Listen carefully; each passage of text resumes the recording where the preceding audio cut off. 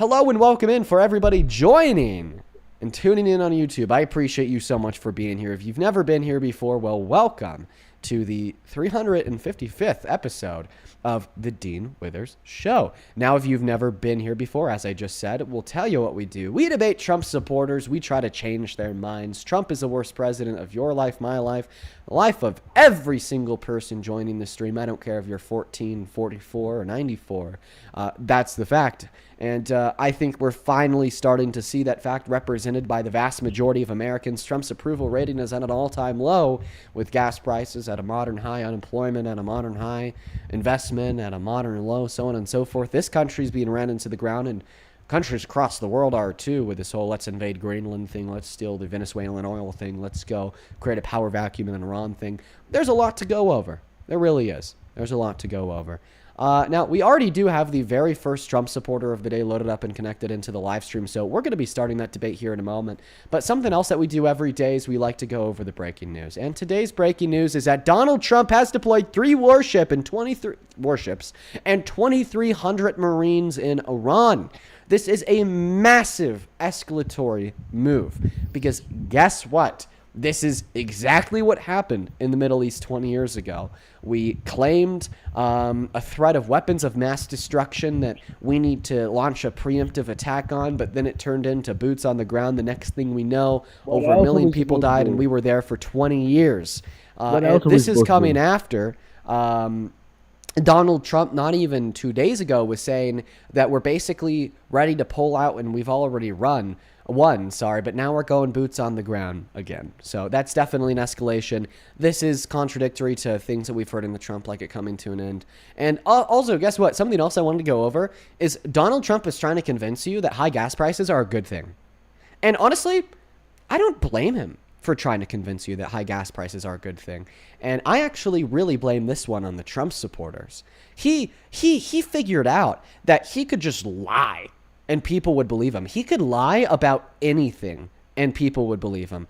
Did this with the 2020 election, did this with J6. He has done this with a billion things. And he's now gotten to a point where the MAGA base is so insane, is so culty, that he could seriously tell them that high gas prices are a good thing. He seriously posted on Truth Social that when oil prices are higher, we make a lot of money. And in response, all the Trump supporters in the comments were saying, I'll take the super expensive gas, I will, if it means weeding out the deep state cronies. So he's already convinced MAGA that high gas prices are a good thing. And guess what? I'm sure that we'll see many people defending that notion today, because you better bet your bottom dollar we will sure be asking a lot of people about it today.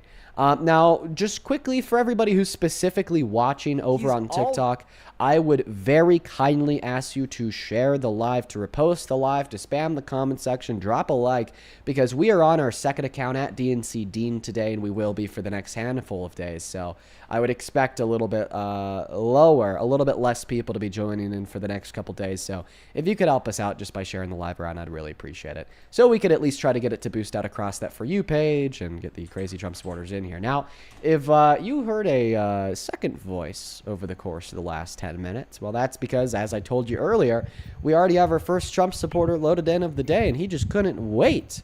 Couldn't keep it inside. He had to hop in there, but I wasn't listening. I don't really think anyone was. But now we certainly will. Well, let's go ahead and pass the mic to the first Trump supporter of the day. The floor and the mic are yours, dude. Take it away. Tell us how the hell you still support the very worst president of your life, Mr. Trump, who's now telling us all that high gas prices are a good thing. What in God's heaven are you talking about when it comes to, like, everything that it comes to, like, this whole entire war? What are you talking about? What am I? That's a very vague question. Yeah. Okay, it's vague. What do you expect for America to do? Like, are you one of those people that? Yeah, I expect for us to begin to realize that, well, the neocons have been wrong about everything over the course of the last 70 years as it comes to foreign policy. Just fucking absolutely fucking running this entire fucking Jobagong, like, this is absolutely fucking Your mic wrong, is a little bit muffled. Is there anything you could do about that? Is that better? Night and day. Go ahead. Do you believe that Israel really is actually controlling everything that the United States is doing, including like every So- single movement that Donald Trump does. I think that Israel has a lot of influence over America. I don't think that they control every single action that Trump engages in. But I would say that they definitely have the most influence outside of any other foreign actor. That's 100% wrong. Saudi Arabia has a bigger influence than so. Would we go to war for Saudi Arabia? Because we've been doing that for Israel for the last 50 years.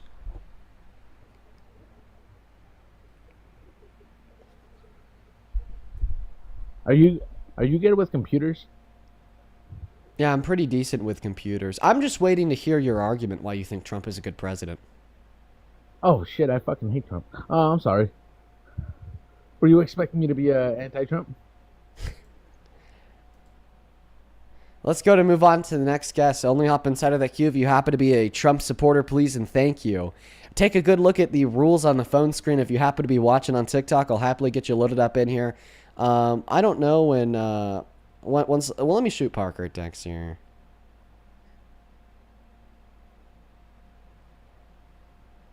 All right, guys. Let's go to get that next guest loaded up into the box right now, guys. Only hop inside of the queue if you happen to be a Trump supporter, please and thank you. Only hop inside of the queue if you happen to be a Trump supporter, please and thank you.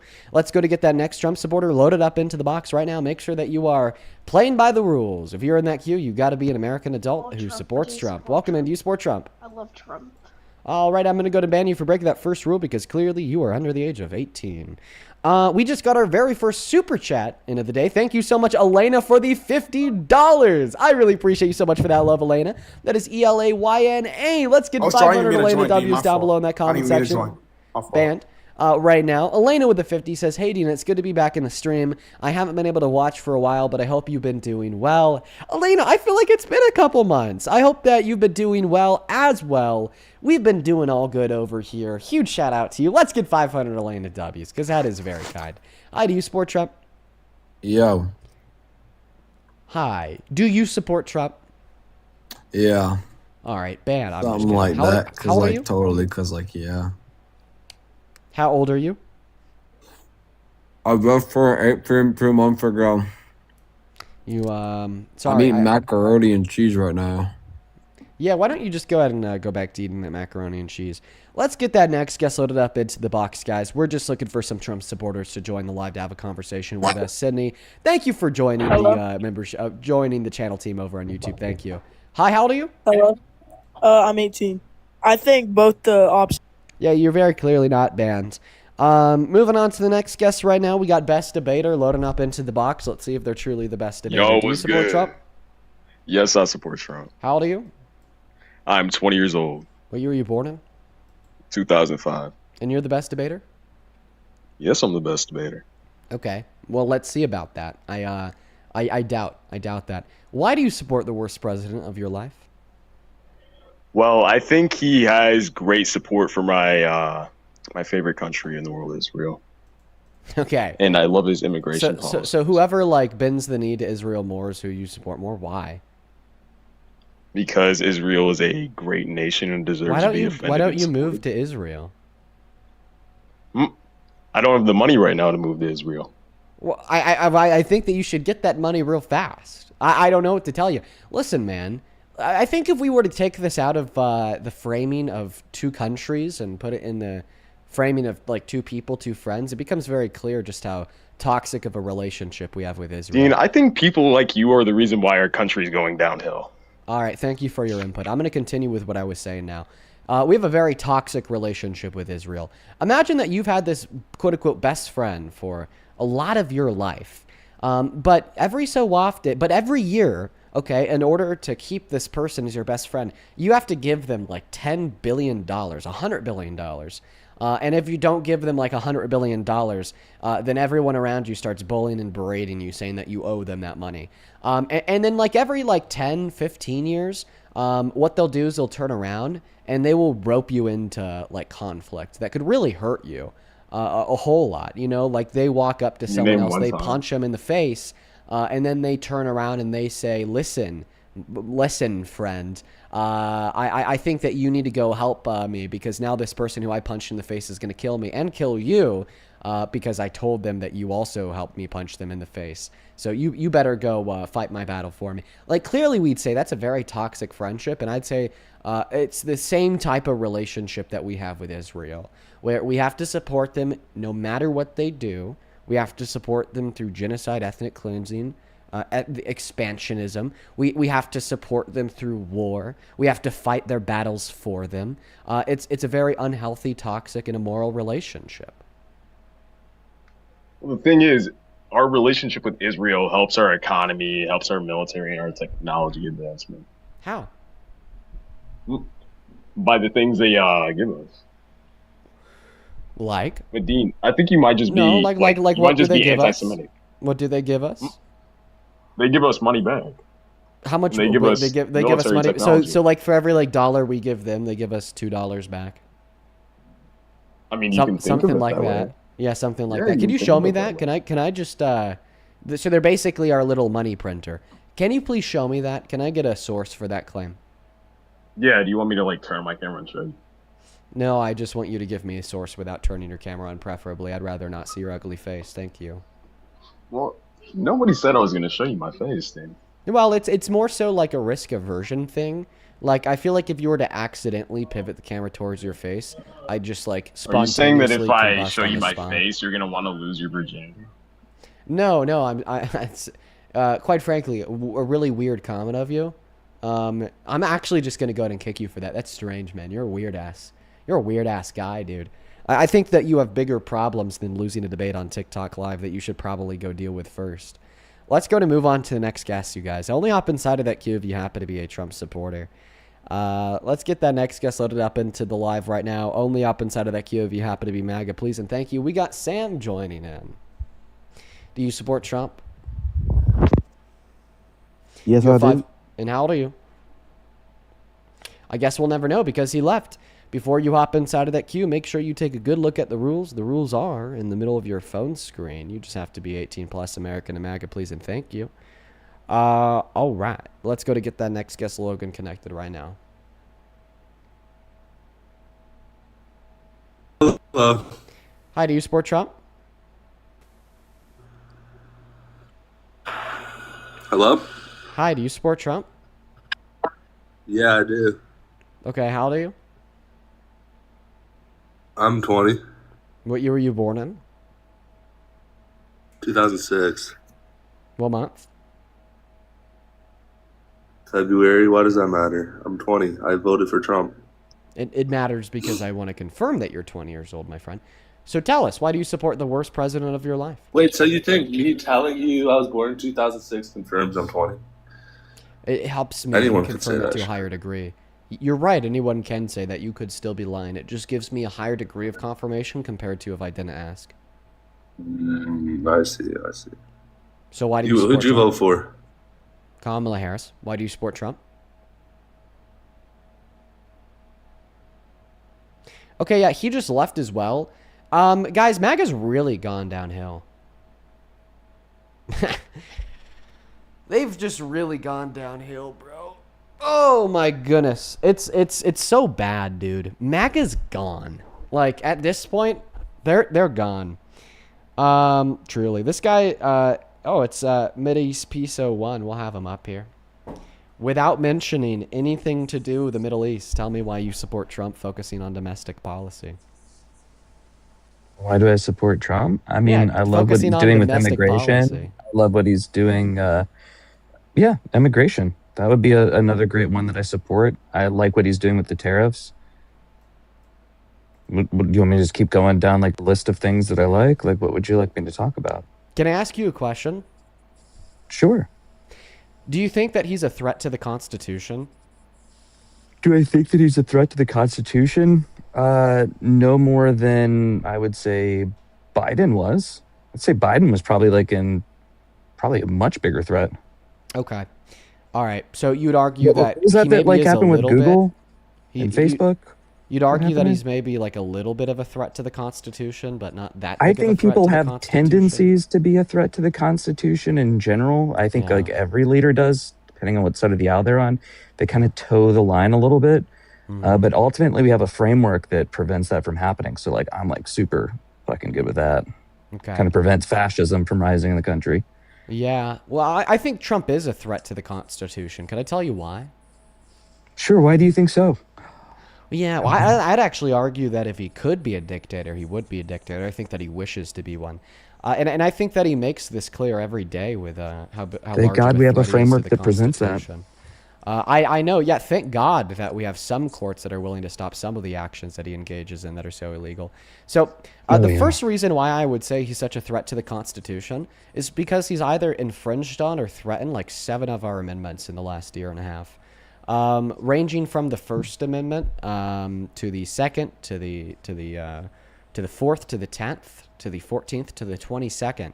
I mean, it's like we get a new attack every day. I'd say the most notable of those, like the most explicit and intentional, was definitely his executive order that attacked the 14th Amendment when he attempted to take birthright citizenship away from birthright citizens. Something else I'll say here is he seems to not be too big of a fan of the articles, with the whole, oh, if Congress doesn't pass voter ID laws, I'll just do it myself, or the whole let's federalize these elections, or just statements he's made in the past, like in December of 2022 when he just straight up called for the termination of the Constitution. These are all issues. These are all issues that absolutely do amount to Donald Trump existing as a threat to the Constitution. And this is a really good reason not to support him in the presidency. I mean, you went over it earlier. You said that we have systems in place to prevent that. Well, I think one of the systems we have in place to prevent that you need to recognize is the vocal support against these actions of the people and the very simple fact that we should not have such a grave threat to the Constitution ever within a 1,000-mile radius of the White House. Okay, so what exactly has he actually violated, though, when it comes to the Constitution? And has the framework of our country actually prevented him from going through with anything? Like, did the courts block anything? I believe they did, and I would agree with. A handful of examples. 14th Amendment, he intentionally and belligerently infringed on it. He intentionally and belligerently infringed on the 14th Amendment. How so? SCOTUS's opinion with Executive Order number 14160. Okay. And SCOTUS ruled what? I mean, they haven't ruled on it because it's not an unprecedented event. Oh, okay. Well, again, they will if it's important, right? Well, the thing is it's not unprecedented. It is a precedented event, which, if anything, just makes it worse for Trump because I think it's truly an example of something that Donald Trump did so with intention. He tried to take birthright citizenship away from the children born to undocumented immigrants on American soil when that's a constitutional right that they've had since 1860. Probably something that we should get away with, I would say. I mean, like it's almost like we've done things when it comes to the Second Amendment. Even Trump himself has done things to the Second Amendment. Bill Clinton's done some things there. My gosh, I mean, there's a point where we used to be able to own machine pew-pews in this country, which I think every American should be able to own. But you know what? Unfortunately, we decided to make some changes there and do things that, I don't know, violate the Second. Correct? Yes, no, maybe so? I'm unaware. I'm not up to date with historical legislation that has violated the Second Amendment. Prior to 84, you could purchase a machine gun in this country. Getting an acknowledgement here. Can you acknowledge that he intentionally infringed on the 14th Amendment with Executive Order number 14160? I would say he probably challenged it, towed the line to see what he could get away with, and eventually SCOTUS will make a decision on it, like you said. I disagree with you because in order for it to be a legitimate challenge, this means that the standing of the birthright citizenship clause of the 14th Amendment must be vague, right? But it's not vague at all. Like we know his executive order infringed on the 14th Amendment. He was trying to argue that the children born to undocumented immigrants on American soil aren't subject to U.S. law, essentially, and they absolutely are. I mean, we saw that ruling from the Supreme Court in the 80s. Okay. Cool. I mean, like, how does that kind of go against the argument I put up for because you said that he was attempts to violate the Second Amendment? Then we'll we've seen. Wait 1 second. I'll tell you how that went up against the argument you reported. Okay, sure. Because you said that this is a challenge that will ultimately be adjudicated on by SCOTUS, but it already has been. It already has been. At Plyer v. Doe, in 1989, SCOTUS ruled undocumented immigrants are within the jurisdiction thereof. Okay, and again, I think my argument presented to you was that we've seen violations to the Second Amendment. We've seen where presidents have infringed on that with their policy. So I'm just curious, what is the difference? Like in your opinion, what separates the two? If we have presidents that like to challenge things, that bump up, maybe cross the line at some point, but they can get checked back in by SCOTUS at some point, what exactly is your issue? You'd have to give me a specific example in order for me to either tell you that these two things are identical or there's a difference. But just to be clear, you are now accepting that Donald Trump intentionally infringed on the 14th Amendment? Shit, I don't know. I don't know that I would classify. That's why I'm kind of waiting on the SCOTUS ruling. We don't need to wait on any ruling from any court because they've already made the ruling that we could use to determine that it was an infringement. I don't know how many times I need to repeat this to you, my friend.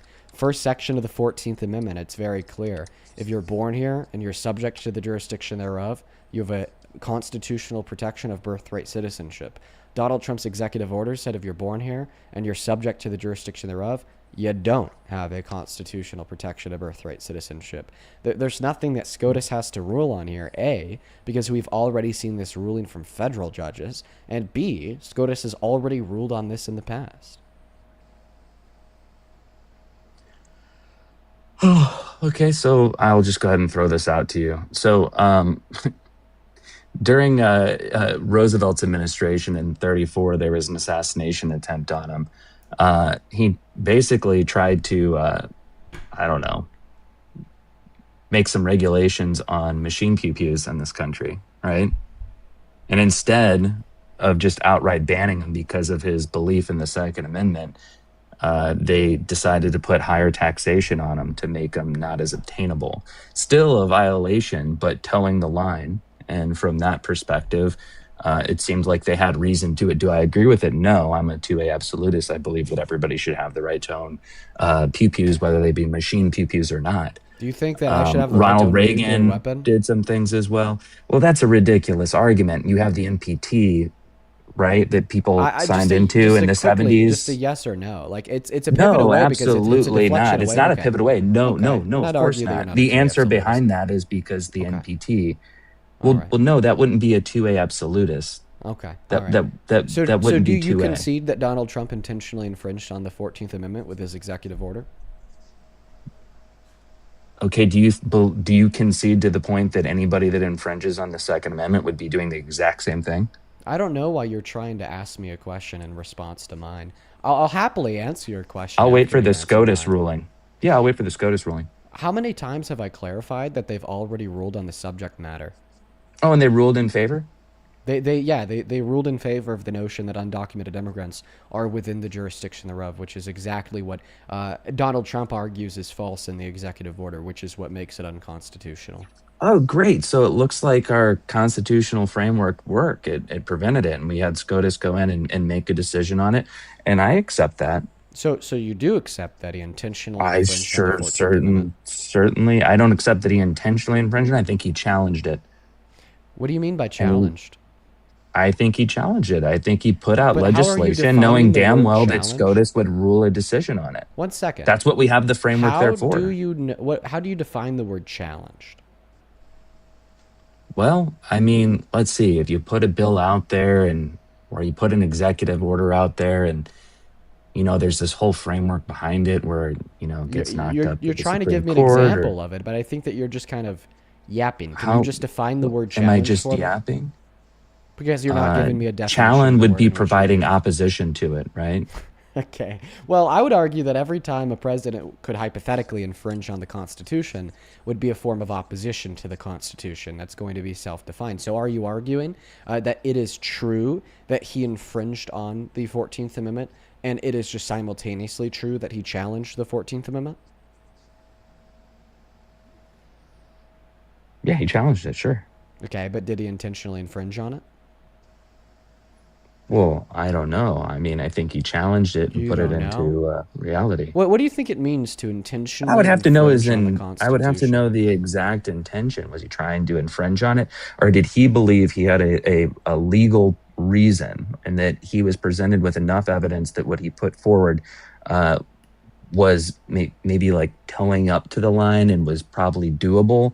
and then got checked by SCOTUS. I mean, like, I would say that Well, that's that's the probably, thing. When I'm saying he got checked by SCOTUS, again, our Constitution. you understand that I'm yeah. referencing a SCOTUS ruling from the 80s, right? And that's exactly why I say that Donald Trump intentionally infringed on the Constitution, because this is case law that we've had for longer than we've both been alive. And the framework worked, right? I mean, like, I'm trying to understand where we're coming from at this perspective. I just gave you examples, and I can give you a list of examples. The executive order was shot down? Yeah, it was shot down by federal judges after he intentionally infringed. Just curious, am I and in allowed fact, to the reason put why forward he a perspective at all, or infringed on no? it is why it was shut Okay, down. sure. Oh, okay. Is it possible that I could respond now? Yeah, just keep in mind the point that I want you to respond to here is why you don't agree that he intentionally infringed on the amendment, given the fact that the amendment's clear. It says, and I quote, "If you're born here and you're subject to the jurisdiction thereof, you're a citizen." And his executive order said, and I quote, "If you're born here and you're subject to the jurisdiction thereof, you're not a citizen." Oh, cool. I think that's fantastic. That's wonderful. I think the point that I'm trying to get across to you is that can you name presidents that haven't challenged the Constitution? Yeah, Just curious. I could definitely, well, And to infringed. reword your statement, I can Yeah, name presidents who haven't haven't? intentionally infringed on the Constitution, such as Trump. Good example would be Biden. Now, what's the counter argument against the notion that Donald Trump intentionally infringed on the 14th Amendment? Excuse me? What's the counter argument against the notion that Donald Trump intentionally infringed on the 14th Amendment? The counter argument is not whether or not he intentionally infringed on it. I mean, obviously there was probably some rulings out there, but there was enough basis for him to put something forward to try and challenge What was it the again, basis? like we've seen with other administrations. What was the basis? Immigration was the issue, right? What was the legal basis for his Birthright, executive order? citizenship. Well, the executive order, what was the, say that again? Sorry. You just argued that it wasn't an intentional infringement due to the fact that Donald Trump possessed a justified basis to make his argument in consideration of the fact that the children born to undocumented immigrants on American soil do not have birthright citizenship. So my question is clear. I'd like you to justify that counter-argument by please telling me and everybody else tuned in to the live stream what is the legal basis for the claim that the birthright citizenship clause of the 14th does not apply to the children born to undocumented immigrants on American soil. I think the implication, or what he was trying to challenge specifically, was that these people were doing it in a way that was, I would say, somewhat malicious and trying to skirt the system. And so he was trying to challenge that. That would be my opinion on it. Okay. We saw, This for is not a example, legal like basis. Chinese. Well, great. So I think when you have asked you issues for the like that, legal you put basis. things. Okay, what's the legal basis then for trying to challenge the Second Amendment? Like I brought up previously, that's why I'm trying to understand your argument. We have seen examples throughout history of presidents consistently doing this when it comes to our Constitution, infringing on the people's rights and basically towing the line, right? Are you arguing that there was no legal basis for Trump's executive order? Therefore, you concede that it was an intentional infringement, since in order for you to argue that it wasn't an intentional infringement, but rather a challenge, you specifically said yourself it's because he likely possessed a legal basis to make the claim. I think that he probably had a team of attorneys that probably made a recommendation to him. I'm hearing a lot thinking of that it was probablys. something that would probably go through. Yeah, so it's prove that. probably. I want you to prove that to But me. it would be that leaved there up to was a basis for SCOTUS, the correct? executive order, in which Let would me ask conclude you, that did it would get kicked likely up to the go Supreme through. Court? Supreme Court hasn't ruled on it because it's not unprecedented. Now, can you answer my question? What would you like me to answer? For What sure. is it that you'd like me to answer? Yeah. You continue to re-suggest that there's probably some legal basis for his executive order. And because there's some legal basis, it was not an intentional infringement, but rather a rational challenge. I dispute that there was any legal basis to the executive order. There's zero legal argument for the notion that the children born to undocumented immigrants on American soil do not have a claim to birthright citizenship. The only way for you to not be forced in the position at this point in the debate where you ought concede, okay, your position, is if you can provide me with a legal basis to argue that the children born to undocumented immigrants on American soil do not have a legitimate claim to birthright citizenship.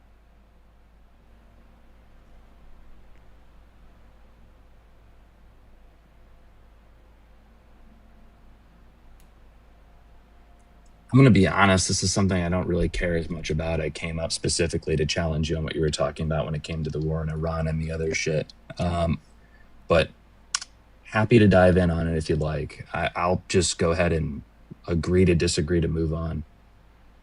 Yeah, we don't do that here. It's a debate stream. Oh, okay. Then sure, I'm going to go ahead and concede the point so I can move on to whatever else you want to talk about. Okay, so if you recognize that Donald Trump intentionally infringed on the Constitution, then earlier when you're telling me that he wasn't a threat to the Constitution, or less of a threat to the Constitution compared to Biden, would you like to concede that claim too? Oh, you know what? For argument's sake, sure. I'm just curious though, was Bill Clinton a threat to the Constitution? I don't know. And I don't know his policy. It was before I was born. Well, he was. He specifically did things that I would say would be challenging the Second Amendment in the Constitution. Okay. I would say Franklin Delano Roosevelt did the same thing. I would say that Ronald Reagan did the same thing. I'd say that there's tons of presidents that have made challenges or done things that would be actually a violation of the Constitution and people's constitutional rights. Okay, so you're shifting your position. So you do concede your Not first shifting claim. my position. I'd say that presidents throughout history have done this. Let me tell you. It sounds like it, okay? And here's what I mean by that. Because when you first came up here, you told us that you either don't think that Donald Trump is a threat to the Constitution, or you think he's less of a threat to the Constitution than Joe Biden. Now, I've gotten you to explicitly concede that he's intentionally and belligerently infringed on the Constitution, which would necessitate that you concede your original claim that he's less of a threat to it than Biden, unless you can give me an example of Biden intentionally infringing on the Constitution to a higher degree. Now, the second argument that you've shifted to as well, okay, Dean, maybe he is a little bit larger of a threat to the Constitution than Biden, and the first thing I said was false. But I don't really care because that's not an unprecedented historical event. Many other presidents have been too. So which one is it?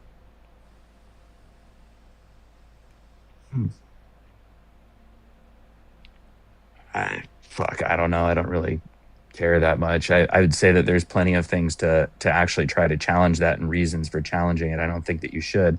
I think that the argument that you're putting forward when you're narrowing it down to this viewpoint actually takes away from other constitutional violations that we've seen from past administrations that have done the exact same thing. Somehow trying to point out the president as if he's a threat to our Constitution. Listen, first and foremost, I don't it's think not that just there about is, Biden. I don't really just think about that there Trump. is like a president that's done the exact same thing. Because sure, like in the time you've been on the live, we've just been talking about his one intentional infringement on the 14th Amendment. I haven't even mentioned how he threatened the first by saying it's now illegal to criticize him in the media. I haven't even mentioned how he's threatened the second by saying he wants to try to find a way to ban any and all gun ownership for law-abiding trans-American citizens. Even the NRA recognized that as a threat. I haven't even brought up how he's threatened the Fourth Amendment by telling ICE to arrest people without judicial warrants under typical scenarios. I haven't even brought up how, in the opinion of SCOTUS, he violated the 10th Amendment when he illegally deployed the National Guard to Illinois. I haven't brought up his arguments against the 22nd Amendment, saying that he maybe wants to run for a third term. What was it that Google did and Facebook with the government under the Biden administration, I believe? Something that you might want to call immoral, but something you can't call unconstitutional. I don't know. I wouldn't call it immoral, but we can't call it unconstitutional. They censored people's free speech on Facebook and Google. So that's not true. What they did is they asked Mark Zuckerberg. I mean, it seemed like they testified in front of Congress about it, and that's odd. They asked Mark Zuckerberg to censor misinformation surrounding the pandemic with no legal repercussions, given that Mark Zuckerberg didn't comply. Yeah, that's not unconstitutional. It's not unconstitutional to make a request of a company without coercion and or what the hell did I just get a violation? And or probably for the misinformation that you just put out there would be my guess. I am just curious because you also specifically. Can you address that? Can you address what I just said? Yeah, sure. No, I disagree with you. I believe that they did. Yeah. Can you share the legal opinion of a court that agrees with you? I mean, there isn't one. Like in order for the Biden-Harris administration, to be guilty of this infringement on the First Administration, they would have to legally demand that private companies such as Facebook censor misinformation. Let me answer this for you, like specifically, like in like a hypothetical, right? So let's say that, like, I don't know, like the Supreme Court, or like our SCOTUS, is like, I would say it's like Facebook or like Google, and then like Biden like reaches out to him and was like, you know what? Let's just go ahead and get rid of birthright citizenship, but we're going to do that and make sure the American public doesn't know about it and can't have an opinion on it because we want you guys to go ahead and censor that information. Right? Yeah, like, I was only can you see how it's like that. still an attempt? It's still an attempt to do something to violate the constitutional right of American citizens. Yeah, I completely disagree with you. It'd be like the same fucking thing. Yeah, it'd be like reaching out to them in order to do that. Well, I'm going to try to explain this to you one last time. The reason why the request from the Biden-Harris administration to different private companies, such as Meta, for instance, weren't unconstitutional is because they didn't demand that they remove misinformation with a risk of penalty, okay, in the eyes of the law. They made a request. They told Mark Zuckerberg, they told Meta, we would really like it if you would do this. But if you don't listen to us because of the First Amendment, there's nothing we could do to punish you, okay? And that's the difference, okay? The Biden-Harris administration were well within their legal rights to go to Mark Zuckerberg and say, we would like it if you could do this, okay? They wouldn't be within their legal rights to go to Mark Zuckerberg and say, we are demanding you to do this. Not to mention that you brought this up as a pivot away from the claim that I made in response to the theme that you've been repeating since you joined, which is there's absolutely nothing unprecedented about Donald Trump's attack on law and order and the Constitution, which there absolutely is. It's not just one example of him intentionally infringing on the Constitution. We maybe have about 1 billion, okay? It is the continuous and repeated disregard for law and order, for the Constitution, for the amendments and the articles, and which sets Donald Trump apart from any other historical example that you could give me. But I do hope that you now understand why it's the case that no, the Biden-Harris administration was not, okay, operating out of the bounds of the Constitution when they made a request to Meta to take down misinformation surrounding the pandemic. In order for them to be operating out of the bounds of the Constitution, they would have to demand Meta do it and threaten punishment if they weren't to do it. And likely, according to courts, they'd actually have to punish them in order for it to be unconstitutional. Repeated pressure. Meta CEO Mark Zuckerberg stated in a letter to the House Judiciary Committee that in 2021, senior Biden administration officials repeatedly pressured Meta teams for months to censor certain COVID-19 content, including humor and satire. Targeting specific content, the administration pushed to suppress information on the Wuhan lab leak theory and content that raised questions about COVID-19 vaccines, with Facebook initially removing such content. Admissions from Google admitted to the House Judiciary Committee that the Biden administration pressured them to remove content that did not violate YouTube's policies. Changing policies, reports indicate that by the end of 2021, Facebook, YouTube, and Amazon changed their content moderation policies in ways that were directly responsive to the Biden administration's criticism. Yeah, you just said it yourself. Pressure. They pressured him. Not demand. That would be pressuring. Pressuring would be somewhat of a demand. How is pressure not force? Because there would be no legal consequences given that they didn't comply.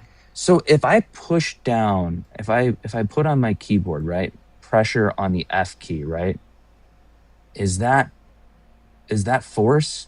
Yes, and if Mark Zuckerberg was not a man who owned a company, but rather a key on your keyboard, you'd absolutely be within in the right here. So how would they pressure them? I hate to tell you here that Mark Zuckerberg is not a key on your keyboard, but is rather the owner of the company. How would they pressure them then? What would be your opinion on pressure? And that would be a question of, like, by the way, you did just equivocate terms there when we'd say that's force. That's like physical force. I don't think that the Biden-Harris administration physically forced these various companies into taking down misinformation. By the way, after the House Judiciary Committee received this letter from Mark Zuckerberg, did they request a formal inquiry into the Biden-Harris administration from the DOJ to prosecute for a violation of the First Amendment? No, because it wasn't a violation of the First Amendment. We've heard this argument for years now, and it's always ended the same way, with all the Republicans shaking their fists in the air saying, House I hate report it, and investigation by the House Judiciary Committee deemed getting the a formal actions a inquiry into censorship the industrial DOJ. complex. Yeah, not a violation of the First Amendment. Yeah, Once again, alleging that's the the White use of House the term forced censorship. tech That companies is to not violate legal, but rather colloquial. user free speech. Yeah. Yeah, and was that ever turned into a formal indictment? No, because it wasn't a violation of the Constitution.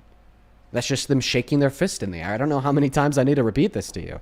Well, Right? it didn't definitively rule on whether the pressure was unconstitutional. It dismissed the lawsuit that had previously placed restrictions on the administration's ability to communicate with social media companies. Oh wait, there was a lawsuit that was dismissed. Who is it dismissed by?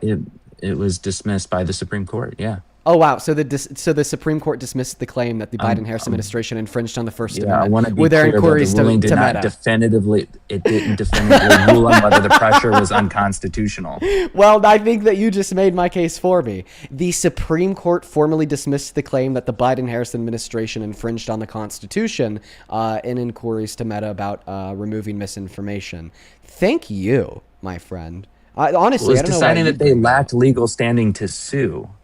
Yes. It didn't have to do. There was no rule. There wasn't a ruling on whether or not it was unconstitutional. I would actually consider that to be a ruling about it, whether or not it's unconstitutional, because that claim they lacked legal grounding to sue the Biden-Harris administration is saying there was no legal grounding found within the First Amendment to justify said lawsuit. To sue the Biden administration's social media contacts, the contacts themselves. Okay. Not the administration. Well, I mean, it seems like the billionaire rich lawyers working for Meta would likely target the only people they could with the highest likelihood of landing a legitimately legally grounded claim. And if they determined that those people would be the social media contacts, well, then they would be the social media contacts. By the way, that makes sense because they're working for the administration, they're working for the federal government, they're representing the federal government, they're agents of the federal government. So if they were to have a claim that they infringed on the First Amendment with their requests, okay, well then we wouldn't have seen the lawsuit dismissed by SCOTUS. Yeah. I don't know why you're trying to argue uphill here. Contacts, It's definitely not in your favor. I think the opinion would be that the contacts aren't the Biden administration, is not Biden, it is not. It's who do we actually point the blame at and sue? Well, apparently no one, because there was no grounding for the lawsuit. Well, no, because it was directed at the contacts. Okay, it was then prove directed it. at the people that Then prove the reason why the lawsuit. Them. I want you to prove the reason why the lawsuit was dismissed is not because there was a lack of legal grounding for the suit to stand, but rather specifically because of who the lawsuit was targeted against. And by the way, we could just simply use a really great inductive argument here to reason that you're likely incorrect.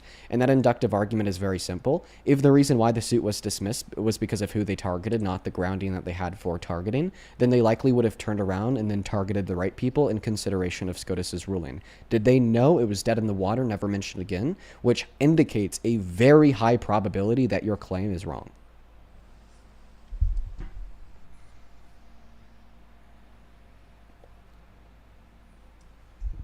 Hang on. Let me look for it.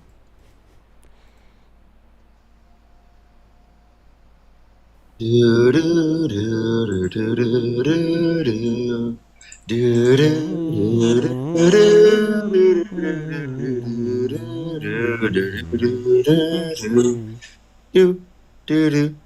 do do do.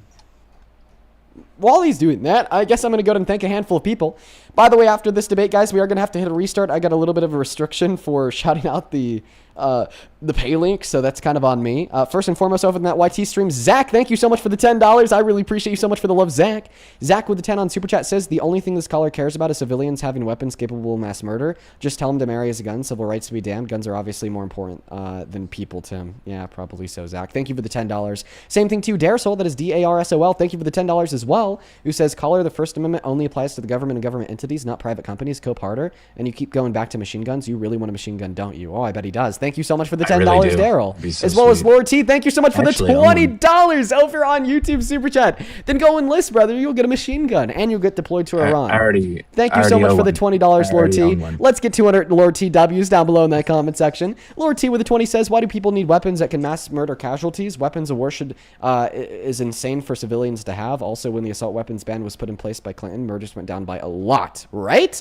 Thank you for the $20, Lord T. Leslie, thank you so much for the $10 over on Super Chat saying Parker Raid. Good to see you, Leslie. Elle, thank you for the $10. I really appreciate you so much for that love, Elle. And then Marshall, thank you so much for the $20 who says, been using your facts whenever I go see my Republican grandparents. Keep up the good work. Well, thank you. Thank you so much for the love, Marshall. Let's get 200 Marshall W's down below in the comment section. And I'm really happy that you've been able to take away what you learned from the stream and apply it to real life. That's fucking sick. We're all caught up over on Super Chat. Let's quickly get caught up on PayPal and on Venmo. First on Venmo, thank you so much, Joshua, for the $20. 200 Joshua W's down below. Joshua says, I am a Marine, was proud until this man came back into office. I learned everything I've been taught to fight for this a lie. I will not be returning when my contract is up because I have nothing left in me to give to this country. Keep doing your thing, man. Well, even though, you know, you've become disillusioned, it is only because of how truly patriotic you are. I really appreciate you for the $20, Joshua, and I absolutely understand where you're coming from. Tammy and Jessica, I appreciate you both for the $10. Jessica says it was fun to watch you and Parker battle last night. That was fun. And then Tammy, thank you for the $10. I appreciate you so much for the love. Thank you so much, and I just read your message. I do agree. Marissa, thank you so much for the $12 on Venmo, who says, absolutely adore your mission. Love for Montrose. We're neighbor's friend. We are neighbors. Love to Montrose, man. You're like 30 minutes away from me. Thank you for the $12. Then Aaron, thank you so much for the $10 over on Venmo, who says it's payday, so I had to send some love to my favorite streamer, in quotation marks, Momo. Thank you so much for the love. We are all caught up on Super Chat. We're all caught up on Venmo. Let's get caught up on PayPal real quick. Madeline, thank you for the $10. And hello to Madeline's sister, Jade. Hi, Jade. Thank you for the $10, Madeline. And then Charlie, thank you so much for the $40 donation on PayPal. I want to see 400 Charlie W's and a CHRARLIE. Charlie with the 40 says, hey, Dean, from the UK, and it's crazy what's going on in America at the moment. Thank you for trying to do your best to make people think rationally. Here's hoping for a calmer future as soon as possible. Charlie, oh my goodness, we all need it, and I'm so sorry that your country is now getting roped into this new war. Thank you for the $40. Shout out to you and all the love in the world to the UK. Coley, thank you for the $15. I appreciate you so much. Shout out to you, man. Thank you so much for the 15. Harold, thank you for the 10. Let's get 100 Harold W's. Then one more here before we're ready to return to the debate. Miss Serena is back in the building. That is SERENA. Thank you so very much for the $50 donation on Venmo. Serena, that is so fucking kind of you. And this is like, what, the 4th or the 5th day in the row? Just know that I really appreciate you, and I'm so grateful for you. Serena with the 50 says, hey, Dean, here's my daily support. I want to let you know that I drew you today. No way. I'd like to send a picture of my fan art on IG. I was hoping that you could see it and that you'd like it. Man, okay, so I don't know if you have the ability to send me pictures on IG unless I first accept your DM. I think it's like a privacy thing, because before they did that update, like, people just send like unsolicited nudes, so I'm glad Instagram changed that. So I just accepted your DM. Feel free to send it. I'm so grateful. Thank you so much for the $50, and I can't wait to see the fan art. And with that, we're all caught up. Please show some love to all of the supporters and donors down below. Thank you guys so much.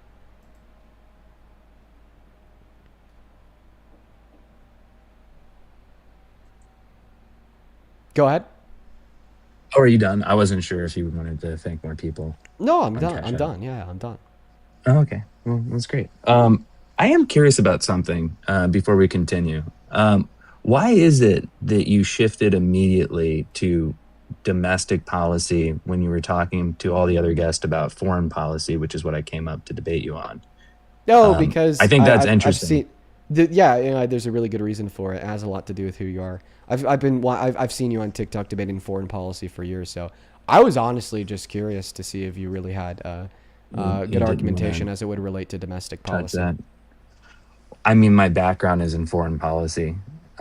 Everything that I've studied is in foreign policy. Which is why I wanted to inquire with you about domestic policy. I wanted to see where you stand, catch you off guard. Are you American Yeah, first? no, I'm pretty weak on Are you American domestic first? policy.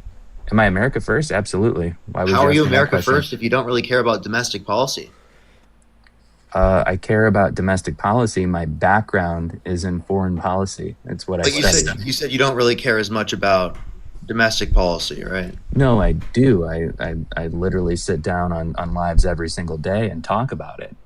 We talk about foreign policy all the time, talk about special elections, talk about elections in my hometown. I sponsor bills here locally in my community. There's all kinds of shit that I get involved with locally here in the United States. But my background, like my college degree, is in foreign policy. So that's why I find it interesting to debate on it. So we're all going to lean into the things that we're strongest on, right, Parker? Are you arguing? Well, see, the thing is I have conversations about both domestic and foreign policy every single day. So I've only ever seen you have conversations about foreign policy. So I wanted to see how you fare in a conversation about domestic policy. Did you end up finding any good evidence to justify your claim about that inquiry? Who's running for Marjorie Taylor Greene's seat right now? I'm just curious. Yeah, I don't know. But I thought, wait, are you America First? Yeah, I'm America First, baby. Not Georgia First. Then who's running for it then? Wait, no, I said domestic policy. That's not domestic policy. I feel like this is kind of like, oh, Dean, you're a feminist, and you can't name one book written on like feminist literature in 1978 in the first financial quarter. You know, it's just. Well, like this is happening right now, right? Like we're trying to replace that seat now, so. Yeah, I don't know who's running in that one specific district in Georgia. No clue. Okay, cool. Are you America First? He just asked me that. I did answer that question. So who's running for governor in Colorado? Are you America First or Israel First? Who's so wait, hold on a second. That's what I wanted to know because you asked that question. Wait. Answer my question. Who's the lead Democrat running for governor in Colorado? Answer my question. No. Answer my question. Who's the lead Democrat? Clay Fuller? No. Michael Bennett. Guess you're not America First. Damn, I guess that you're not America First because you didn't know who's running. I know. We're both America Last, apparently. I'm sorry, I was throwing that out there for Georgia. My bad. Oh my God, I'm just curious because she's throwing me off with the whole "Are you America First" thing, and then brings up "Are you America First" or "Are you Israel First?" It blows my mind. So I think I could make the entire conversation around what we're doing in Iran and globally in our foreign policy without mentioning Israel. I'm wondering, Parker, you specifically there, handsome, are you capable of doing it? Sure. So we're just completely dropping the conversation about Donald Trump being a fucking because I want to talk about what I came here to talk about. He didn't even say America First, so let's just clarify. But go ahead. I did say America First. Like, not in relation to the question of America First versus Israel. Yeah, Parker says America First. Yeah. Parker says he'll hear you out for your argument. I would really appreciate a response as it would relate to the inquiry into the claim that Donald Trump is a fucking authoritarian. That left off on the note of you being unable to respond to any of my arguments. And you just created a Biden position in which I refuted as well, which left you Googling and saying nothing for 10 minutes and coming back and saying... While you read your Cash App the entire time? I was curious as to when I immediately requested of you shifted the conversation and pinpointed me into one specific area when I came up to refute the bullshit that you had actually spilled. In one specific area of domestic policy? What's the problem with me doing that? No, it was what you were saying about foreign policy, the reason that we're in Iran currently and what was going on. Like, it's weird. It's almost like you guys can't debate on foreign policy. Wait, so you're telling me that because I asked you about domestic policy, that therefore I can't debate about foreign policy? After I'm curious, Parker and I both just told you that we would have a conversation with you. One moment. After both Parker and I just told you that we would have a conversation with you about Iran.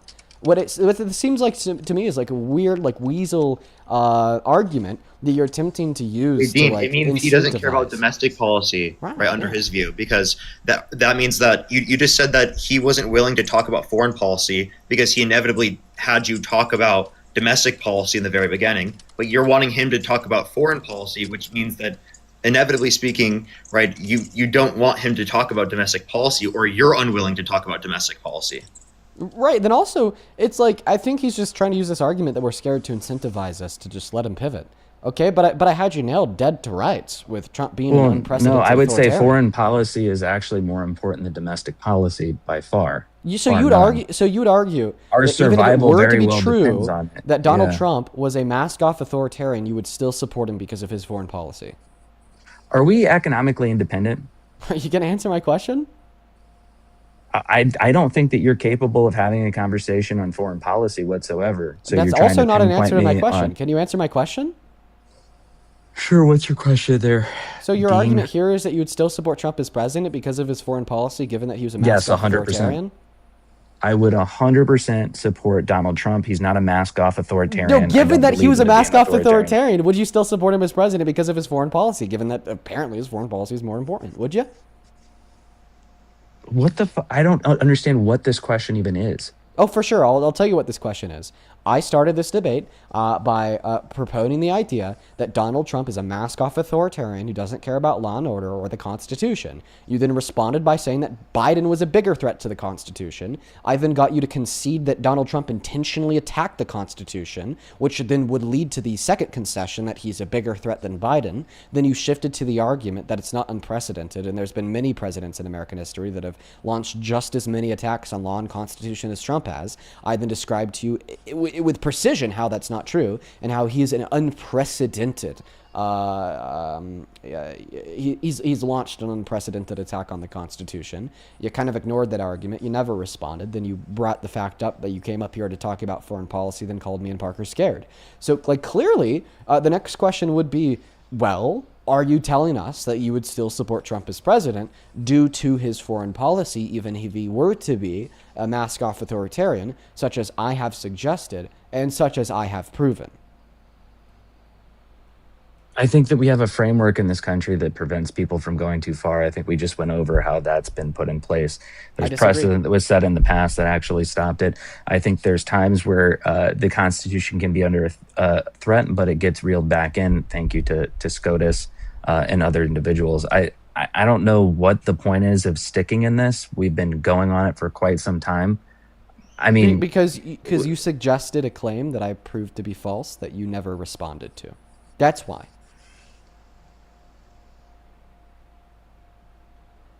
I don't know, dude. I came up here to talk to you about foreign policy. I like what he's doing with the SAVE Act. I love what he's doing with DHS. I think that we need to be actually funding it. I think that right now we're having an unprecedented amount of T attacks that are happening in this country as a result of Biden's lax border policies. And I would say that we should absolutely be having TSA funded and getting their paychecks at this current time. But yet again, Democrats are holding us hostage and the country hostage because they're not getting their way. I think judicial review is I don't really care about your argument. That's the thing. You should care about my argument a lot. We've been hooked on it. My argument is that Donald Trump has launched an unprecedented attack on law and order and the Constitution. Well, why aren't Democrats funding DHS? Why is that not happening? Why are you even bringing up DHS and the Democrats? I'm so confused how this would relate to my position here. I think it's interesting that you tried to stronghold me. There's been many other presidents in history that have launched attacks on the Constitution, just like Trump, and how I absolutely do believe, for the reasons I've already given, that you've watched me debate a bunch of times and you understand my background in foreign policy. So you decided to pigeonhole me into local politics. I tried to pigeonhole you into a conversation about over 50% of the policy that passes through Congress. I think he's just conceding right now that he's uncomfortable talking about domestic policy because all you did was bring up a topic as soon as he joined the live because you've known about it. I think you guys are just both afraid to debate on Iran right now, and I think that's funny. Which, by the way, is something you had the capacity. You guys can keep running from it all you want. Listen, which by the way, is something that you had the capacity to do as a guest as well, because you can come up with any topic that you want and bring it up. Because we typically ask people, why do you support Trump? Parker, but that's the thing. He specifically all he did was bring up a domestic policy topic with you. And you're unwilling to engage with that topic. Dude, now you just put him in a bad place because when I came up here, Parker, he specifically said, tell me why you support Trump without mentioning foreign policy, mentioning Israel, or mentioning what's happening in Iran. So again, I wasn't allowed to pick the conversation that I wanted to go on. That was coming up based on the previous conversations. And I think it's funny because he's seen me debate before and he didn't want to touch foreign policy because he was afraid to. So he's pigeonholing me into one specific argument instead of actually expanding the debate. I think that's fun. Yeah, sure. So he's just simply saying, what's the 2025 ODNI report? You have a conversation All he's really saying is, can you have a conversation with me about domestic What's policy? the If you want to 2025 have a ODNI conversation about report? I foreign want you both policy, to tell me. listen, One of you hey just buddy, answer I don't know it. why What you is keep it? cutting me off. Why does he keep doing this? If I you don't want to have know. a conversation about foreign policy later on, he will. He just started the conversation with, let's talk about domestic policy, because I know you hyperfixate specifically on foreign policy. Does that make sense? Is that complicated? Yeah, and we've already gotten through it. I think, and I explained my He's argument literally to saying him. right now, let's continue the conversation. You know, you've done like 60% meta convo because you can't even directly. I'm sorry, engage is the conversation. DHS policy here locally, or is that foreign? So that is local policy, but he That was is talking about local, something but he doesn't want to specifically, talk about and it you now. changed the. Listen, he was talking about something specifically. no. You didn't want to keep talking about that, so you shifted the topic to something else about domestic policy. He'll Also- talk about that right after you finish Can I- talking about what you were talking about already. I would love to make a really valuable point here. I It's not brought like up just give me 30 DHS funding, seconds. and Just you give guys me are 30 running seconds from here. it Just give me 30 seconds here. Oh, okay. It's not even like I'm just spawning this claim in out of the blue that Donald Trump has launched an unprecedented attack on law and order in the Constitution. That was actually a claim that I made in response to your argument that we've had many other presidents before Trump that have also quote unquote challenged the Constitution. That's not Therefore, true. it's I not responded to you with that argument. You're interrupting me. Thank you. Like I said, that wasn't a claim that was made out of the blue to pigeonhole you. That was a claim that I made in response to your argument that what Donald Trump is doing with the 14th Amendment and many others isn't unprecedented because we've had many other presidents before him do the same thing. Like, my response here is that we haven't. And then when I give you that response, and I give you the justification for that response, you start shaking in your boots and accusing me of running. Like, I don't get it. Shaking in my boots. I admitted to you multiple times that I'm not confident in local policies. I'm not. Domestic policy, I'm not confident in it whatsoever. Wait, you're not confident? But every You single have a day, conversation? holy shit. I'm trying to have a conversation. I explained to him my argument. I explained to him my reasoning for it and saying that we have a framework in this country that prevents people from overreaching, preventing the opportunity for a leader to become a fascist. We have checks and balances in this country for a reason. I gave several examples of it, and he wanted me to concede to basically the standpoint that he's a threat to our Constitution. I say that there's been presidents before him that have been threats to to our Constitution. Exactly. At the end of the day, there can be presidents that can be or present themselves as threats to the Constitution, but we have a framework for it. I voted for Donald Trump because I like his decisive action. I like him wanting to actually deal with problems instead of burying his head in the sand and not doing anything. I think we've seen in action from previous administrations consistently that name the same threats over and over to our country and yet don't do anything about it. And that's a problem. I'm watching right now as DHS is not being funded. It's being held hostage. And we have threats to this country due to the illegal immigrants that cross into this border, some of which are on terrorist watch lists that they're trying to track down right now. I don't care what your argument can be about any of this other shit. I think right now, a bigger threat to America is not happening here locally outside of the TS that have been let in from the previous administration.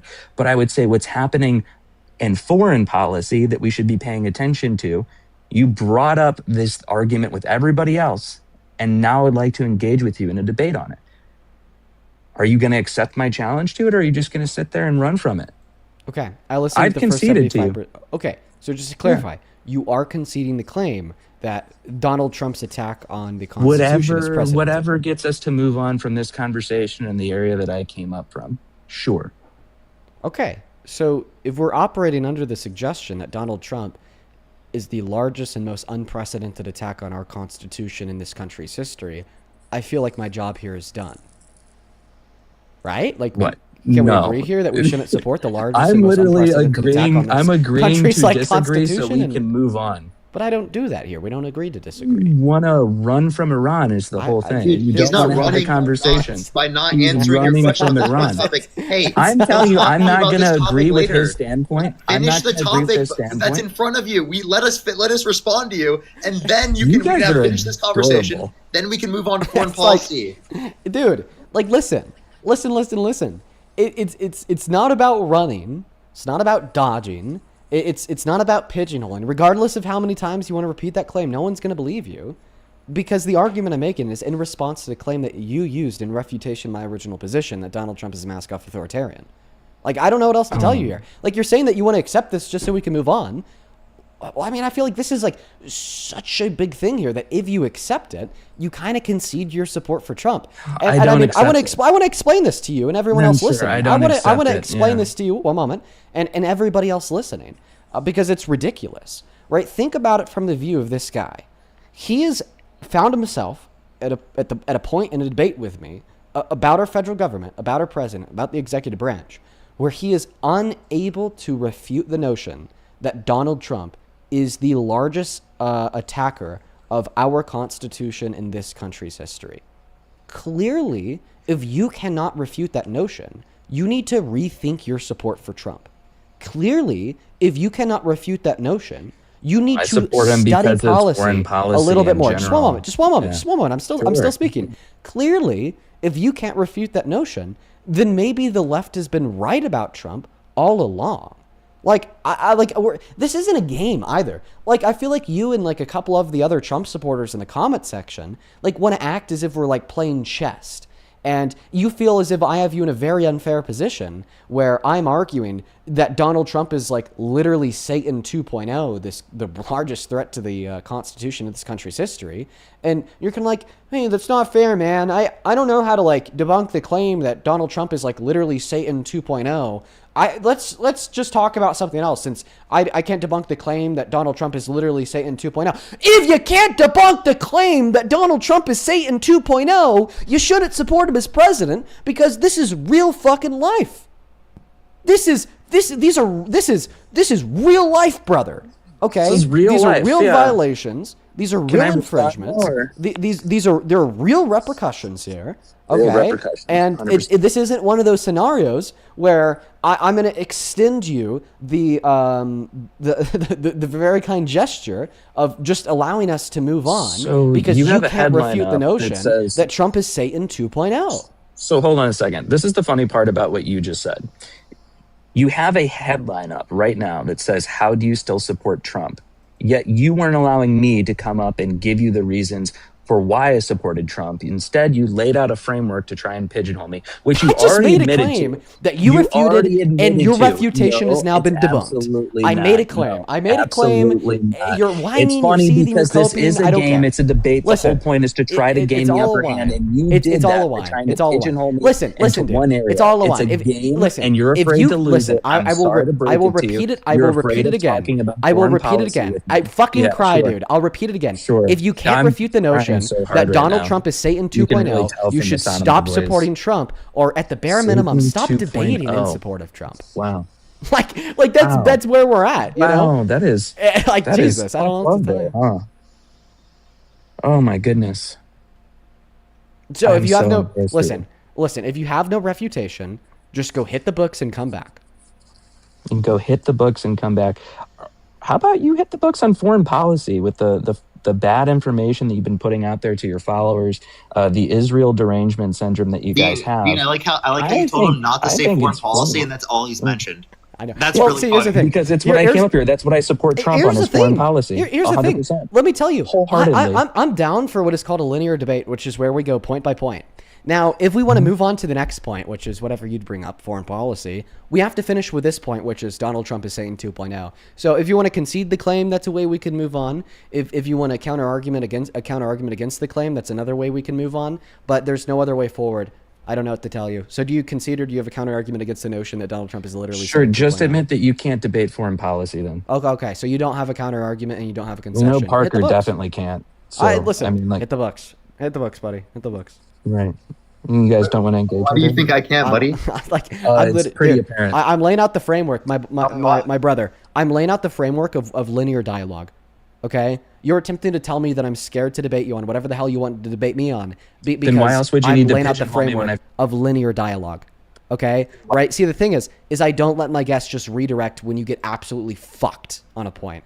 I'm sorry that you got absolutely fucked and you are an unskilled, low IQ, low info debater that can't refute the notion that Donald Trump is the largest threat to this country's constitution in the history of this country. Like, brother, like, just think about that. Think about that. I don't care how much you love foreign policy. I don't care how much you read about foreign policy. Like, if you can't refute the notion that the president you support is the largest threat to law and order in the history of the country, then, like, you should stop debating and hit the books. Do you agree, Parker? Absolutely. Would I'm you sorry, say but if this? we got out of the first administration, Would you say this to like a Democrat? I would say this to a Democrat too. If there was like a Democrat debating on live and they couldn't combat the claim that Biden is the largest threat to the Constitution in American history, I would tell them to stop debating and hit the books. That would be what I say. I'd say this to a Democrat in support of Biden, and right now I happen to be saying this to a Republican in support of Trump. But I want it to be known here that even after you hit the books, you'll just realize that I'm right, because it's not a question of who knows more. It's a question of what's right and what's wrong. So hit the books, brother. I don't know what else to tell you. I'm not going to let you whine and cope and cry my life. do you think he was anymore. the biggest I'll threat? give you one moment. I'll give you one last opportunity here. To attempt to either concede or counter-argue against that notion. If you can't do either of those, Sure, I would say that Abraham Lincoln was the biggest threat. Okay, why is that? He suspended habeas corpus. Okay. Okay, so the argument is because Abraham Lincoln suspended habeas corpus, that therefore Abraham Lincoln is the largest threat to the Constitution in American history, more so than Trump. Yes, I would say so. Okay, sounds good. So you would consider Trump to be the second largest threat to the Constitution in American history? No, absolutely not. Who's the second? Well, shit, man. Checks and balances in this country. I say that we've constantly seen politicians put the Second Amendment under threat on multiple occasions, and I think they still are trying to. I would say that, gosh, if they did get rid of that, we would have a massive issue with the checks and balances we could infer on our government to, I don't know, not live under a tyrannical government. That would be pretty bad. Okay. And by the way, when did Lincoln suspend habeas corpus? What year? Oh, fuck. I don't know off the top of my head. You want me to Google it for you? Yeah, go ahead. 1861. There you go. And then what happened 2 years later? Fucking ended slavery, Civil War, right? 2 years later, 1863, SCOTUS ruled that it was unconstitutional. So basically what you're saying here is that because Lincoln did something... oh, shit, it was unconstitutional and it was Oh, my goodness. Wow, that's crazy. So your argument here is that because Lincoln did something, and which has been long-standing with debate, when there was no precedented SCOTUS case law on the subject matter, which then called for a later ruling from the court 2 years after the fact that he's a larger threat to the Constitution. Wouldn't that mean that he's authoritarian? Then the man, one moment, that is infringed on the Constitution even in precedent circumstances. See, that's like the issue here when I think people refer to Abraham Lincoln in the debate about who's a bigger threat to the Constitution. Is like, yeah, sure. I mean, you got a point there. SCOTUS definitely did rule that his suspension of habeas corpus was unconstitutional. But that was 2 years after with authoritarian then. Okay, are you going to allow me to finish my argument or just continue to speak? Sorry. No worries. Yeah, you guys have been doing a lot of speaking. Thank you so much for the galaxy. I appreciate you. So once again, the argument here would be is that, yeah, SCOTUS did rule that him suspending habeas corpus was unconstitutional. But when he suspended it, it was unprecedented. When he suspended it, there's no clear guidelines set out by the courts nor the Constitution expressly condemning the suspension of habeas corpus as unconstitutional. And so now it's okay to challenge the Constitution? No, this is why I would argue that Donald Trump is a larger threat to the Constitution, because not only could we point out more than one circumstance of did SCOTUS rule income tax was unconstitutional too? More than one way in which we could. Why are you still interrupting me? I'm sorry. I know you don't like that. My bad. Sorry. So let me just try to condense it down into as little words as possible. One was arguably unconstitutional. One is clearly unconstitutional because it's precedented. And that's just if we compare Lincoln suspending habeas corpus to Donald Trump infringing on the 14th Amendment. This doesn't even mention Donald Trump's threats and infringements to the First Amendment, Second Amendment, Fourth Amendment, 10th Amendment, 22nd Amendment, First Article, Second Article, or suggestions that we should just terminate the Constitution as a whole.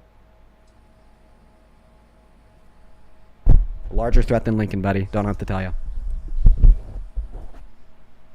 No, I don't think so.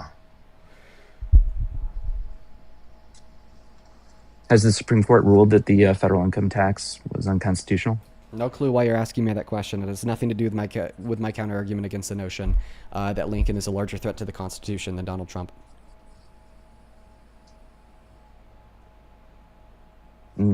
Did SCOTUS rule income tax was unconstitutional? No. I would assume not. No. I don't know. Did they rule that and then it was later repealed? Before the 16th Amendment? Yeah, did they rule that and then it was later updated by this by an amendment? I have no clue.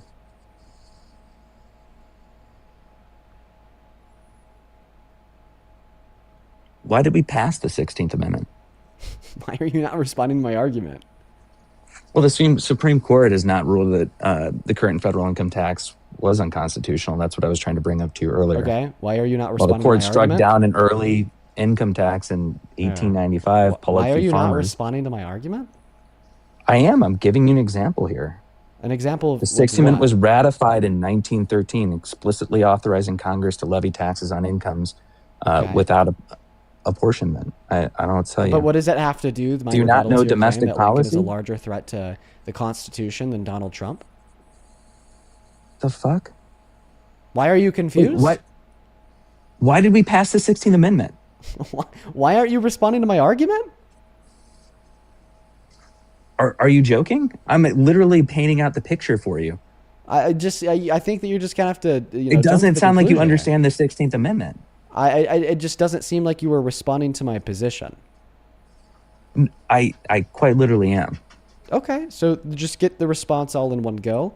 Remember, the position is that I've been able to point you towards multiple arguably unconstitutional and clearly unconstitutional things that Donald Trump has said and done. And then you've been able to point me towards one example of one thing that that Abraham Lincoln did that was arguably unconstitutional, then later made clearly unconstitutional. So for that reason, we would argue here that Donald Trump is a larger threat to the Constitution.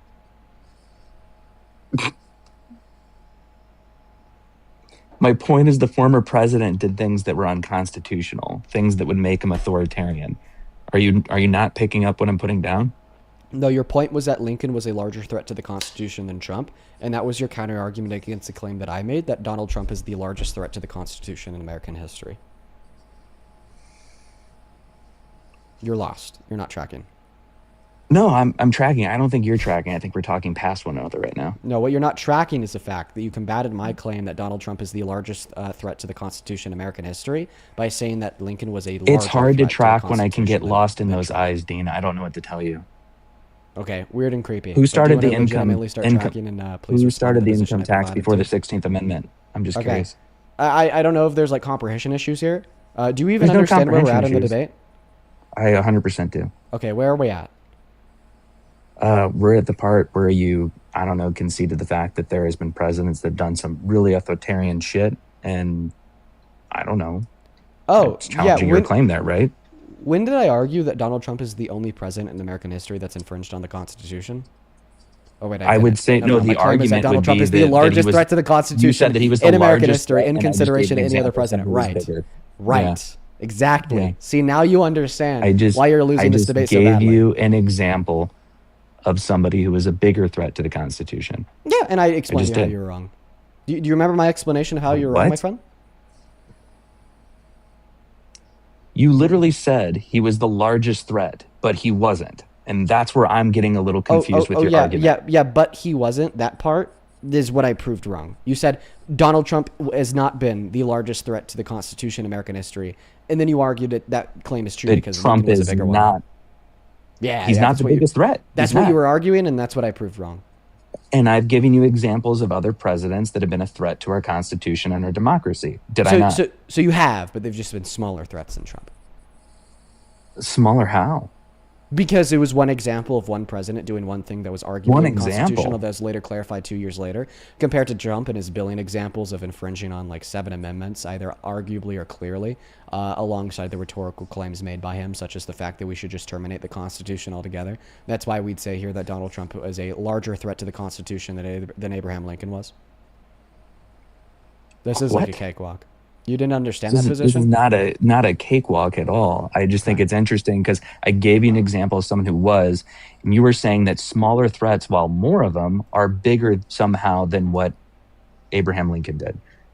I believe we ended up in a full-blown civil war where Americans were unaliving Americans in vast quantities. The fuck are you talking about? So you'd argue that if Abraham Lincoln did not suspend habeas corpus, then we wouldn't have landed in civil war? Holy shit. You're You're totally, this is going so far past you. It's not even funny. I'm actually embarrassed at this point. I mean, I would be embarrassed for yourself as well. I would be too, Medis. But due to the fact that you just can't comprehend like the position, 100% for you. Like this is embarrassing for you. Yeah, you could say How it, are but you just not because you getting say this? it doesn't make it true. Like, listen, I think that's kind of been your tactic throughout the totality of this debate, is you just simply repeat something, then you expect it to be true. And I get that tactic. It's because that's what Trump does. You know, like Donald Trump was on Truth Social less than a day ago saying that it's actually a good thing that we have higher gas prices. And then the comment section was just filled with Trump supporters being like, I'm so damn happy to be paying $4.50 a gallon. So now in response to my claim that Donald Trump is the largest threat to the Constitution in American history, even surmounting like threats such as you would suggest to be true of like Abraham Lincoln, with me then giving you good reason in order to justify that position, leaving you gagged, stunned, and gridlocked, you just simply repeat that, oh, Dean, you're embarrassing yourself and I've won the debate. And I mean, you have your 4 Trump supporters in the comment section. Yourself. One moment. Yeah, I know. You just repeated it again. You have your 4 Trump supporters in the comment section spamming W Mideast. Kind of like the 4 Trump supporters on Truth Social saying W Trump for making gas costs more.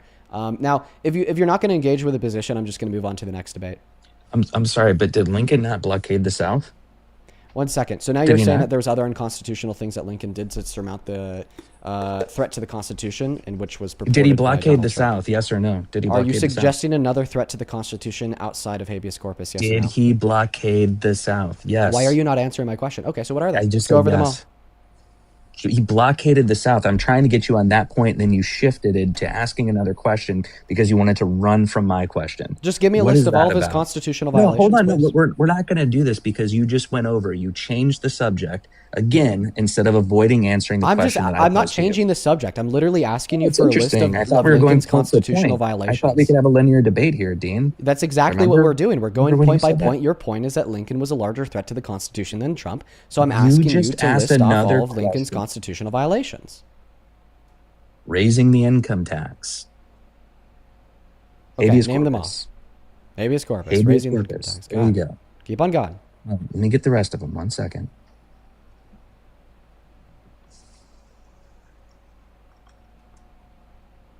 Paris, thank you so much for the galaxy. Proclamation 81.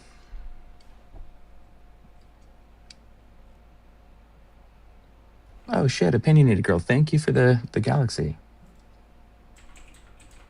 Millie, thank you. Appreciate that. It's fantastic. Oh, dude, Millie said in the Cash App, it seems like I love, dude. I remember shitting shitting on Millie so hard. Yeah. That was a good one. Thank you for mentioning her name. I remember got absolutely destroyed just by destroying Millie. her. What? No, Yeah, dude. you got destroyed. I was there. No, completely Yeah, insane. I was there. How did she Yeah, destroy it was me? fun. How did she destroy me? Be specific. When she brought up your ex-girlfriend, right? What Like that was that ex-girlfriend? part that I thought was funny. What was the one? I'm trying to remember. She said that you did something, and I'm trying to remember exactly what it was. Oh yeah, you're doing really good at describing how Was she it destroyed me in abuse? the debate. Was it- You're doing great, dude. You're doing great. It was fantastic. This is really though. good. That she did destroy it in the debate. Yeah. Well, I mean, now that you failed to describe While how she Millie was destroyed sick me- as well, which was amazing. So now that you failed to describe how Millie destroyed me in the debate, I'll describe to you how I destroyed Millie in the debate. She denied the claim that Donald Trump sexually exploited women and or girls at Miss Teen USA and or Miss USA. Then I proved to her that he did sexually exploit women and or girls at Miss Teen USA or Miss USA. And she got so fucking frustrated by the end of it because of how hardly she got demolished that she then spent the next 30 minutes like screaming at the top of her lungs about how shitty of a person I am. It was great. Right? Do you see how like I'm like clearly able to like describe the ebb and flow of the debate in which I had with her with specific points? Like for instance, one of the points in which she used to refute the notion that Donald Trump sexually exploited women and or girls was by claiming that, well, because none of them ever took it to civil court, therefore we don't know with sufficient evidence that he did do it. And then I was like, hey, can bodies other than courts prove things to be true? And she was like, yes. Then I brought up how something else that we could use to prove things to be true is our brain. Didn't you and get due to like the, absolutely and due cooked to with the the consent preponderance of form? evidence. I thought it was the consent form that she brought up. Was it not? Oh, you mean the consent form that underage girls can't sign? There you go. That their parents can sign for them on behalf of them? Yeah, I don't think that's true. Do you think that a parent can allow a 60-year-old man to look at the naked body of their 14-year-old daughter for sexual I don't think that was the argument. Oh, okay. But I thought they were talking about a consent form. Oh, the only brand. Thank you so much for the I thought that you're talking about a consent form. By the way, that does amount to the claim that you think parents can allow 60-year-old men to look at the naked bodies of their 15-year-old children for sexual not what I said. I gratification. don't think any of them were schmaked. I think Wait, that they so were then- sitting so- out there. They were wait. clothed. And, They're they were clothed. Yeah. Okay, They well, got obviously you're noticed unprepared that for this they're- argument too, because Donald Trump said they had no clothes on. I think he was talking about the adult women. I think you're confusing that with the teen pageants. Oh, okay, so you are affirming that he did sexually exploit the women? No, they signed consent, the women in the other pageants. Okay, can to you show what me was that? taking place, that he could show up. Yeah, can you show me What are you that? talking about? You want me to pull up the consent form for you? Yeah, Sure, let me go find it for you, Dean. good. Do, do, do, do, do, do, do, do,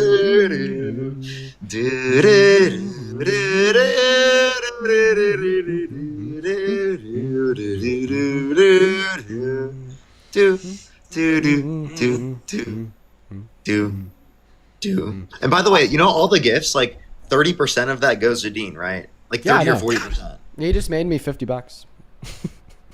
I'm very, Yeah, very guys, grateful for that. continue to gift me so Dean can buy another anxiety pen. Yeah. But thank you guys for all Alternatively, the you could gifts. just I send really it straight to appreciate me. it. You know what I mean? Just cut out the middleman, send it straight to me. Venmo, PayPal, Linktree, and bio on TikTok. 100%. 100%. I hope he brings up the same consent form that Millie did. I really hope he does.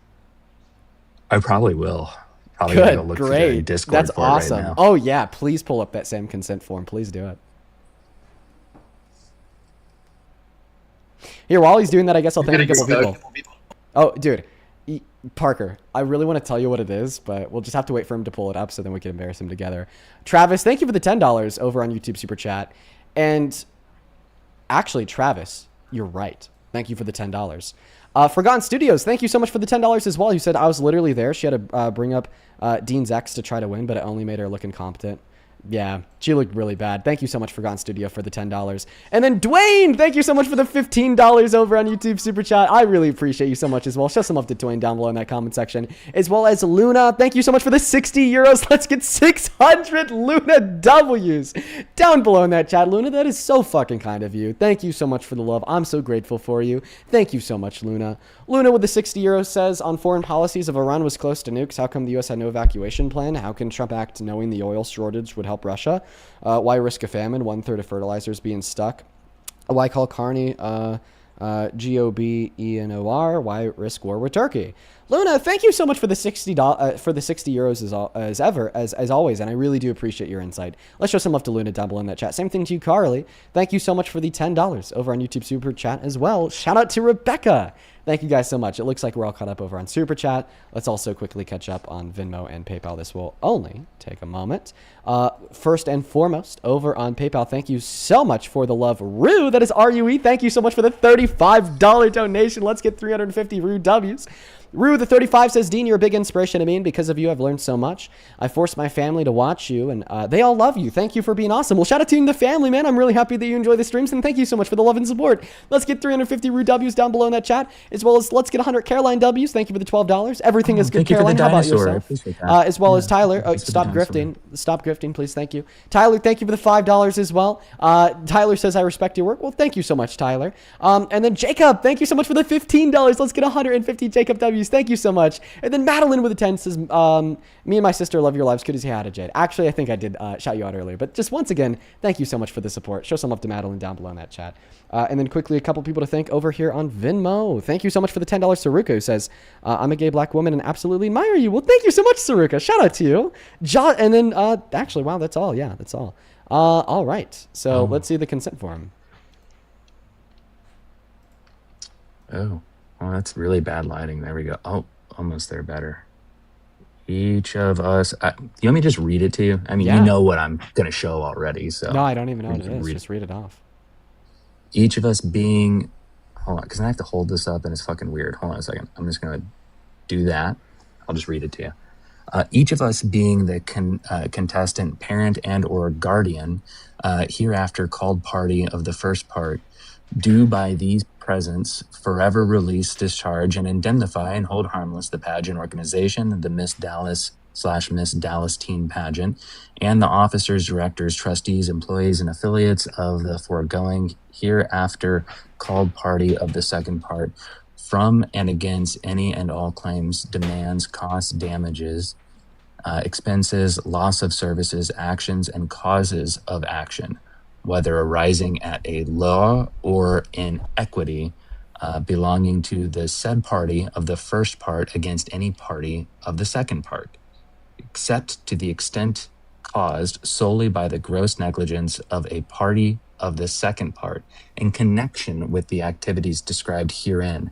Any violation of the terms set forth in this agreement will result in the immediate forfeiture of the title, recognition, and benefits of a contestant or title holder Are you sure of that the you're Miss reading off the Dallas right / thing? Miss Dallas Teen Pageant.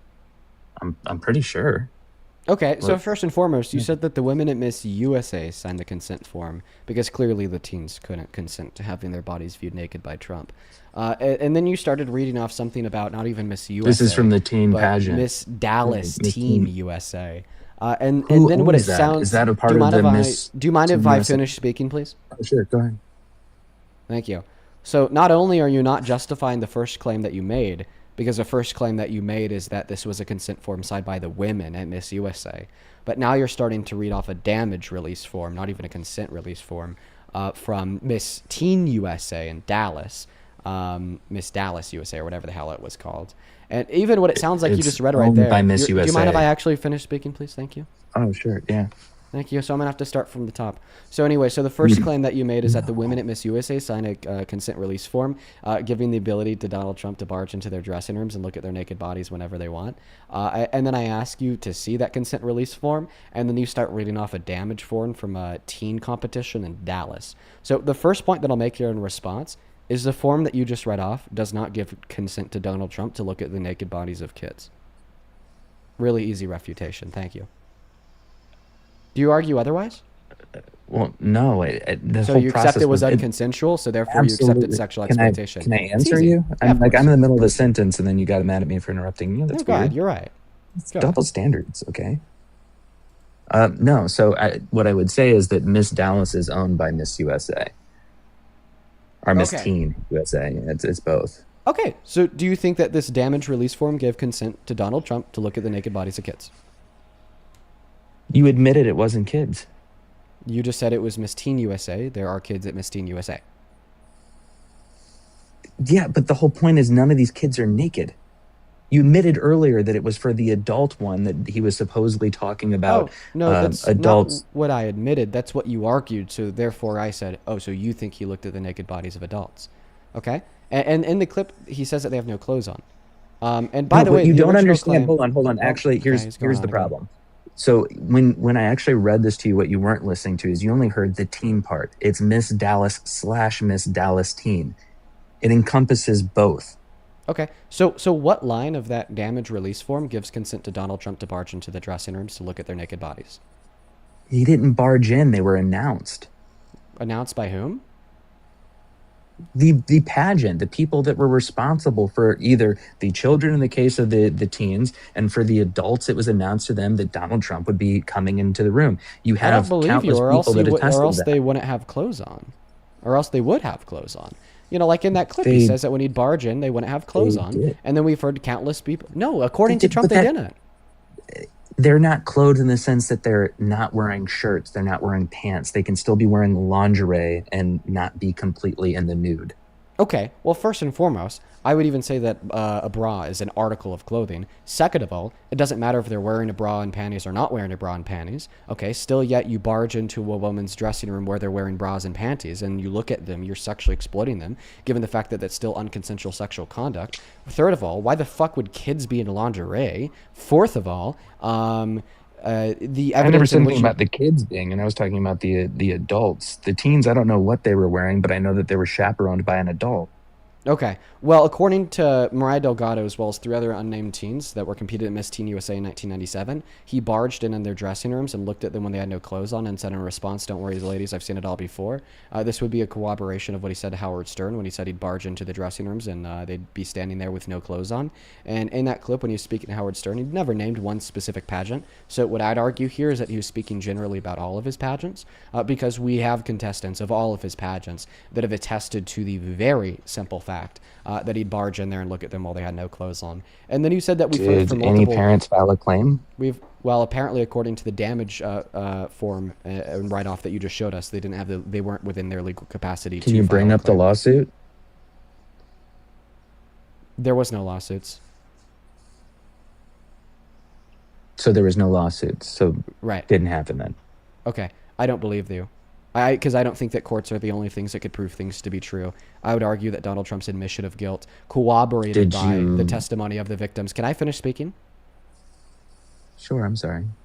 Thank you. You're saying that there was no lawsuit, therefore it didn't happen. So first and foremost, you don't believe it happened even when there's a lawsuit, like E. Jean Carroll. Second of all, you believe that it happened when there wasn't a lawsuit, like the Epstein files. And then third of all, there doesn't need to be a lawsuit for you to believe it. And our evidence to believe it in this circumstance is the fact that he admitted to it, and then his admission of guilt was corroborated by the testimony of the women and girls at Miss USA and Miss Teen USA. I'd also like to bring up a secondary fact here, that you seem to just read us off a damage release form where they couldn't sue the pageant or anybody involved with the pageant over any damages. So it seems like maybe that's the reason why there's been no lawsuits. I'm sorry, but they signed a consent form. Wait, you're back to talking about the consent form. Nowhere inside of that. Yeah, that's how law works. It's domestic did it give policy. Donald Trump the ability to barge into their dressing rooms and look at their bodies? Tell me what line. So you admit they gave consent then? No, I don't. Because tell me what line in that damage release form, not consent form, made it consensual for him to barge into their dressing rooms and look at their bodies. Tell me the line. Yeah, I don't know the exact line. I have that part of it. You just had it on. You just had it on the screen. I can track it down for you. No, you just had it. Wait, so now you're admitting that all claims. Now you're admitting that the damage form. Hold on. Now you're admitting that the damage form mentioned in there. Okay. So you're saying, go ahead. Any and all claims. So quote it. What gives consent for him to barge into the dressing rooms to look at them? Any and all claims. I don't think he barged in. Okay, so you believe that is giving consent for Donald Trump to do any and all things to them. So he could rape them, and it would be with consent because of the damage release? No, absolutely not. Okay, so then that doesn't give him consent to engage in sexual actions with him. Well, then let me ask you a question. If it's not covered by the consent, thank you so much for the coming into the locker room and him coming to the locker room and talking to the people that are participating in his pageant, my gosh, then if it's not covered in there and there's not consent for anything, why wouldn't he be able to sue? Why wouldn't any of the families or the parents be able to sue outside of it? Okay, perfect. So now you're completely walking back the claim that there was any consent form in which you could demonstrate to me and Parker on Live today, and which clearly describes the reasonable basis taken advantage of by Trump. That's not what I'm doing. Okay, would you stop interrupting me? I'm saying they either gave consent or they can file a claim. Either or, they can still file a claim. Okay, so you're saying that if they don't file a legal claim, that it was with consent? Holy shit. Is that your position? I'm saying that it didn't happen, is what I'm saying. Yeah, but I could dispute the claim that it never happened because Donald Trump admitted to it. And then his admittance of guilt was corroborated by the victims. Oh, my God. What's the refutation here? Because you said that the refutation here is that the women at Miss USA signed a consent release form giving him the ability to do so. I asked you to bring it up on screen. You bring up a damage release form, which says they can't sue Trump over any and all claims. By the way, that damage release form probably is why we haven't seen any lawsuits come out of that. But that's not them giving him consent to do whatever he wants to them. That is them signing what I would consider to be a predatory contract, giving Donald Trump a legal loophole to sexually exploit them and evade any legal consequences. Okay, they have to prove that in court though when they sink compensation. So I don't. Now you're asking once again for the proof that sexual exploitation occurred. He can be in the dressing room, but nothing. Holy shit, that's not. Yes, it is. He said that there's no men around. He wouldn't get their consent to go in for the women. The girls can't even consent. He'd give himself consent because he was the owner of the pageant. He'd barge in there. Then after he'd barge in there and there was no men around because it was a private woman's only space, he'd see all these people with no clothes on. Yes, it is very clearly unconsensual sexual contact that was furthered by the fact that he was abusing his position. Then any pageant that does this, been any other pageant that has the exact same consent form that have owners that walk in and interact with the people inside of them. Any I other guess you're pageant, saying are participating in the same thing? yes, Is that what you're saying? any other pageant that is owned by a male who will abuse the fact that he is the owner of that pageant to allow himself to barge into private women's only spaces to look at the naked bodies of women and girls is guilty of sexual exploitation. Yes. Do you agree? I gotta go finish dinner with my family. I'm gonna go. Wait, do you agree that it is sexual exploitation for a man to barge into a private women's only space than to look at the naked bodies of the women and girls inside of that space? I guess we'll never know. Runs away, just randomly, doesn't even give us like I have to leave here pretty soon. Just like immediately is like, oh, I don't like this argument, I'm running away. There's just like no good refutation to the position. He tried to refute it by bringing up a damage release form where they can't sue him over any or we're all going damages. in circles. So here's the deal. I will come back tomorrow. I got to run and have dinner with my family because it's 5:41. I like the use of the word "run" there. Very, very good. Barker, bruh. We have been with limited viewership for the last hour and a half. We should probably restart. You want to come back? Yeah, I'll come right back. I have another 50 minutes or so. Oh, dude, based. All right, for everybody watching on TikTok, make sure to hit that follow button on the account in the top left-hand corner. This is our second account, so chances are you probably don't follow it. Hit that follow button right now. Hit that follow button right now. We just have to hit a quick restart because our live is not sending out across that For You page because of some mistake or something I did earlier. I'm not really sure. So what you should do if you want to come back even quicker is once the live ends, it'll say live has ended. Then it will show you my profile picture. If you click my profile picture, you will be directed to my account page. Once you're on my account page, count to around 5 to 15, and then refresh the account page, and then click on the profile picture, and then in the middle of the phone screen again. Then you'll be on the new live. But I will see you like all momentarily. Like I said, hit that follow button. You likely don't follow it because we're on our second account for the next 2 days. See you all very soon. And of course, if you're over on YouTube, you don't need to go anywhere whatsoever. You know, we're all good. This is only a restart for TikTok, and we're already back on air. By the way, you guys want to know something crazy? That guy's considered one of the best MAGA debaters on app. That last guy that we talked to is legitimately, I kid you not, considered one of the best MAGA debaters on TikTok. Welcome back in for the very first 1.5 thousand people who've joined back into the stream over on TikTok. Make sure that you're double tapping away on that phone screen and sharing out this live with a handful of friends. Also, go ahead and repost it. I'm actually going to repost it too. That'll certainly shoot it out to a handful of more people. If you want to support me and you want to support the stream, guys, you could actually find my VMIP, my Venmo, my PayPal, and the link tree in my bio on TikTok. Pin message over in that YT screen. The handles are also at the top of the phone screen. So if you want to support me, that is a great way to do so. If you want to support me, that is a great way to do so. Now let's go and get that very first guest up of the day, folks. Parker will be rejoining us here momentarily. I would expect to see him in the queue literally any second now. Let's go to get that next guest loaded up in here. Bro, some Trump supporter unironically just said in the chat that Dean ran. I'm so sorry. You're just like incoherent. How do you brush your teeth in the morning? But anyways, let's go ahead and try to get that first guest up into the stream. Hi, welcome in. Do you support Trump? How cheesy is your dick? Okay, you're definitely a Trump supporter, but a little bit too weird for me, so I'm just going to go ahead and move on. Welcome back in, Parker. Good to see you. Let's go to get that next guest loaded up into the box right now. Thank you so much for the $10 over on Super Chat. Carly! Wait, I already did thank you earlier, but just once again, I do appreciate you for the love. Welcome in, Code. Do you support Trump? No, Code Clay left. Moving on to the next guest user. Here we go.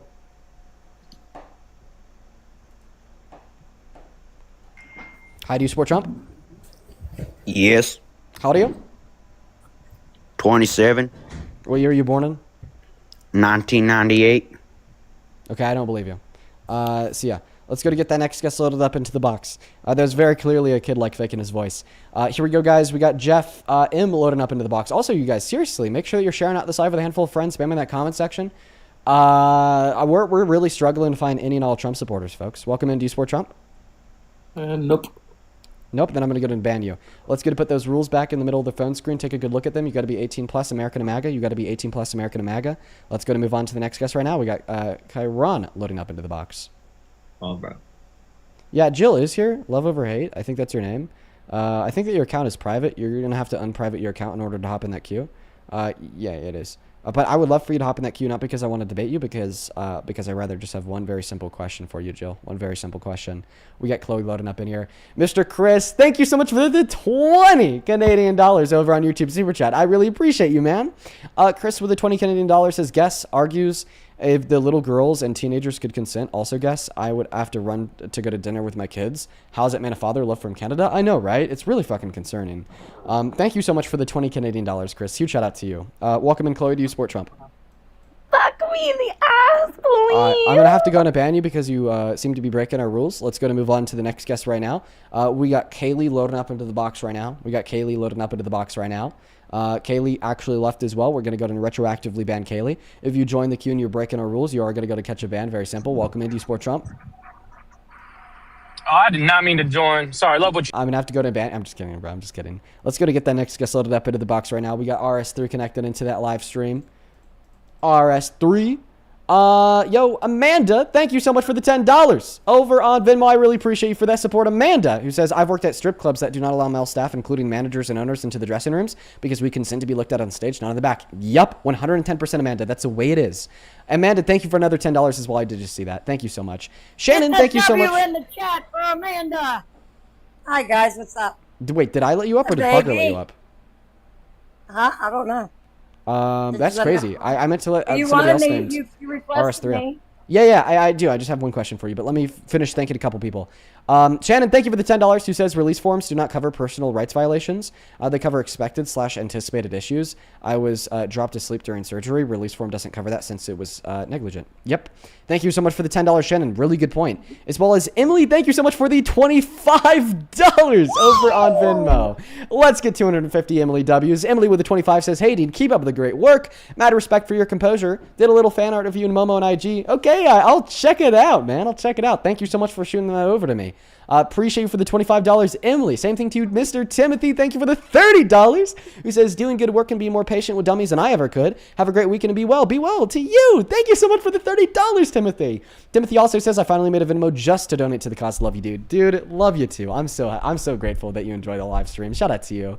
As well as Max, thank you for the $25, who says you absolutely did rock Millie. This guy has no clue what he's talking about. That's very typical of the Trump supporters that will debate me. Thank you for the $25. Let's get 250 Max W's. Thank you. And then Sakura, thank you so much for the $10. We are all caught up on Venmo. We are all caught up over on YT Super Chat. See if we have anybody to catch up with on PayPal. We do. SJ, thank you for the $10. She says, happy to be able to catch most of the live tonight, although I'm joined a bit late. Well, SJ, better late than never. Appreciate you so much for being here. Let's get 100 SJWs. Cody, thank you for the $15. Who says, thank you for all that you do, Dean. Well, thank you for being here, Cody. That's also Cody spelled Codi. That's awesome. As well as Lindsay, thank you for the $10. And Taylor, thank you so much for the 5. I really appreciate you guys once again. Look at all my support fans me. In your chat. You could actually find my Venmo, my PayPal, and the link tree in the bio of my TikTok account. Pin message over in that YT stream, and the handle. It's also right there. Now, Jill, apparently you doxed a black woman and got her fired from her job. Do you know anything about this? What happened? You doxed a black woman and got her fired from her job. Do you happen to know anything about this? What the hell? I don't even know how to do that shit. What are you talking about? Show me where that happened. And I don't even know how to dox. I hear people do it on Ethan's live, and they did it to me, but I don't know how to do this shit. Yeah, that's actually like a fairly... That's actually like a fairly good point. I don't know if I've considered that before. Like, you were like literally like citing me like AI last time we talked as like a legitimate source for the claims in which you're making. Like honestly, I wasn't expecting such a compelling counter argument.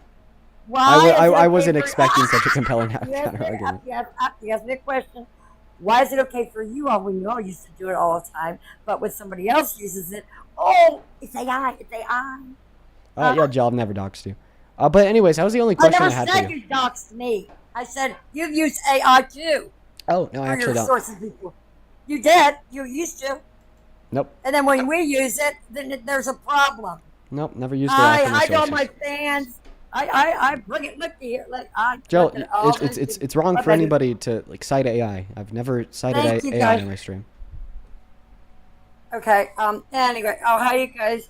Love you, Dean. So who said I did that? Oh yeah.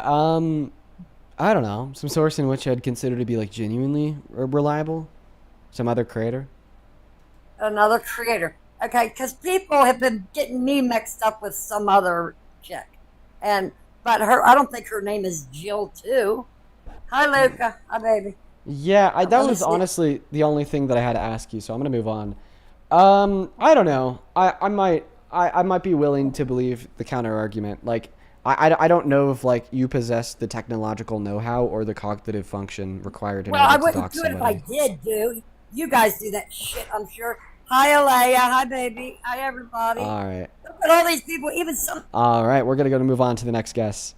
Yeah, what do you guys think? I guess that is like a pretty good perspective on the subject matter here.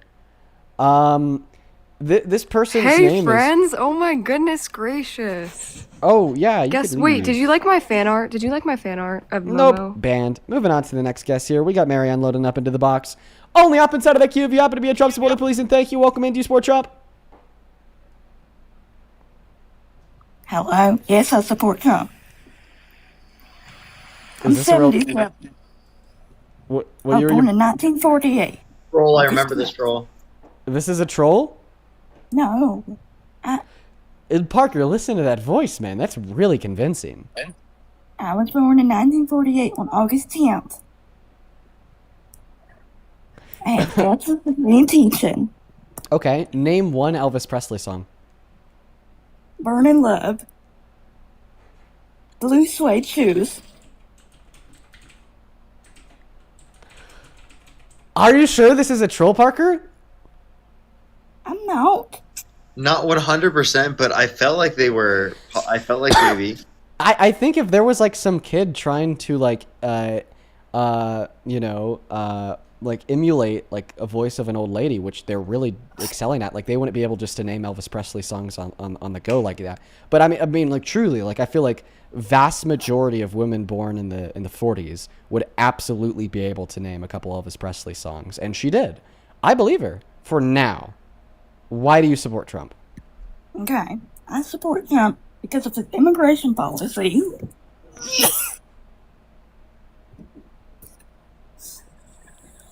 And because of his economics. No, this is a troll. And also, I don't know what's going on with E. Jean Carroll.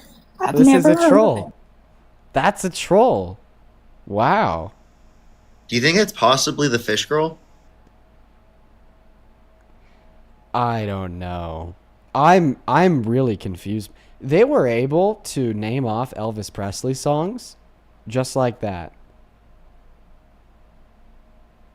Wow. That was pretty good. Good for them. They're a really research troll. Hi, do you support Trump? Here, give me 1 sec. I'm washing a car. I'm at work right now. Okay. Do you want to rejoin when you're done washing a car? I don't know. Yo, Dean. Hi, do you support Trump? Hell yeah, dude. How old are you? I do. I'm MAGA. Yeah, how old are you? I'm 18. Okay. What year were you born in? 2007, sir. And why do you support Trump? You could call me Dean. Because he bombed Iran. Okay, why is bombing Iran a good thing? Because if they have nuclear weapons and they're making threats to the U.S., it'd be better to eliminate that threat. Okay. So first and foremost, I thought that we completely destroyed their nuclear capabilities, right, like 3 months ago when we dropped all the bunker blasters on all of their enrichment sites. And now I don't think that taking out their Ayatollah and a girls' elementary school is going to possess them from enriching more uranium, prevent them from enriching more uranium. If anything, it might incentivize them to do so to a further extent. But I'm hearing a lot of background noise from you. Do you want to like rejoin when you're off work? Because that is way too fucking loud. Yeah. Yeah, bro, just rejoin, bro, when you're off work, okay? Just hop back in the queue and there's like a quiet place that you could talk to us for a little bit from, because that is like way too loud. Moving on to the next guest right now. Only up inside of that queue of your MAGA. Do you support Trump? I got a question. Like, I'm sorry. Don't kick me real quick. You are banned. You got to be at least 18 American and MAGA. Parker, man, I hate streaming off the alt account. It's so hard to get people in here, dude. Yeah, it's a little bit unfortunate. I mean, it's pretty similar to what it was before the restart, honestly. Yeah. I feel like it will tick up after. Did you repost from your main account? You can I go to your did. main account, and you did. Yeah, so I wonder. Yeah. All right, welcome in. Oh, they left as well. It doesn't I could really try look. repost. I guess I'm already on the account, so. Doesn't really look like we really have too many Trump supporters in the queue today. Really? Yeah. I feel like I had a decent amount of debate still today, even. Hello? And I think I had a similar amount of people. Yeah. Do you support Trump? Yeah. Okay. First and foremost, Maddox Sage, join the live. Maddox Sage says, remember when you were a Republican, Dean? Why are you profiting off of views that aren't even yours? Wait, Maddox, I got to hear the argument real quick. Run it. Dean, bro. Run the argument. I got to hear You're a liar. Bro, Yeah. you're a liar. You're a fucking liar. Give an Fuck actual you. argument. Give an actual argument. I want to hear the argument. An actual argument? You're Yes. profiting off views that aren't yours. Okay. So how do you know that You these views used to aren't be a mine? Republican. That is true. Yeah, when I was 16, I was. So how do you know I didn't change my views? Because I said so. Okay. Well, clearly, you just saying something doesn't make it true. Oh, wait, really? Yeah. Wait, actually? Wait, are you being serious? Have you ever put like more than 2 seconds of thought into the beliefs in which you hold to be the case? No, not really. Yeah, clearly. All right. Thank you. Have a good one. All right. Back to you, Cole. Feel free to get off pause and tell us why you support Trump. Am I off pause? Yeah. Why are you MAGA?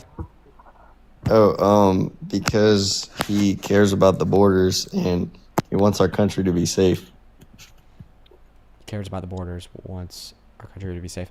Okay. I would argue that he doesn't want our country to be safe, or else he probably wouldn't be defending the murder of citizens in broad daylight.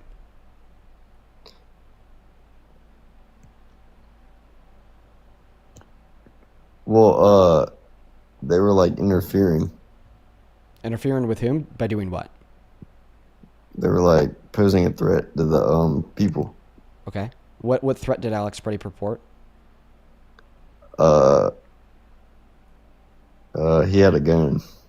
Yeah, so the 2nd, 4th, and 14th Amendment, alongside SCOTUS case law like Connor v. Graham are clear, merely being in possession of a loaded firearm is not an imminent threat that justifies an LEO in taking your life, not to mention that gun was taken away from him before he was shot and killed. Well, I know, but that was How old kind are of like 18. I just turned 18. Okay, what year and month were you born in?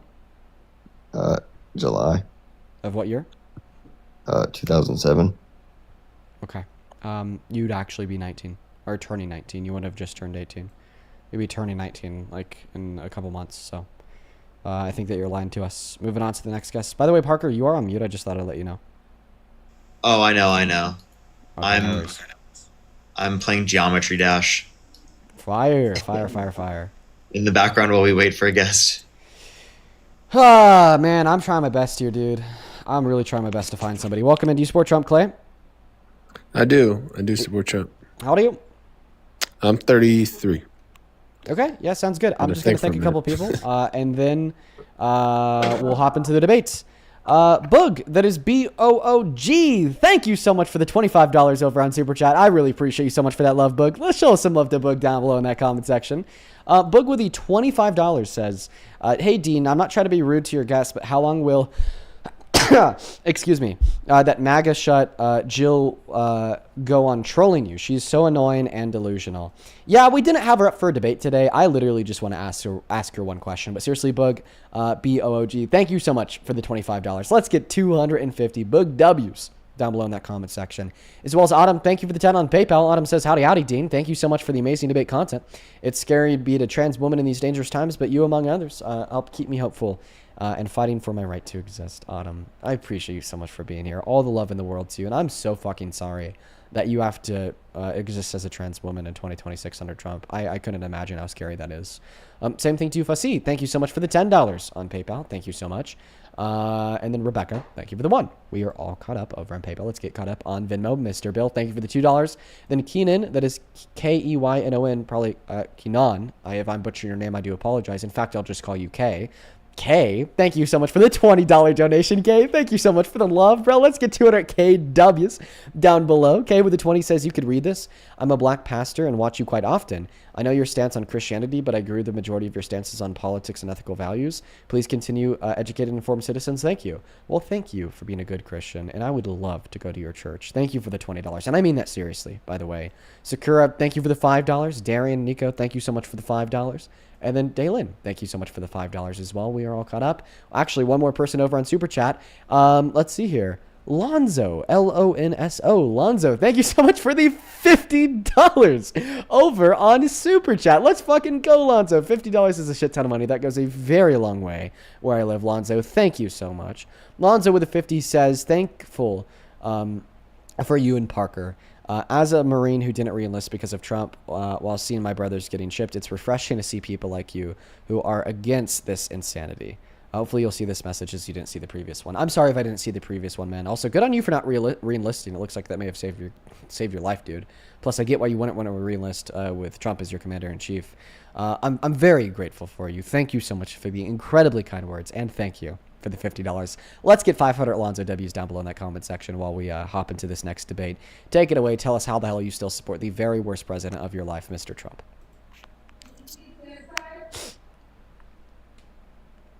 Hey, so first, I like that he prioritizes American citizens. That hasn't been the case for many administrations. You know, spending has gone the other way. I mean, personally, I feel dollars. We're spending $1 billion a day in another country right now, so I'm not quite sure that's true.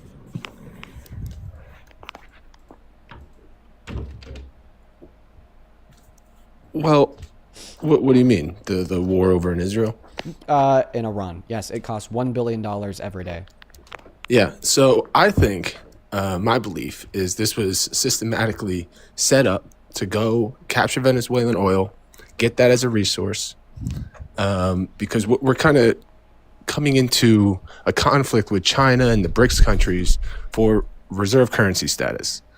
And the dollar was never really threatened for decades upon decades. Okay, why are we talking about Venezuelan oil? I'm so sorry. You made the claim because that it's Donald a resource war. We are trying to gather resources. I just want to clarify. For leverage on China. If that was true, okay, well then we wouldn't have released our sanctions on Russia because that only strengthens the Russian ruble. Okay. Something else I'd like to go over here is that I specifically brought up Iran, not Venezuela, to combat your claim that he puts American citizens first. Well, yes, because we had to do Venezuela first before Iran. Okay, can you let me finish my claim?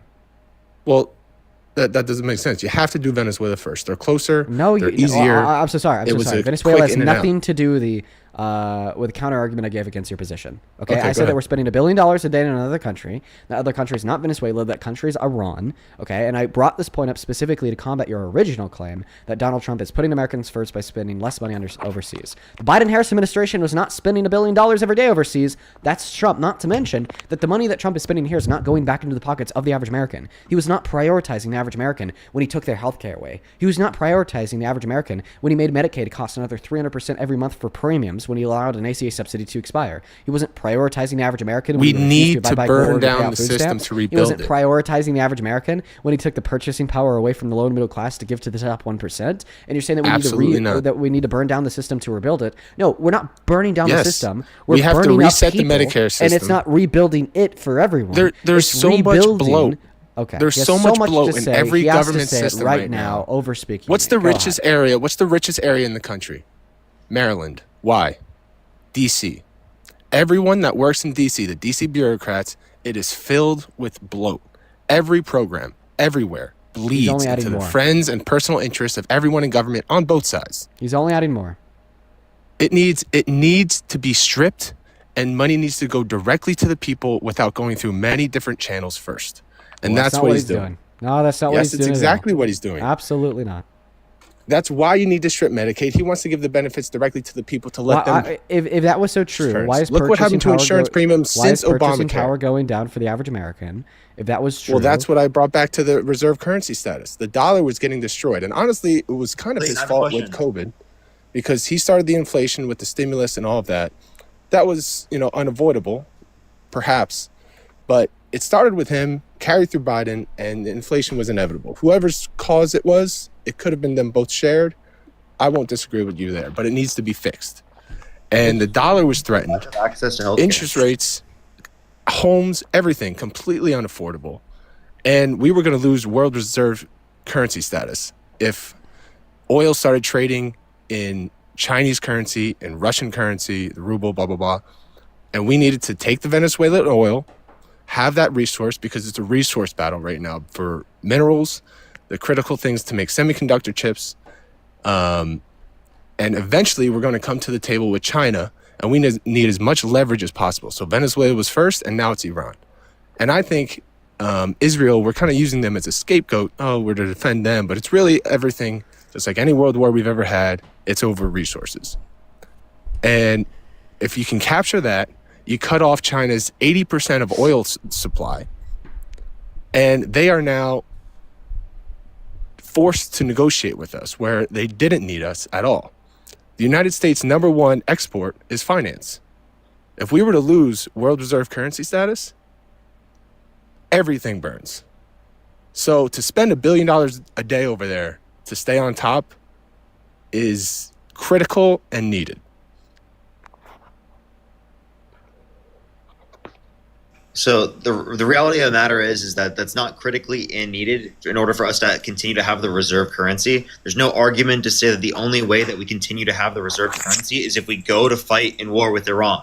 There's no good reason to say that at all. You're just literally coming up with that as like some sort of conspiracy theory, you feel like. It's resources. It's not a conspiracy to say we're capturing resources. I'm not disputing that you guys are trying to do it because of resources and you're trying to benefit oil companies and defense contractors. But the point that I would make is that that's not a good reason specifically to engage in this particular behavior, because it clearly is not to the benefit of the average American. The average American does not support this. You guys want to send us to a war, a forever war with Iran that has literally historically destabilized the region. Okay, well, what happens if we become so... weapons. It's not them from having nuclear weapons. They were willing to give up their enriched uranium. Plus, there was negotiations under Obama where they specifically had literally unprecedented levels of surveillance over their nuclear enrichment facilities, literally limiting them from getting a nuclear weapon. So it's not about a nuclear weapon. It was about their ballistic missiles, which obviously they're not going to give up, Parker, which is going to cause a war. I'm going to go pee real quick. Parker, the mic and the floor yours. So, like, you brought up healthcare. What is your solution specifically to address healthcare, lack of healthcare access in this country? Instead of giving it directly to companies and having them upcharge everything, I think healthcare is the #1 issue in the country. Completely agree. Many different ways to go about it. But the bloat in that system is insane. Okay, from personal experience, can you tell me what your solution is? That's what I'm asking. My solution would be to give the subsidies directly to the people and let them choose their own healthcare and make the companies compete for the for the citizens' dollar instead of giving it directly to the companies where they're just going to inflate everything. If you make them compete, capitalism, if you make them compete for the dollar, they're going to have to force themselves to have more competitive policies. So instead of you just give it to them directly, they're just going to upcharge. I mean, you go to the hospital, same with car insurance. You know, so many people don't pay that it is so much more expensive to the people that do pay. Okay, so what you're not understanding is that just leaving it up to the market is not an actual plan to address anything. It's just saying figure it out yourself. I mean, they already have it right now so that people specifically can choose between different healthcare insurers.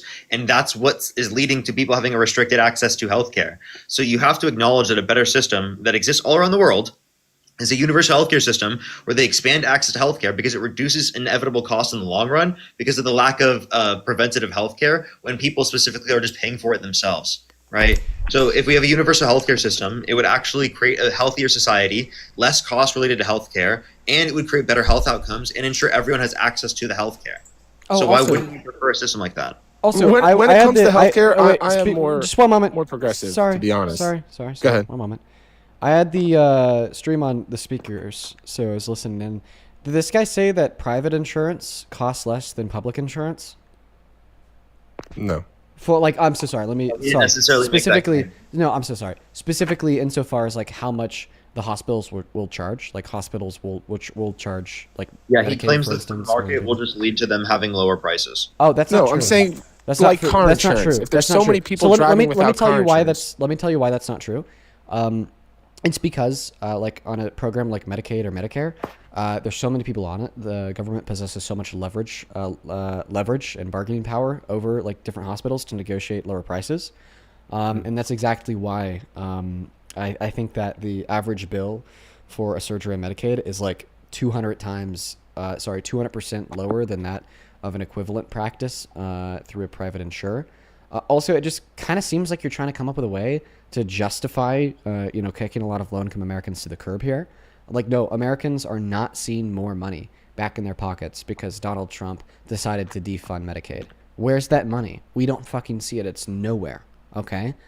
It's nowhere. Like, where is it? Where are Americans getting that money back? They're not, and they're not yet, and that's still something they're trying to work on. But I mean, with RFK and the drug prices, they're attacking that right now. Even Mark Cuban agrees with what Trump is doing. Have you heard Mark Cuban's comments on the drug prices and making them more yes, but it's accessible? nothing. But it's nothing new. It's just a copy. But that's the start. That's the start. First, that's an easier problem to solve. The healthcare insurance issue is much more. But all that we're pointing out here. I'm open to progressive ideas there. Listen. All that we're pointing out here is that you're wrong in arguing that Donald Trump cares about Americans and puts them first. He absolutely does. If he did, then why are Americans suffering more today than they were a year and a half ago under Biden? Every average American, he has our interests at heart. He can speak and communicate. Then why are they suffering more today than they were a year and a half ago under Biden? Last year we had the inflation and most unaffordable issues continue to mount. And I would agree it's harder now than before. Last year, we had the most manufacturing bankruptcies since 2008. The worst jobs report since 2003 if we ignore recessions. They keep getting worse. Last month, we lost 90,000 jobs. No, they don't keep getting worse. We had a significantly better job report in 2024. No, I'm saying now. Now they're getting worse. Exactly, under Trump. Yeah. Okay? Yes. We're seeing a declining amount of investment into American manufacturing for the first time in over 3 years after one of the largest booms in American history under Biden. And every decision Trump makes, somehow American citizens end up catching the brunt end. Okay? Defunding food stamps, refusing to fund food stamps even after court orders him to. Okay? Causing division and disarray. Defending the execution of citizens on the streets of this country, like Alex Pretty, Renee Good, Keith Border. All right? None of these decisions are putting Americans first. 80% of Americans do not want to go back into another forever war in the Middle East. What does Trump do? He promises to not put us back in war, but then he does it anyway. All right? None of these decisions are putting America first. None of them. What about the Americans if we gather that he took constitutional rights away from? 1 second, I'm not done. I am not done. What about the Americans that he took constitutional protections away from? What about the Americans who he told DHS to reconsider as undocumented immigrants in violation of their 14th Amendment protections to birthright citizenship to be deported? What about the Americans that he's now given the green light to ICE to detain them on the basis of their race because they're people of color? What about the American women and girls who now go without access to abortion in 28 of our states? All of these things are common sense solutions to a bigger problem and a bigger evil. You can't have an unlimited flow of people here. If you give out free resources to undocumented immigrants, that's who you're going to attract, is people that don't want to work and just want to live off the government. And it's going to exponentially grow. There has to be a limit on that. What is that limit? Undocumented immigrants have a higher active participation rate in the labor force, and immigration as a whole has prevented 4 recessions and generated a net surplus of $14.3 trillion. I work in roofing, so I Why are you interrupting me? You're not letting me finish my points. I let you finish your point. You want to understand why I support him and why I believe he's by the way, for the can you common please person. respond to like one of the points that I made there? I literally made a billion points about how Donald Trump is putting citizens last, and then in response you said, well, immigrants are lazy. Okay, like I'll happily have a conversation. I'm saying that's what you're going to attract if you have those policies Biden had. Okay, what policies? Donald Trump what is policies? prioritizing What Biden era, what Biden Harris era policies would attract lazy immigrants? Allowing them into the country. Allowing immigrants into America means that the immigrants are lazy? So then, Clayton, why do they have a higher labor force participation rate than natural-born U.S. citizens? Explain that one. Are you saying Americans are lazy in general? There are many lazy Americans. Absolutely. There's many lazy Americans on welfare as well. Acknowledge that immigrants being a greater proportion of our society would make us less lazy as a proportion? like I just said, I have a job Can you in roofing acknowledge as that? well. I have two No, no, jobs. can you acknowledge that? I Yes or see no? all the time. Can you acknowledge that, immigrants Clayton? work Can you harder. acknowledge that? I'm telling you, you're right. Okay, I so see then all why the did you time make the immigrants claim work that immigrants harder. are lazy? Makes us less lazy. No, Why are you they're making not an lazy. argument? I'm not saying that they are lazy. Why are you making an argument that you're against immigration because you think that immigrants coming to the country are lazy when literally actually immigrants coming to our country makes our society less lazy based upon your own metric? Okay. So I think both the right and the left want a lot of immigrants in the country because it causes cheap labor. No, cheap answer labor the question. is good for Stop. everyone Answer that his owns question. assets. No, I'm sorry. I'm cutting you off. You called them Okay. lazy. First and foremost, you called No, immigrants they lazy. are not lazy. That's They are something not that you lazy. did. Like I Second said, of all, I work I in want you to roofing. address They are the Parker's best question workers I've because seen. I brought up about 1 billion points of how Donald Trump is putting American citizens last by like having DHS reclassify them as undocumented immigrants in violation of their constitutional protections to be deported, or how he's putting American citizens last because he's greenlit ICE to like racially profile people. And then you said, well, this is actually all good and in furtherance of like attainable goals because like when we give immigrants, access to social safety nets, they're super fucking lazy and they just drain our resources. Okay, They do. and then exactly. And you Now have you're just American repeating the citizens claim. that drain the resources as And well. now you're just repeating the claim. I disagree with Clayton, giving people Clayton, why? unlimited I welfare. want you to You're answer not letting me Parker's. answer any of your I questions. want you to answer Parker's question here, which I was about to Ask me repeat, a but direct you question, I'll answer it. interrupted the question that we want you to answer. Okay, Go ahead. Ask it. Oh my goodness, buddy. Go ahead. What are we doing? Go ahead. Ask a direct question and give me an opportunity to answer. Why are you arguing that we should deport immigrants because they're lazy when you acknowledge that the more immigrants we have in America, the less lazy America is overall? Because you cannot have an unlimited amount of people coming to this country that stretches our resources. They are What does not it have to- inherently lazy. There what are does it have to many do with hardworking laziness? immigrants. You keep interrupting me. There are many hardworking Interruption. immigrants. I see many I'm going to myself. interrupt you just one more time for fun. Here we go again. Okay, go ahead. Because that's what you've been doing to me and Parker the whole time you've been up here. Also, that's not an answer to the question. You didn't let me finish. Well, yeah, I didn't let you finish. I'm going to interrupt you again just because you've been interrupting me this whole time. So, go ahead. Okay. I'm sorry. I'm going to cut you off there. Okay. No, Let go me ahead and- know when you Oh, would listen. like me to answer Listen, a on, question. on a real note, go ahead and answer the question. Once again, the question is very simple. Okay. Why are you Mhm. okay with people having their constitutional rights abridged if it means deporting immigrants to get lazy people out of America when you acknowledge that immigrants actually make America less lazy? Some immigrants make it less lazy. Either way, even if they're great workers, they make cheap labor and harder for American workers to have nominal wage growth. So if you import cheap labor, you're just reenacting the feudal system. Both the left and the right I'm sorry, you're want just making cheap a new labor point. in the I'm country. so sorry. You're making a new point. I want you to respond to the old point that you made. Now you're making the new point that that immigrants reduce real median wages, which, by the way, is false. No, I said if.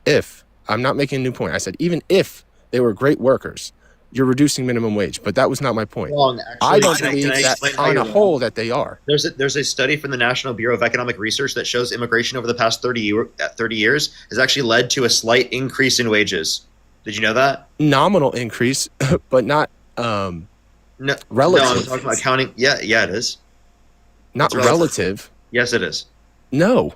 Yes. The U.S. dollar, your purchasing power is less now than it ever has been in No, I'm talking United States specifically history. relating to immigration because there's been a lot more wage growth since then. If you look at just Nominally, wage growth. yes. No, if I'm you not. bought a house for Nominally. $100,000 and it's now No. $400,000 30 years later, but you're making Parker is saying half that of he that. has a study that proves immigrants have an upward pressure on real median wages. What, right, Parker? On wages for what's designated as quote unquote low skill natural born U.S. citizens, right? So for like the lowest income Americans, specifically designated by this model, right? It specifies that it's that literally they are going to increase the wages, right, and or have no effect on wages because. Let me ask you this question: they is there increase a both demand limit and supply. on how many immigrants No, I we want can you take to. per year? I want you to respond to Parker's point, please. Every single time either of us bring anything up, you pivot away from it, and it's really fucking annoying. I'm not pivoting. I'm trying to answer you. Sure. No. Immigrants coming into the country do not help relative wage growth. Nominal wage growth, it doesn't matter. It goes with inflation. But if you're paying a roofer $30 an hour, and now you have a flood of thousands of new roofers, what do you think happens to wages? That you don't need a study to know what happens there. You have more skilled labor People coming into the demand country houses. that can do the job. Clayton, you also Americans are going to have. Clayton, oh my God, you have more people demanding houses. Did you know that? It's not just that you have more people supplying, right, the building of houses, but you also have more people demanding houses because more people are in the economy and need a house to live in. How has home sales been the last couple months? Wait. Yeah, they look at the effects by the study. You're talking about housing demand, are you not? Clayton, your response to the study was literally no. Yes. Show me the study. There's no way. It has to. That would have to be nominal. There's no way it's relative wage growth. There's no way. Explain to me how that's possible. Explain to me the study's thesis of how that's possible. I can give you the study. Do you want the study's name, or are you just going to deny the reality? No, I would like to read it. Okay, I got you. I'll give you the study name. Give me 1 second. Let me just finish this this geometry dash thing. All right, while we're doing that, let me ask you both. No, actually, you're not going to ask me anything. Parker's going to find that study for you, then you're going to respond to it. But I want it to be clear that the only reason why we're having this conversation about the impact on wages that we see at behest of immigrants is because you're saying this is the really good reason that justifies Donald Trump infringing on the Constitution to take people's citizenship away to deport them, or giving ICE the green light to racially profile black and brown people. That is black and brown people are the reason he won the last election. They voted for him in a higher percentage than they have any Republican in history. So I can go. Wait. 1 second. Before you go, Parker, I just want to quickly respond to the very last thing that he said. So black and brown people are not the reason, okay, why the Trump administration won the last election. Okay, I understand that you're saying that a higher proportion of minorities voted for Trump compared to any other than Republican. ever before. Okay, but this does not mean that a majority of minorities voted for Trump, or that even a high percentage of minorities. Okay, well, I gotta go, chat. For instance, only like 3% of black women voted for Trump. Now, I want to allow Parker to make this point. I just didn't want you to misrepresent the interests of black and brown Americans as if they want to be oppressed, as if they want to be racially profiled. But go ahead, Parker. My girlfriend just got back, so I was just gonna leave. All right, you're good. I'm sorry. See ya, Parker. Bye, everyone. Love y'all, chat. Good night, everyone. See you, Parker. Appreciate you for coming up, man. So once again, please respond to the point. Are you okay with Donald Trump giving ICE the green light to profile black and brown people and infringing on the Constitution? Absolutely. How else are you going to find enough people to get rid of? The truth is, the matter is, the majority of illegal immigrants are black and brown people. Again, common sense. That's where you're going to find it. If it looks like a duck, smells like a duck, quacks like a duck, it's probably a duck. And if it's not, you let it go. Majority of school shooters are cis-het white men. Does that mean it is therefore okay for you to be randomly stopped by a police officer under suspicion of shooting up a school for no other reason? If I was a parent at a school and an an officer randomly stopped a couple cis white males just to pat them down, 100% okay with that. Okay. So if so a majority, because you're right. Wow. Odds are they usually are. Yeah. So that's the claim, is that you're just completely fine with that? Yes, it's statistics. Okay. Do you agree that people should be judged on the content of their character compared to their race? Absolutely. Okay. Well, right now you're arguing that people should be judged by their race, not the content of their character. They're not judged on the race. That is literally a judgment predicated on one's race. No, you're being searched or questioned or Yeah. whatever. There is a judgment the made statistical for probability. That is a judgment of detention. Okay. The mayor of New York in 2001 had stop and frisk. That's as Democrat as it gets. It's bad. Stop and frisk is bad. Wait, just saying that a Democrat supported it in 2001 doesn't change the fact that it's not wrong. No, it's been used before because it's the best way to execute a policy. It's common sense. Listen, if it was common sense and the best way to execute a policy, then why the hell did we get rid of it? How would you answer my question? Round up illegal. Answer my question. Why did we get rid of it? Because why did we get rid of it? As high of a terroristic threat decades later. Oh, during the time, it's like, what are you going to do? Yeah, you got to stop and frisk. Well, actually, the reason why we got rid of it is because it's unconstitutional, until a new SCOTUS ruling greenlighting it in a couple limited scenarios. But the reason why I would argue that it's wrong is because it's racist. Yeah. I mean, it's racist to profile black and brown people to see if they're illegal immigrants. Yeah. So you accept that it's racist? There's no better way to do it. So you do accept that it's racist? Is it racist? Yes. Is that how you have to do it? Yes. Yeah. Oh my God. Okay, so you accept that the policy is racist. So you accept that. Yeah, Are you arguing that Donald Trump's racist policy is pro-America? No. Nice little spin there. Donald Trump's racist policy is not pro-America. Like I said before, proportionally, black and brown So voters are the reason he's in office right now. So they do not. That's false and completely irrelevant to the statement being made. That's false and completely irrelevant to the statement being made. That's false and completely irrelevant to the statement being made. Okay, so then you argue that Donald Trump is actually not for American citizens. That's how they feel. Because you admit that he has racist policy that's not pro-America. Gave his vote to him more than any other Republican in the history of the United States. Okay, yeah, you're continuing to repeat this point because you're a white supremacist with no fucking brain that's getting badly beaten. So first and foremost, a vast majority of all black and brown people did not vote for Donald Trump. And just because more black and brown people voted for Donald Trump compared to any other Republican, keyword Republican, in the last election, doesn't change the fact that vast majority of black and brown people do not stand with the Trump administration. And even a vast majority of the black and brown people if he was racist, would he get the most? Didn't know, that he was going to turn around and implement policy to literally detain people because they're black or because they're brown. Okay, that's not policy that was on Agenda 47. And if we check the polling right now, by the way, his overall approval rating, including everybody, is below 30%, polling even lower for black and brown people. I'm so sorry that you're so delusional that you have to put yourself inside of a safe space where you just assume AP. There you go, buddy. Where you just assume that everyone's on board with a racist agenda. But the fact of the matter is we're not. The American people are waking up to the fact that Donald Trump is a terribly racist tyrant who thinks that black people are gorillas and we should probably stop them all in the streets to see if they even belong here. I mean, God, sundown town, sundown country in all reality. And we also understand that the only response that you have is to say, well, guess what? They're on board with it, which in of itself is descriptively false. But even if it were to be true, wouldn't change the fact that it's racist. The same way the fact that some women were on board with anti-suffragette movements in the 20s, contesting that women needed the right to vote, did not mean that women not having the right to vote was not misogynistic. Concede. I don't even know what you said there. Misogynistic. I know, because you're a dumbass.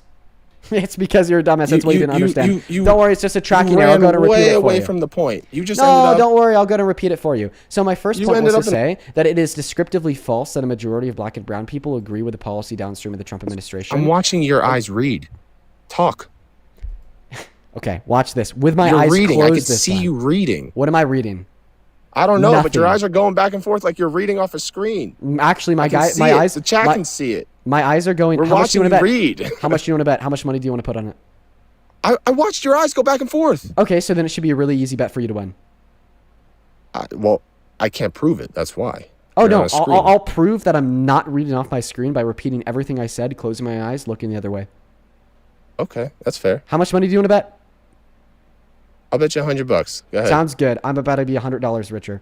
So anyways, to now repeat the point in which I made while my eyes are closed looking to my left. So first and foremost, it is not descriptively true that a majority of black and brown people are on board with the racist policy that we see to be true of the Trump administration. You brought up the point, that there's more black and brown people that voted for Donald Trump compared to any other Republican. That doesn't mean that it constitutes a majority. Like, for instance, only 3% of black women voted for Donald Trump. And B, even a lot of the black and brown people that did vote for Trump in the last election didn't know that he turned around and implement racist policy where they could be detained because they're black and brown. And C, Donald Trump's overall approval rating, according to AP, is below 30% today, and that's including non-black and brown people. So if we were to only look at that poll done on black and brown people, it would be even lower. And D, even if it was descriptively true that a lot of black and brown people supported this racist policy of Trump's, this wouldn't justify said racist policy of Trump's. A good example to contend this logic would be the fact that many women supported anti-suffragette movements in the 1920s. They argued that women shouldn't have the right to vote, but just because women supported the notion that women shouldn't have the right to vote, does not mean that women not having the right to vote is not misogynistic.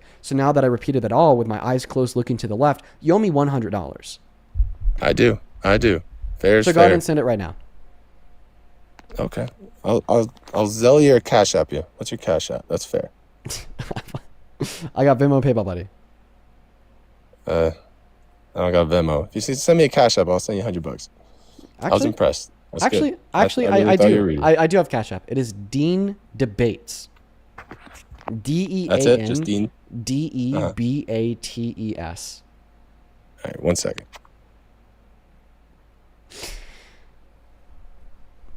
I don't know, dude. I mean, even if I was reading, like, it wouldn't be like wrong. It wouldn't be a bad thing for me to be reading.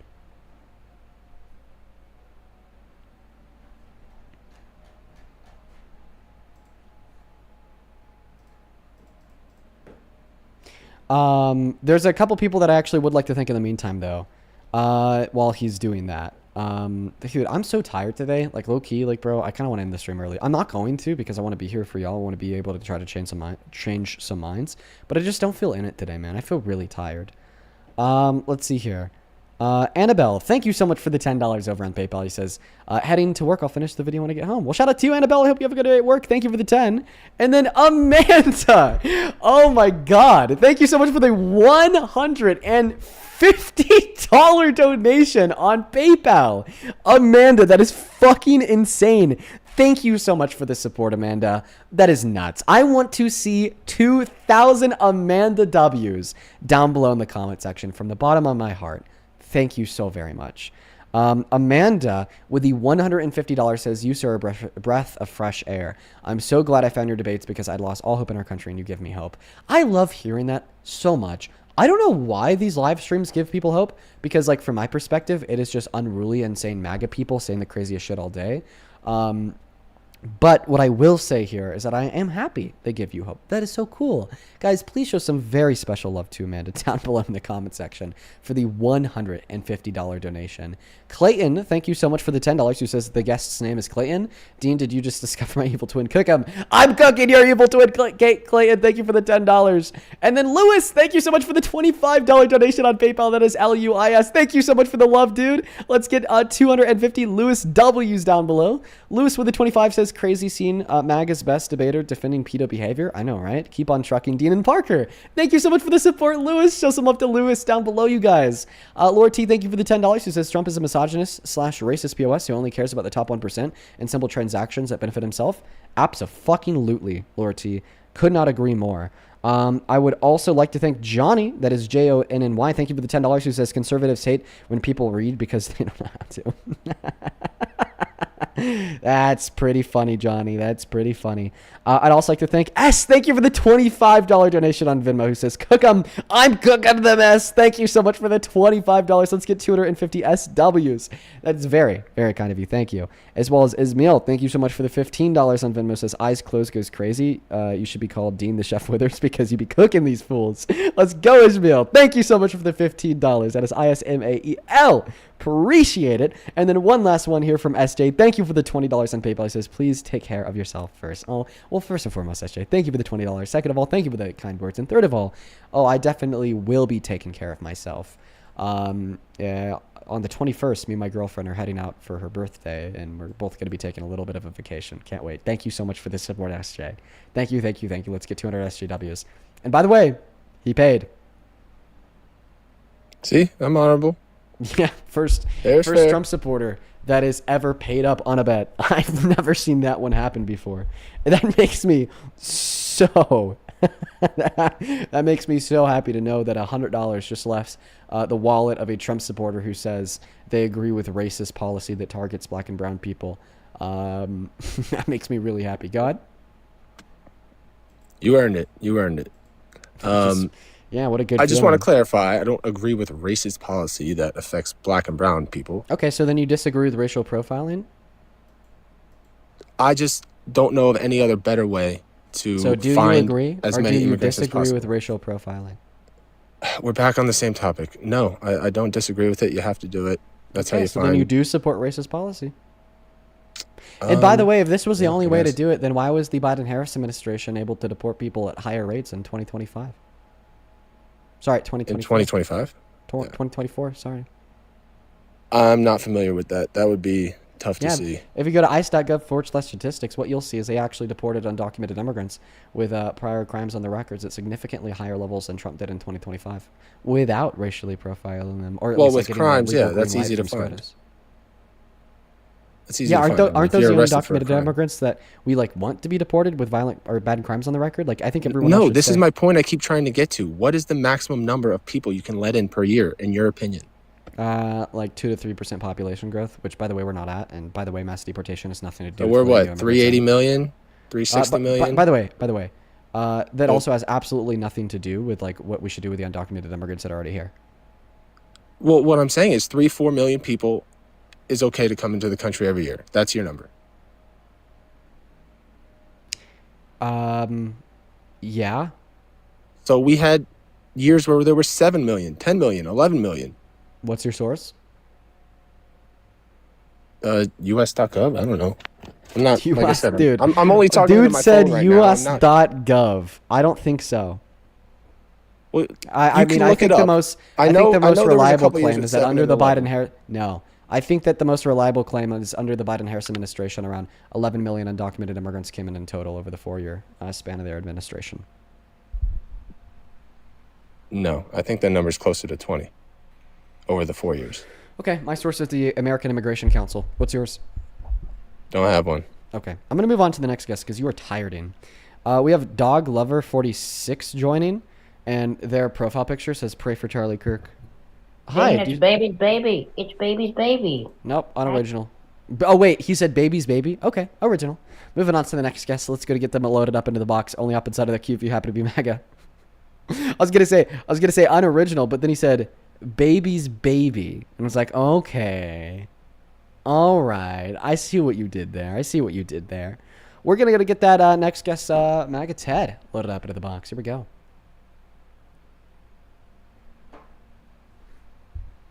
By the way, we have like no guest requests. Donald Robinson in the chat says Dean can't cook. Join the live. Prove it. Prove it, Donald. Sent you that invite. All right, MAGA Ted's not joining. I'm going to quickly thank like 2 people, and then we'll hop back into the debates. Miss Wendy, thank you so much for the $50 over on YouTube Super Chat. I appreciate the fuck, excuse me, the fuck out of you. Thank you so much, Wendy. Thank you so much, Wendy. Wendy with a 50 did not leave a message and just sent the love. Wendy, you know, I've told this to you before. You are actually one of the top viewers of the live stream on YouTube. Just know that I really appreciate the hell out of you. Even though you're not too active in the chat or whatnot, just know that I know that you're there, and I really appreciate you. Let's get 500 Wendy W's, genuinely and sincerely. I'm so grateful for you, Wendy. As well as Denisha. Thank you so much for the $50 as well on PayPal. Shout out to Denisha and Wendy down below in that chat. That is DANISHA. Thank you so much, Denisha. Have you ever checked out Shahid Bulzin? I've not. I'll look into that. Thank you so much for the $50, Denisha. It's really good to see you again. Thank you so much for the support. Seriously, I'm so grateful for you. I'm so grateful for all of you guys. You've been so kind today. Then one more over on Vimeo. Tanya with a $5 says, hey, Dean, love the content. I'm a recent follower of your live shows, and I'm learning a lot. That's perfect, Tanya. That's exactly what we want. Thank you. If you want to support me, if you want to support the live streams, if you want to support what we do, you could actually find my Venmo and my PayPal on the link tree in the bio on my TikTok account. Pin message over on that YT stream, and the handles are also right there at the top. Really good way to support me and what we do here. Really good way. All right, welcome in. Do you support Trump? I have a follow-up statement. Can I just get a quick yes or no, please? Oh, no, but can I say what I would like to say? It's just super quick. Unfortunately, today we are just looking for Trump supporters. I have to be a hard ass on the rules when we're on the second account. Because as you could imagine, our viewership, although it's like really high, is still around half of what it usually is. And a lot of the people that follow the second account are going to be like supporters. Like, for instance, right now we only have like 20 people in the queue. So because of that, I just really do not want to incentivize non-Trump supporters to join. So I can't hear you out, and I'm sorry. We're going to go to get that next guest loaded up into the box right now. Welcome in. Do you support Trump, Kylie? Okay, Kylie's not here. Goodbye. Moving on to the next guest right now. Let's see who's next. Hi, Leah, do you support Trump? No. I'm gonna have to ban you for breaking that third rule. You take care. Welcome in. Do you support Trump? Do I'm you? gonna have to ban you for breaking that first rule. You take care. Redneck preacher, do you support Trump? Yes, I do. Your bio says that you're Charlie Kirk. No, you're not. You're a redneck preacher. I was one of his supporters. Okay. All right. Leah was one of my supporters. You saw her on live minutes ago. Was she me? No. Fuck no. You're not Charlie Kirk. Get out of here, you poser. Thought I was gonna do. Dude, I saw that bio. It said I am Charlie Kirk. I thought I was finally gonna get my debate, and then it was some 45-year-old chud. Not Charlie. Well, I guess he was another 35-year-old. Whatever. You get my point. Explain how I'm a chud, please. Enlighten me. Your name is Redneck Preacher, and your bio is hashtag MAGA. Okay, you understand why I go by redneck, right? No, I don't. I'm a country boy and a veteran. Okay. You're a country boy and you're a veteran? Yeah. All right. I mean, okay. I don't really care about the whole redneck part. You know, there's a lot of people who self-describe as rednecks where I live. It's kind of something I've grown up with.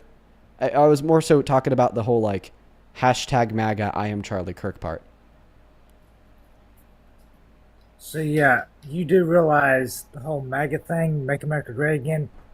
Every president before Trump has also said the same thing. Only Trump coined it as trademarked it. Obama even said it, dude. Well, see, the thing is I think that we should make America great. I'm completely fine with that. All right, but that's not actually what Trump is doing, even though that's his whole Yes, trademark. it is. That's what he's trying to do. I don't Contrary agree. to what your leaders want. Hashtag false. You were not Charlie Kirk. Hashtag MAGA. I am Charlie Kirk. I just can't get over that bio. That is so fucking funny. Like, you should change that, dude. When Trump got shot in the ear, were you one of the people that put, like, the diaper on the ear? Were you, like, taping, like, gauze to that shit, dude? No. Well, that's the vibe that the I am Charlie Kirk hashtag MAGA gives off.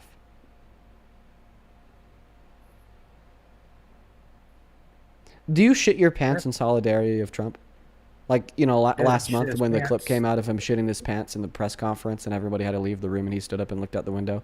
Did you shit your pants in solidarity with him? No. I am shitting my pants. Hashtag MAGA. Is that it? No. No, okay. I'm sorry. Was that as bad as what you're talking about? I don't believe happened. I do know Biden had to wear a diaper because he slept all the time and crapped himself. He wasn't very coherent. We have Donald Trump shit in his pants on audio. You could hear ooze. It's really gross, but we do have that at the debate he had with Biden. You could actually hear him shit his pants.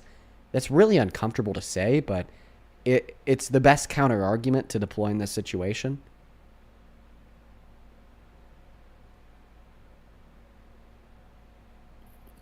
Anyways, what do you think about the situation going on over in Iran? Oh, that's so America About first. us liberating the country. Yeah, the more like American men and women that we could just have, you know, blown up by automated drones for Israel, as the more America's made great again. Truly. Wait, say that again? The more American men and women that get, like, blown into billion pieces by automated drones for Israel overseas, you know, including the 3 new warships and 2,300 Marines deployed in Iran, just screams America first. I think that it's really good for us. Yeah, just the more Americans that die, the more Iranians that die.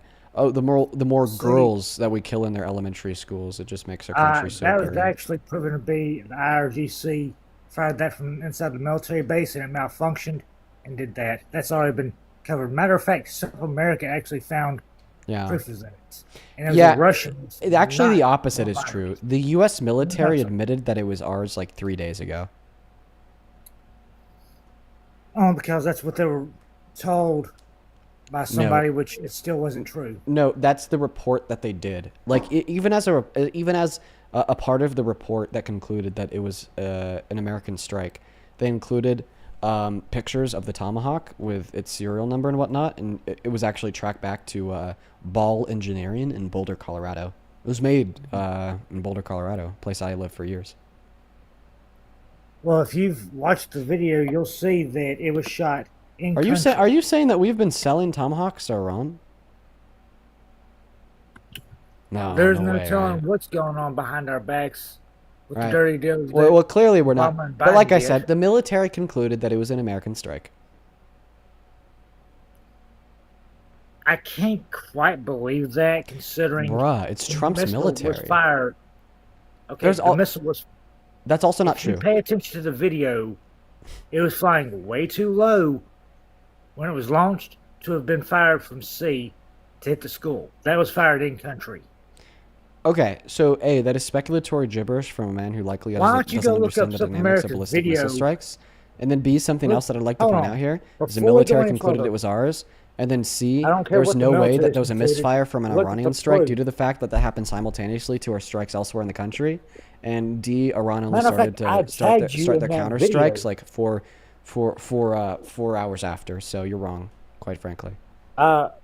Dean, I tagged you in that video as proof. So try again. Wait, I mean, feel free to bring up a video. I could play it on live, but I mean, ultimately, it's just going to be conspiratorial nonsense. I tagged you in the video. Buddy, I get like 1 billion tags a minute. I don't check my tags. Okay, If you want to tell up- me what to look up to find it, I will. Sup America. What are you telling me to look up? The content creator Sup America here on TikTok. SUP. Mm-hmm. America. Exclamation point. Okay. All right, I'm on it. Is it like It this guy was- that posts like weird videos about like historical artifacts? Is there a way you can show me what you're talking about? Yeah, I actually can. Is this the guy that you're talking about? No. Okay, It's it says Sup Sup America. America exclamation point. Wrong creator. SUP America exclamation point. Yes. Oh, Yeah, it's it was the three or same 4 guy. days It's ago. just another one of his pages. Is this it? It'd be the one with the exclamation point on it. So this is it, right? Possibly, yeah. Okay, so you It's sent me a roughly video 3 or that has 4 like days. like 30 fucking views.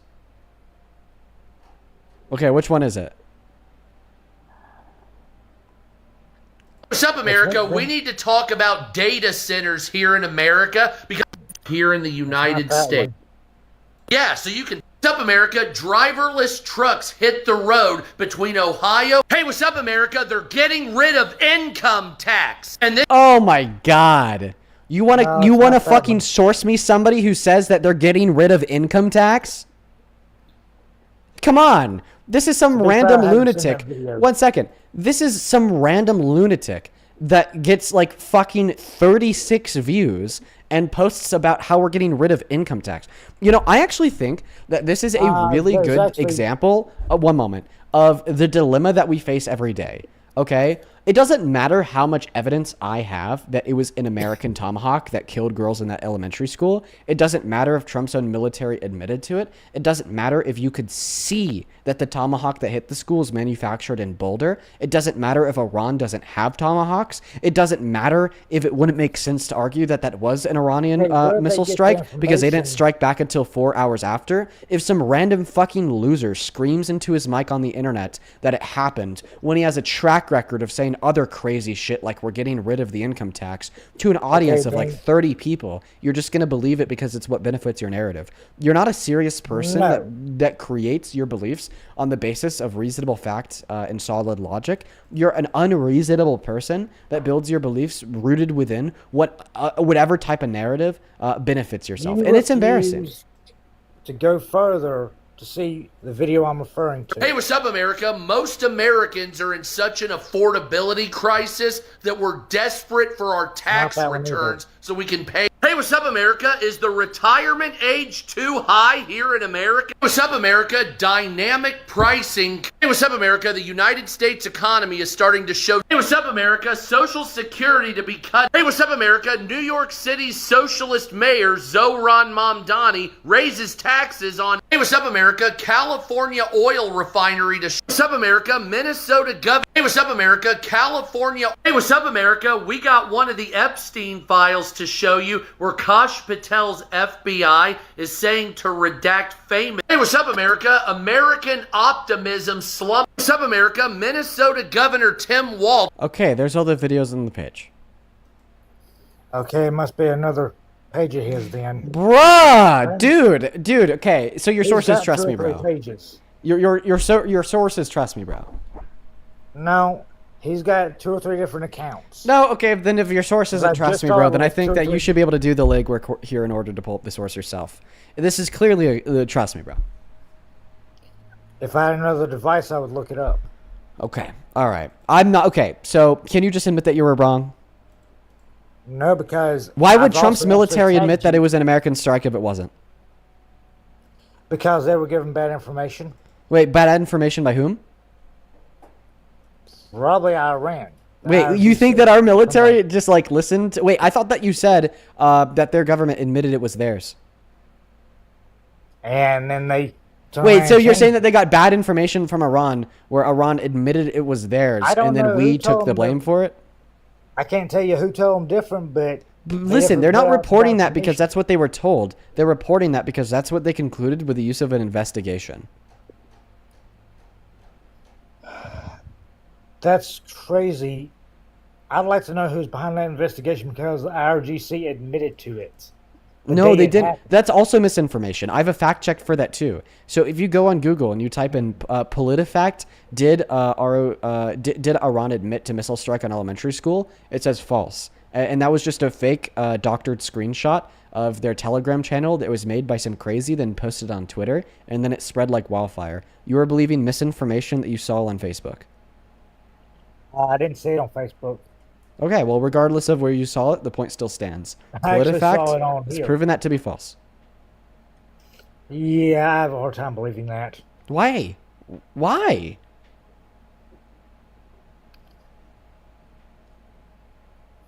Tell me why. Have you ever heard of the Smith-Mundt Act? No. Dude, before you get on here doing this, you need to research the Smith-Mundt Act that Obama got rid of. How is It this allows relevant to a lies and debate about who struck the school? I'm getting to that. It allows lies to be spread and misinformation to be spread about anything and everything. So how do you know that this specific thing, excuse me, is misinformation? Because it was looked up and it was a Russian missile that hit the school. No, it was not a Russian We missile hadn't that even hit the struck school. yet. No, actually, that's not true. So the U.S. military report proved that it was an American missile, and they even like showed their evidence, like a picture of it. It was manufactured by Ball Engineering Yeah, in I've Boulder, seen the Colorado. pictures floating around. Not I have floating a hard around. time That's believing from the DoD. The DoD has proven that it was an American missile. You could see the picture of the Tomahawk. You could see a picture of its branding. You could see a picture of its serial number. It just straight up says Ball Engineering on the side. Like I don't know what else to tell you here. Like this is from the DoD, Trump's DoD. Well, until you do the research, we're not going to talk again. Bro, you're I feel like scared. that. You're scared, No, I'm dude. not. You're so refuse fucking to do the terrified. legwork, and I can't do it Dude, right now. look at all the legwork that I'm doing. You're like citing fucking memes that you saw on like Telegram. Dude, oh my goodness, of course you left. Get pushed. All right. We got a very special next guest tuning into the live stream.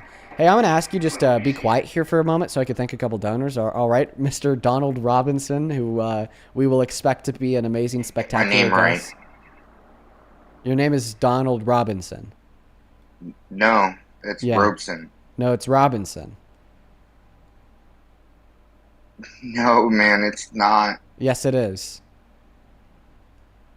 Spell it. Robinson.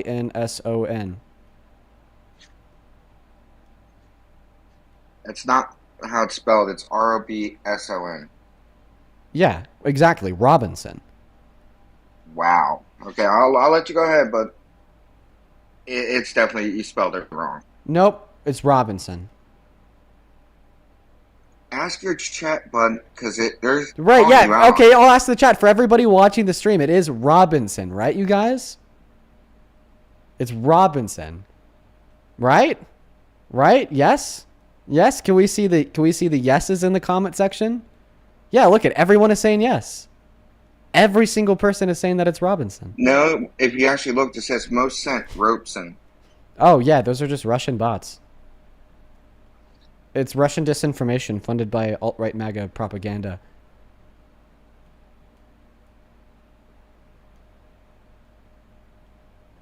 I'm fucking with you. Thank them. I know you are. I'm going to thank a couple people. Thank you so much for the $20 over on YouTube Super Chat, Nick. I really appreciate you so much for the love. Let's get 200 Nick W's down below in the comment section. I'm so very grateful for you. As well as Stella, thank you for the $20 who says, I just want to say thank you. Seriously, you pulled me back before I could ever spiral down some weird alt-right pipeline, and I'm really thankful for that. Stella, thank you so much for voicing that. That is literally exactly why we do what we do here, and I'm so grateful that you share that with us. Thank you so much for the love, Nick and Stella. I would really appreciate it if everybody watching could please show some love to Nick and Stella in the comment section. Brooklyn, thank you for the $5 on Venmo. Then Sarah, thank you for the $10 as well. I really appreciate you so much. We just got another FYP restriction. Bruh, it's fucking brutal out here, dude. And then Sarah, thank you so much for the $10. I really appreciate you. Thank you so much, Sarah. Show some love to Sarah down below. And then I think we just have a couple people to thank over on PayPal real quick. Let's see here. Derek, thank you for the $5. I do live in Colorado. Yep. And that's all. We're all caught up. If you want to support me, you can find my Venmo, my PayPal, and the link tree in my bio on my TikTok account. Pin message over in that YT stream, and the handle's also right there at the top of the phone screen. Get 100% of those proceeds. If you want to support me or the stream, that is the very best way to do so. You could even attach a message that I'll do my best to read off. Oh, Donald Robinson left. Okay, whatever. Goodbye, Donald Robinson. He dipped. You guys are in the chat spamming Discord mod? Damn, bro. What's up, Miles? Do you support Trump? Miles, hello? Oh. Oh, apparently he left because you guys tipped me off to his posts. Apparently his first 3 posts were just pictures of me. No music, no commentary, no meme, no anything. Just pictures of me. Age, please? 19. What year were you born in? 2007. Yeah. What month? January. Sorry, man. I don't believe you. There's a definite chance that you could be 19. You just sound really young, and I'm not buying it. So we're gonna move on to the next guest right now. Only up inside of the queue if you happen to be MAGA. Bruh. Yes, dude, I you support stop? Trump. I support Trump. Can I you support stop? Trump. I Can you support stop? Trump. Can I you support stop? Trump. Can I you support stop? Trump. Can I you support stop? Trump. I support Trump. I Can support you Trump. I support Trump. Stop. Do you support Stop Trump? with this. Do you support Trump? No, stop with this. I support Trump. I didn't even mean to bring you up. Oh, you say that literally every single time. Because I never fucking mean to. And then you always get up in the live. Okay, I don't really what have about too it? good of control over the people that I'm able to get up though. Lucky the queue does. I think jump it's around a lot. like a thing. I feel like it's like because you're like you indoctrinate people and stuff. Because I was on Parker's live today and like I don't know if you heard, but like Guess what? Literally no one gives a fuck, dude. Moving on to the next guest, Zion. Only up inside of that queue if you're MAGA. Thank you. Hi, do you support Trump? Yeah, I do. How old are you?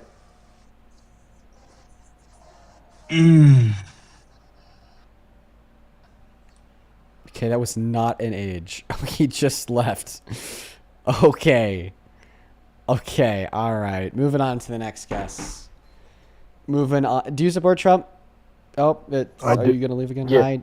I do. Sorry, my Oh. connection was bad the first time. No worries. I did vote for Trump. Okay, how old are you? I'm 24. And why do you support the worst president of your life, Mr. Trump? I mean, immigration's a good example.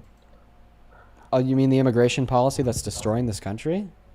Literally. How would you say it's destroying the country? There's You not don't a think single thing that is better today than it was before Donald Trump's second administration started. Not one. So if it's not different, how would you consider it worse?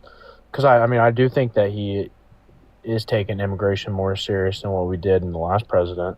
No, he's fucking it up more. Okay? How is that? He's focusing on deporting undocumented immigrants that don't have any violent or bad crimes on their record. He's deporting fucking unaccompanied minors and even some legal immigrants like asylum seekers. B, he's doing so illegally, unconstitutionally, and immorally by deporting them with no due process, detaining them because of their race or accent in which they speak English in, so on and so forth, right? And then C, okay, it's only led to bad outcomes because it destabilizes our industries by forcibly expelling 8.3 million of our laborers and 11 million of our consumers, which is maybe one of the reasons why last year we got the worst annualized jobs report since 2003, ignoring recessions.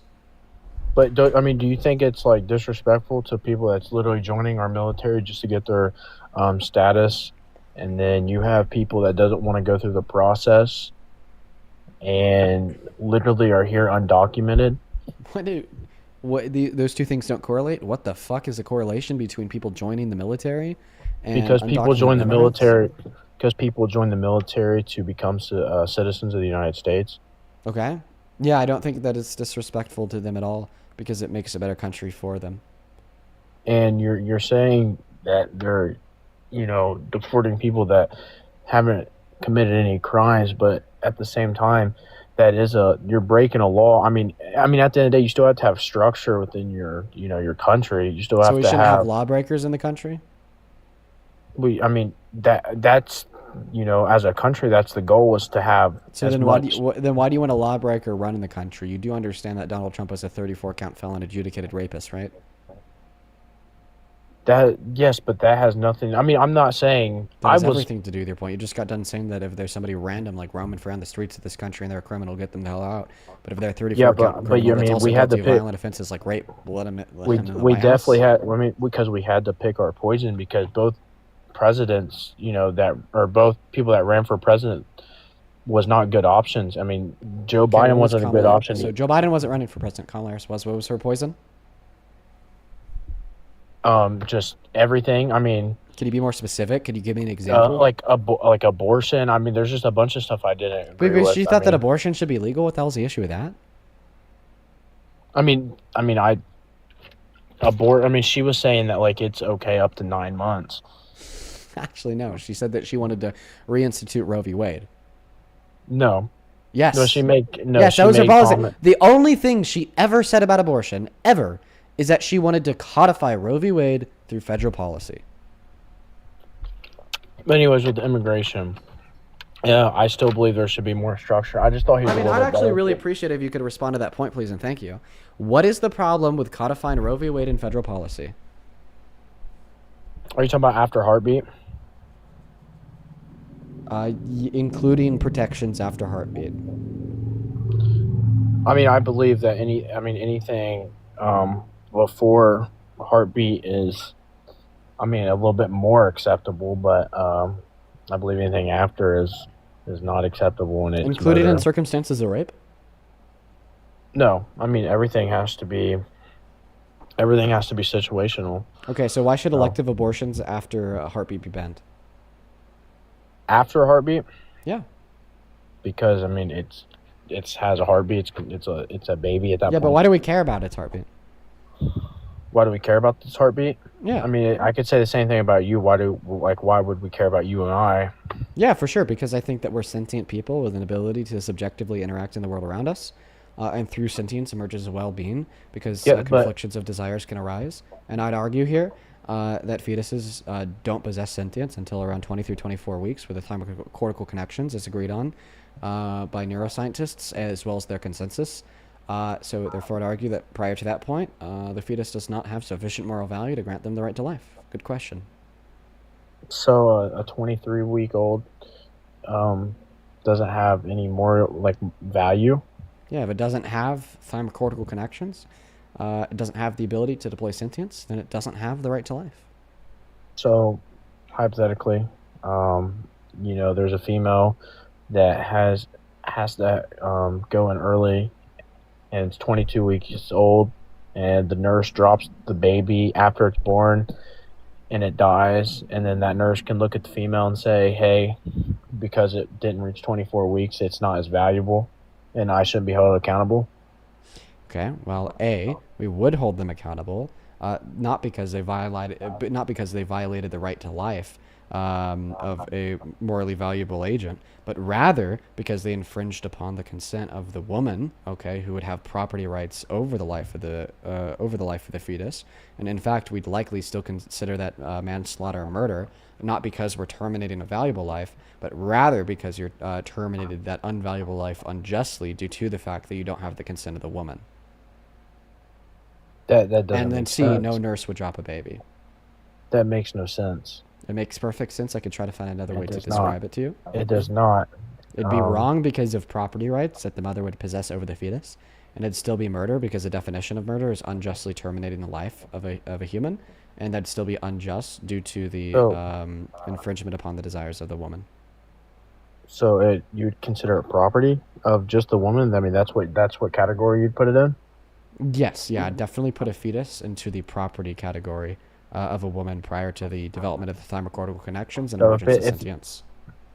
So the baby's born at 22 weeks early, has a heartbeat, squirming. You're going to look at it and say you are just property of the female that had you. Yeah, if it doesn't have thymocortical that's connections, if crazy. it can't deploy sentience, then it's property, yes, of the woman. What's crazy about that view? That's crazy. I mean, you see a female holding a 22-week baby that's born, and By the way, I just want to point you out. That's only ever happened once. By the way, the earliest born viable fetus ever was at 22 weeks. So, yeah. And that's still baby, man. That's still a baby. I definitely agree that it's a fetus, human fetus. I just don't think that it's morally valuable because why would it be? Okay, it doesn't have subjective experiences at all. I don't know. What about its life is morally valuable? You tell me. Because it's a baby. I mean, what's a 2-year-old? Are you saying just because it's a human life? Yes, it is. Okay, are zygotes human lives? You said what? Are zygotes human lives? I mean, anything's a human life after a heartbeat. Wait, it's not a human life before a heartbeat? Why?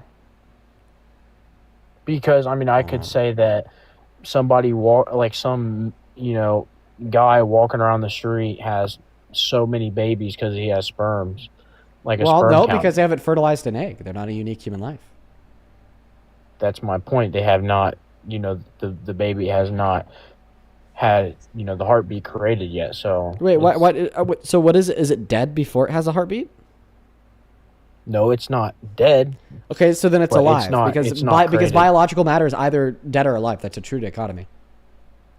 No, that wait. What's the third? No what's sense. the third state that biological matter can exist in outside of death and life? It can. I mean, it's just what's not the third there option? Yet. It's just not there yet. Not there yet. It's not a third option. Biological matter is either dead or alive. That is. Wait. Do you agree? Do you agree that all biological matter? One moment. Your future do you agree? Do you agree? Not, do you agree? Do you agree that all biological matter is either alive or dead? No. Okay. What's the other option? Is your daughter's dead? No, because my daughter's daughter isn't biological matter. It's just a concept.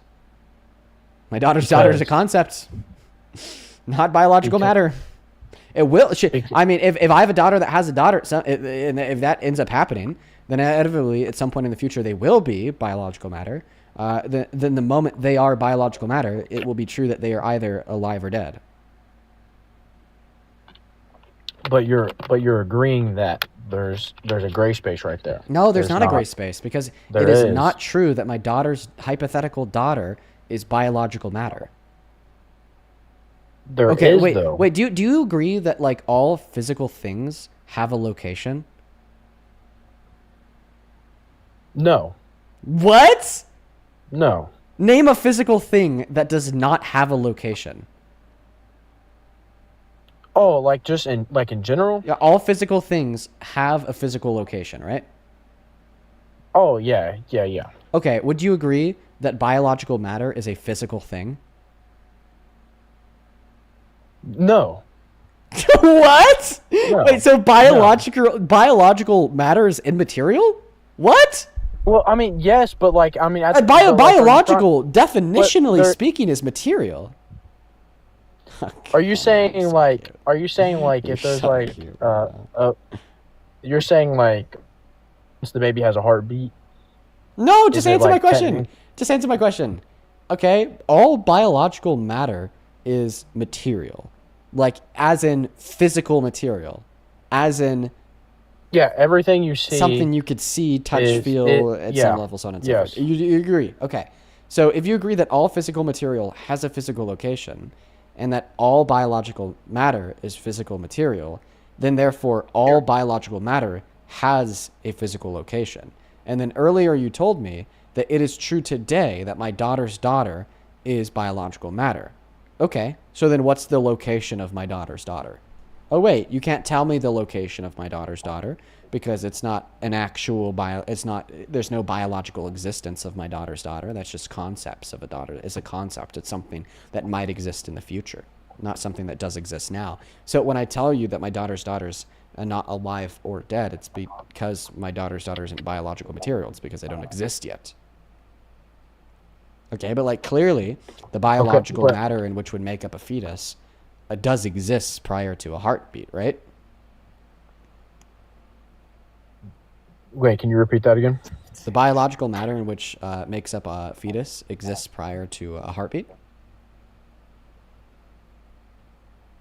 I mean, yes, but at the same time, it's not as valuable until it has a heartbeat. Like I said, you could sit there and say that like people, like a male that walks around has sperm. You don't sit there and say he has 30,000 kids. Yeah, because nothing has actually been created yet. I would say that human life I would say that biological human life begins at the moment of conception. Okay, but like the reason why you can't say that biological human life begins at the moment of the heartbeat is because like clearly there is biological matter in which would consist the fetus that is present prior to the heartbeat, and we wouldn't say that it's dead, therefore it's alive. The only consistent view here in which one could hold is that biologically speaking, biological life begins at the moment of conception. Okay, but biological life does not mean personhood. Biological life does not mean moral worth or moral value. Yeah, but like you guys still like pick and choose. It's like you say that like it's a part of the female. You know what I mean? And it's not. It's now you're attempting to change the conversation. Wait, is it a part of the female prior to heartbeat? Yes. Okay, so some women have 20 fingers and 20 toes? I mean, I could say the same thing because you don't believe that it is even after heartbeat. Pregnant women prior to having a heartbeat, given that fingers and toes begin to develop. I mean, this could go either, weeks, which is unlikely. Apparently, they have 20 fingers and 20 toes. So, why, if it's a part of the woman prior to the heartbeat, then why is it not a part of the woman after the heartbeat? Because you can't live without a heartbeat. You can't live without a heartbeat? No. That's not true. Does bacteria live? I mean, does plants live? Yes. Plants and bacteria both live. Yeah. Plants and bacteria don't have heartbeats. So if plants live, just because if somebody concede. Plants and bacteria both live, but neither plants or bacteria. Yeah, I'm going on what you're saying. I'm saying yes, right? Yes. I'm saying plants do live. So you got a biological life without a heartbeat. That's clear. I mean, if you get hit by a semi truck. Do you agree that you could have biological life without a heartbeat? Oh, bio? No. So plants aren't biologically alive? Okay, there's different systems when living. A plant can still grow. This guy's dumb as without a heartbeat. A plant can still grow without a heartbeat. You can't grow without a heartbeat. Yeah, actually you can. An example of a biological human life growing without a heartbeat would be that of a fetus prior to 8 weeks. I don't listen. It just feels so backward. You're saying it's not a human. It just feels so backward. But you're saying it's not a human back. You're saying it's not a human yet. It actually, I'd argue it is a biological human life. It's just not one that has moral value yet. It also seems just so backward that I'm the one arguing this. Like, I feel like conventionally, it's like the pro-life person that's arguing what I'm saying, right? Like, usually the pro-choicer doesn't have to convince a pro-lifer that it's a human prior to a heartbeat. See, my position on abortion is just that it is human. I don't care that it's human because it doesn't have moral value.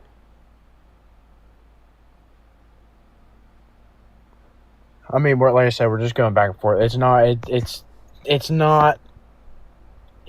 After the heartbeat, it's more. I look at it as valuable. You've still just given no good reason insofar as why we should believe that it's not alive prior to the heartbeat.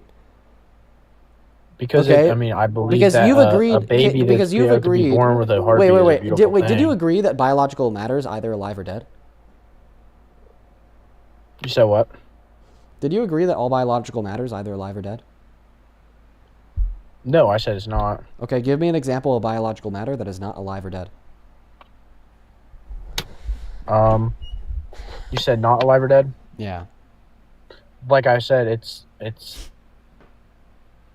So, like, for example, I used your like you said, your daughter's daughter. Yeah, but my daughter's daughter is not biological matter yet. Therefore, they're not alive or dead yet. But once they are biological matter, they will be alive or dead. But I believe that anything that is alive is important. Is important. Okay. I don't know. You're not answering my question. Okay. What is the third option for biological matter? Can you give me an example of biological matter that is not alive or dead? Oh my God, her hair's everywhere. Jesus. You can't do it because it's a true dichotomy. Oh, he actually left. Yeah, it makes sense. He ran. Oh my God, guys, I'm really tired today. And I'm going to be allergenic, bro. Oh my, dude, she's shedding so much. Her hair is everywhere. Her hair is all over me. All over this blanket. Dude, I got to get that blanket out of here. It's all over the desk. Oh my God. Spring shed. Yeah. My girlfriend was telling me that she was brushing Momo earlier. But that is so... I've never seen her shed like that in my life. Oh my God, it's everywhere on my pants? Jesus Christ. Hi, do you support Trump? No, I don't. Then unfortunately, I'm going to have to ban you. Man, it's everywhere. Okay, I'm going to go to thank a couple people real quick. If you do want to support me and if you do want to support the stream, you can find my Venmo and my PayPal in the link tree in the bio of my TikTok account. Pin message over on YouTube. Y'all already know it. On Venmo, Sierra, thank you for the $5 for Momo. Lindsay with the $5 saying Momo for president. And then Jay Lynn with the $10 who says, I watch the live so much every time my mom sees my phone screen. It's quote unquote, here she goes again. LOL, I've learned so much since I started watching. Hell yeah, Jalen. I'm really happy that you've been able to learn something. And thank you so much for watching the lives. I get it. They can be quite addictive sometimes. We got Timmy Tim loading up right now. Ruben, thank you for the $5 over on PayPal. Allison, thank you for the $2. Travis, thank you for the $5. How you doing, my brother? And then over on YouTube Super Chat, RES, thank you so much for the $10. Who says, get Momo some treats on me. Bro, you got it. Appreciate you so much for the $10. Welcome in, man. Just do give me one moment. Let's get 100 RESWs and then 200 Angel Ws. Thank you so much for the $20 donation on PayPal. Oh, my goodness gracious. Thank you so much for the love, Angel. Let's get 200 Angel Ws down low. I'm very grateful for that, Angel. Thank you, thank you, thank you. Angel with the $20 says, hope your day has been good, donating to support you, but just loving Momo on camera. Sorry, I wanted to ask, why is she named Momo? Momo from Avatar is the inspiration for that. Momo from Avatar. Timmy Tim, do you support Trump? Yes, I do. How old are you? How old am I? Yeah. 37. What year were you born in? You know how old 37 is? No clue. What year you're born in? Oh, you don't know? Not a clue. I said 37. I said 37 because my real age doesn't matter. So to you, I'm 37. Now, are we going to get into this debate or what? Nope, because you have to be at least 18 to join the live stream. Aggressive fetus, calm down. Blowing fucking Momo's hair off my phone screen. Jesus. Moving on to the next guest, Julia. Here we go. Okay, moving on to Weather World. We may have to hit a little bit of a restart on the stream. We got one of those restrictions again. But I guess we just have like 40 minutes left. Hi, do you support Trump? Yes, I do. How do you? Oh, I'm 36. Why do you support the worst president of your life? Because you guys push so much propaganda in my life. Oh, all the propaganda that we push. Hey, do you want to come back after a restart? Sure. Okay, do you know how to do that? What do you want to restart? You're restarting your stream, or you want me to restart mine? I'm gonna restart my stream. Do you know how to come back? Okay. Yeah, just find whatever one's running on live. Okay, just listen to what I'm about to say here, Weather. You will be the first guest back. All right, for everybody watching, we have to restart the live. As well as Weather, make sure that you do this. You could unfollow me after, but everybody hit that follow button in the top left-hand corner of the phone screen. That will ensure that this live will be on your following list after the restart's over. Alternatively, to come back even quicker after the restart, if you click once the live is over, it'll say live is ended, and then it will show you my profile picture. If you click on my profile picture, it'll send you to my account page. If you count to 10 or 15, then refresh. You'll be able to click into the new live. The restarts take less than 5 seconds. Then it takes another 10 seconds to send out. So I'll be right back. By the way, Weather, you're going to be the very first guest, so you should come back. All right, restart now. And while we are restarting, Miss Mindy, thank you so very much for the $100 over on Super Chat. Mindy, holy shit. Thank you so much for your love. Thank you so much for your kindness. That is so much goddamn money from the bottom of my heart. Thank you so much. That is MINDEE. Well, dude, for everybody tuning back in on TikTok, y'all show some love to Mindy in that comment section. She hit us with a $100 super chat over on that YT stream. Thank you so much for that love.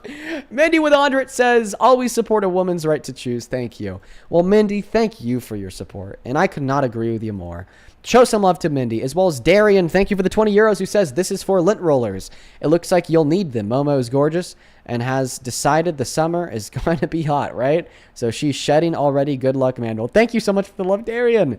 I also don't understand kind of how that works for cats like Momo, who are like indoor cats. Like, how the fuck does Momo know that it's heating up outside when she like rarely ever goes outside? I don't know. Make it make sense, man, because I certainly don't get it. Thank you so much, Mindy and Darian. Please show some love to Mindy and Darian down below, as well as Fab, FAB. Thank you for the $10, who says, get Momo some treats on me. I do think I read that out earlier, but thank you once again. And then Shannon, thank you so much for the $20 donation over on Venmo, who says, for yours only. Okay, I'll keep that to myself. Thank you so much for the love, Shannon. Let's get to it, Shannon W's. I really appreciate you so much for the love and support. Show some love to Shannon. All right, we are all caught up. Guys, once again, if you want to support me in what we do here, you can find my Venmo, my PayPal, and the link tree in the bio on my TikTok account. Pin message over in that YT stream, and the handles also right there at the top. We're waiting on the Weather World. Oh, okay, he's back. But I seriously do appreciate you guys so much for the love. Can you go ahead and just thank the donors real quick? Who, me? Thank the donors? Yeah. They didn't give me anything. I know, but they gave me something. Say thank you for donating your money to Dean. Nah, I can't do Wow. Wow, what a jackass. that. I know. I get that a lot. Thank you so much. Appreciate it. Is there any way that you could turn your mic up? You're a little bit quiet. Sure, I got you. Hold on. How about now? A little bit better? A little bit better? Yeah, that's fine. That's fine. Yeah. It's still a little bit quiet. It's a little bit quiet. Hold on. Hold on. I mean, it's fine, but we can make it just work. trying to put better? A little bit better? Yeah, it's whatever. Okay, so you All said right, that whatever. you support Trump as president because Yeah. I spread propaganda? Yeah, well, I mean, it was just what the other guy was talking about a little bit with the whole Smith-Muntzak, which you're kind of, I guess, unaware of. And it's just, personally speaking, if the Smith-Muntzak was brought back or repealed, I should say, and not put up on, for legal guidelines, basically to push, disinformation with no consequences, it's kind of like where we've run into as a society. We basically, at this point, don't have discourse between both sides. I'm an independent voter, somebody who sits in the middle. I would say that I'm more, I guess, economically conservative, but more socially liberal. If that act got repealed, then Donald Trump would be in jail. We've never had a president spread more disinformation than Donald Trump. MAGA is all about misinformation, 110%. How so? Well, I'll tell you how so. Donald Trump told over 30,000 lies in his first term alone, told the largest lie that any sitting president has ever told with his denial of the outcome of the 2020 election until today. And he always tries to find a way to lie to manipulate anything to his advantage. He did this with the inflation onset by the pandemic. He said that was Biden's policy. He's doing this with the higher gas prices today. He says that's good because we make more money. He does this with Iran. One day they have weapons of mass destruction. The next day they don't. The next day they do. The next day we've destroyed them. But then the next month they do again. We got to go in and invade them. He says this a lot about the legislation that he passes. He says that undocumented immigrants have escaped they've all escaped to mental institution gangs and prisons, spreading very bigoted and harmful misinformation to justify his onslaught of black and brown people in this country. He's always black spreading and brown people. How misinformation. so? I don't understand that one.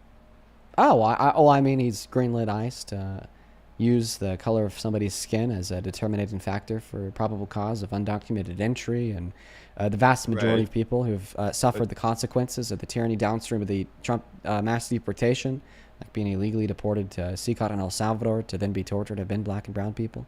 Or But you know, see, like right the there is misinformation surrounding corruption in the government and Democrats, misinformation surrounding Democrats protecting criminals, misinformation surrounding the nature of like the tomahawk that killed the girls in the girls' elementary school in Iran. There's always new disinformation. But once again, the largest lie ever told by any president was Donald Trump's disinformation surrounding the 2020 election. Oh, where he said it was rigged and all that, and the whole January 6th thing happened, and you know, all of that. I guess, yeah. I mean, you know, that's you know, totally fair and everything. I feel like that every president in every presidential election says that the election is rigged. Going back, I mean, ever since I was born. So I mean, it's just every election has been like that, and it's gonna. Oh yes, it has. No, not like Trump. Not like Trump. What happened when Al Gore contested his election? What did he do? He dragged it on for 6 months. And it went where? It went to nowhere for him. Well, it went to SCOTUS, and then SCOTUS said it never happened. Al Gore, okay, he chased after the proper legal channels to contest the outcome of the election. He was doing it by the books. Hillary Clinton did the same thing, by the way. Okay? Donald Trump, there was a moment where he said that this election was stolen. I'm now going to seek the proper legal channels. Let's try to get it figured out. No, he said, this election is stolen. The proper legal channels need to comply right now. Hey, Bill Barr, head of the DOJ, go ahead and release a memo stating that there's sufficient evidence to support widespread voter fraud when you have no sufficient evidence of that. He caused half the DOJ to resign. He said, this election is stolen. Go fight like hell to win your country back. Cause the insurrection upon the Capitol. 174 people tried to kill cops, ran inside, smeared their shit on the walls, trying to kill the representative, gave them all incomplete presidential pardons. Yeah, this election is stolen. Let's go ahead and send FAKE votes into the election, saying that Trump won states he lost to try to get it back. The proper legal channels were never sought after by Trump. He declared it as a stolen election and then acted off of that, even making statements that it was stolen, therefore we should terminate the Constitution. That is very different than what Hillary Clinton did. That is very different than what Al Gore did. Do not make an equivocation between those two things. Well, three things. Trump definitely did try to follow the law when he asked Nancy Pelosi to get the National Guard in there. She completely disregarded that request. Well, wait, I thought that he had the ability to deploy the National Guard wherever he wanted to. Didn't he do this in Illinois, D.C., Portland, Memphis? Well, you know, he did, but now he was stopped to do that because, you know, there's the whole legal thing with the Supreme Court and all that happened in California, so that kind of put a spiral effect and repercussion down with all the rest of the states and cities that they were stationed at to keep. Well, I mean, but you told me that he was trying to follow the letter of the law, but he claimed to be following the letter of the law as it related to deploying the National Guard in the first place in the second administration. Else you'd argue that he did that that he did that knowing it was illegal. And by the way, you didn't really respond to anything that I said there. You said, "Oh, he's trying to follow the letter of the law." Not illegal. So then, why did he go to Bill Barr at the DOJ? Then why did he go? One moment. Then why did he go to Then why did he go to Bill Barr at the DOJ? And then why did he ask Bill Barr to falsely announce widespread voter fraud with no evidence? Well, because you know what? Maybe that was Trump's own mistake right there. You know what? Some people aren't perfect. You know, I also hear that there's widespread voter fraud with this election too. That's something that Kamala Harris said. Where did Kamala Harris say that? Where did Kamala Harris tell the DOJ to announce widespread voter fraud? Where did Kamala Harris say that she regretted not having the National Guard? There, everyone. I misspoke there. So basically, what I'm saying here is that she basically just went on media when she was doing her press rounds recently, and she has said that, you know, that she blames, first of all, she blames the manosphere for it, and then also she, you know, said that there were some satellite things with Elon Musk going on with supposedly with you know, his Starlink satellites, which is pretty outrageous of a claim, just as much as going with Donald Trump. So everyone does it. So I mean, we're kind of splitting hairs here, aren't we? No, because when did Kamala Harris go to the DOJ and ask them to break the law? When did Kamala Harris call states? One moment. When did Kamala Harris call states and ask them to make votes? When did Kamala Harris say that she regretted not having the National Guard steal the voting machines? When did Kamala Harris send fake votes into Congress saying she won? You're right. The only call she made to those states was when she had to concede to them for the election. You're right. Exactly, and she did. And concede. you know what? That's and she that's did okay, concede. though, because I know that you brought that up now, as like Kamala Harris lost moment, but that actually furthers my argument. Can you admit that Donald Trump launched an unprecedented attack on this country's government, on this country's civil electoral processes? Not. Okay, then name one other president that has ever used. I don't even see any evidence on that. Okay. That was all by the people. If that wasn't just because it was his words that ran that, can you really blame him then for all the people's actions and reactions? Because there are a lot of people who, you know what I mean? There's some people online, there's some people on TV that say certain things, and then people go out and they react and they go ahead and they just to clarify, we are agreeing that those are the people that he called patriots and gave full and complete presidential pardons, right? Oh, do you mean the patriots that were sentenced for several years for felonies, for most of them that didn't commit any felonious charges? Oh yeah, it wasn't felonious at all to try to kill cops, right? Felonious to what? It wasn't felonious at all to try to kill cops like DJ Rodriguez driving a stun gun into Officer Fanon's neck. And then he got a full and complete presidential pardon, right? That guy? Sure. Do you have the medical records to prove that? We have his admission of guilt to prove that, my friend. Do you have the medical records to we prove don't. that? I'm sure that the court does, but I don't reference that. I reference DJ Rodriguez's admission of guilt. Oh, but he's been freed, right, from his admission of guilt. He's been freed from the admission of guilt. Is that what's going on? He's been freed. No. Is that the big problem here? Yeah. The problem is that he was jail? freed from jail. Yeah, the problem is that he was freed from jail. By the way, I got to kick you because you got a flag for misinformation. Totally expected. I really wish that TikTok would let me actually talk about the 2020 election on here. And he wasn't exonerated. He was pardoned, so he wasn't freed. He was just let out. Man, dude, I wish back in the day, we used to be able to talk about the 2020 election as much as we wanted to. And I cook frauds on that topic, dude. I know so much about J6. It was my favorite thing to talk about. But like anymore, I can't even get like 10 minutes without like somebody getting a misinformation ban. Do you support Trump? Yes, I do. How old are you? 18. I'm sorry, I just don't believe you. My birthday is December 6th, 2007. I'm 18 years old. I'm a senior in high school. Okay, let me thank a couple people. First and foremost, Miss Susanna. Thank you very much for the $25 donation over on Venmo.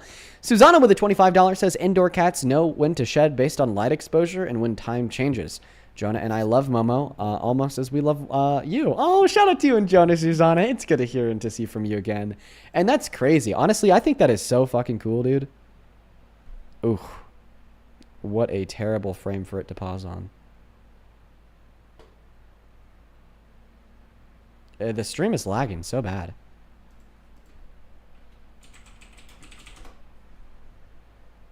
Are we good? Yeah, it looks like we're good. Okay, we're back. I just got some lag on my phone. Shout out to you, Susanna, and thank you for sharing that with me. That is so crazy that cats have the ability to do that. Over on PayPal as well, thank you so much, Caroline, for the $20. I really appreciate you so much for that love, Caroline. Caroline with the $20 says, your problem over there is at your place of freedom of speech, that you place freedom of speech too high. I used to complain about the German system, but now that I get it and they mostly agree like 95% of it, there have to be some boundaries. My disability check just came through, so I'll use it. Well, I appreciate you so much for the $20, Caroline. And listen, I think that freedom of speech is really important. I'm not going to lie. Replace and popcorn machine donations to links. Somebody in the chat is spamming please send popcorn donation to Dean. Popcorn machine donations? I'm good, man. I don't think that I need a popcorn machine. I'm all right. But anyways, yeah, I appreciate you so much for the love, Caroline. I do value freedom of speech. And then Alice, thank you for the $2. Yo, what's going on, kid? Yo, what's up? You still consider yourself to be the next Charlie Kirk? Why are you on your second account, Brody? Yeah, because the main account is banned for 3 days. Oh, banned for misinformation. That's not surprising. No, it was actually banned for harassment and bullying from a guest. Keep spreading your misinformation. DB, thank you so much for the gym gun. And Dean Withers, lover, thank you for the galaxy. Sorry, I just had to thank some donors. Sorry. Yeah. I'm just looking out for you for a defamation lawsuit by, probably the Trump administration. So I'm just... Yeah. I would just be careful on how you go about spreading misinformation on... What I thought I just told you that I didn't get banned for misinfo. I got banned for we all know violation of hate speech and violence. The hate speech you're spewing against conservatives. No, it was a guest violation. It was like... that's not true. I don't believe that it was a guest violation. How much money do you want to bet? And I saw a clip... Wait. How much money do you want to bet? Money? Yep. That's all that is to you, man. It's just money. Yep, money. How much money do you want to bet? You little greedy Jew. Would you just call me a greedy Jew? For begging for money. Okay, you are so fucking anti-Semitic. Hello? I'm not. I love Israel. I'm supporting Israel's right to It exist is so. in the Middle East. What the hell do you mean? You to call don't somebody a support- greedy Jew? That's so fucked up. Who in their right mind would ever We all say know they're something greedy, like bro. We all know they're greedy. that? The Jewish people. Okay, so first and foremost, it is so crazy to me that some people, such as yourself, are so hateful, and because of that, I'm gonna go to ban you. Didn't even last 30 seconds. So emotional. So emotional. All right, moving on to the next guest, Mary. Clear Trump supporter. How do you support Trump? I am 18, so I don't think it was fair to kick me out last time. Okay, just tell us why you support Trump. Okay. I support Trump because I believe that he is doing a great job with keeping transgender athletes out of women's sports and helping prevent the death of millions of babies through abortion. Well, I think that abortion is awesome. I think that every single woman should get tax credits given that they get abortions. For instance, my girlfriend personally got 36 in the last month and a half, and I think for that she should get a little gold star, a real big reward. I'm sorry, you think she should get a gold star for 36 killed babies? Yeah. Do you take a problem with my girlfriend getting 36 abortions in the last day and a half? No, I'm not criticizing your girlfriend. I'm curious why you believe that that deserves a gold star. I don't know. I'm really proud of her. Really took a lot of work. So. Okay. That is really hard on a woman's body, physically and mentally. I know, which is why she should get a gold star. But it's the death of 36 babies. I'm failing. I don't understand why you believe that that's an okay position to take. I'm trolling you. You understand it is literally biologically impossible to get 36 abortions in a day and a half, right? Okay, yes, but it's not something to joke about when it's lives. I know. I really shouldn't be joking about it. So what is your stance on transgender athletes in female sports? Well, before we talk about trans people, the 1% that just continues to get targeted day in and day out because you got to ignore the failing economy, the new war in Iran, and the top 1% protecting pedophiles. So you just got to talk about trans people. We can talk about that if you're more comfortable with that. I want to finish out a conversation about abortion. Okay. So why do you think that abortion should be banned, including in scenarios of rape? Yes, I believe abortion should be banned in all accounts, and I believe the percentage of abortions, the percentage of abortions that happen due to rape or incest are so low, and sometimes the mother is not in danger by choosing to abort their child. They're choosing to do that, but not for their own safety. Okay. So, first and foremost, I just want to see if you're willing to be consistent within your view here. If a little girl experienced precocious puberty, meaning that she started puberty at 6 to 9, she was raped and impregnated, doctor told her if she goes through the pregnancy, she won't die. Do you think that this 6-year-old that is pregnant should be forced to maintain her pregnancy? Okay, I would like to point out how rare of a scenario that would be, first of all. Super rare. But if we're going to talk about hypotheticals and go into specific scenarios, then yes, if it came down to a situation like that and it was medically necessary. No, I just said it wouldn't be medically necessary. The doctor told her she won't die if she goes through the pregnancy. I believe they should do everything to save the life of the baby and the female. Okay, so the 6-year-old that is pregnant has been told by her doctor that she won't die. Should the 6-year-old that's pregnant because of rape be denied access to abortion? Okay, I want to preface this by saying that I do not believe that scenario is horrible and terrible to think about, obviously. But if we're going to talk about a specific hypothetical, I believe that the baby should be saved. Yeah, you're fucking crazy, dude. You're insane, man. I like to ask that question because it's just so clearly That's just such a I'm sorry. I'm specific just looking for the words. Give me a second. Okay. I like to ask that question and I like to jump to that scenario because it's just so clear that they should have access to abortion. Duh. I feel like saying that a raped 6-year-old shouldn't have access to abortion is no different in the sense of okay, that's clearly wrong and insane to say. It's no different than saying the Holocaust was a good thing.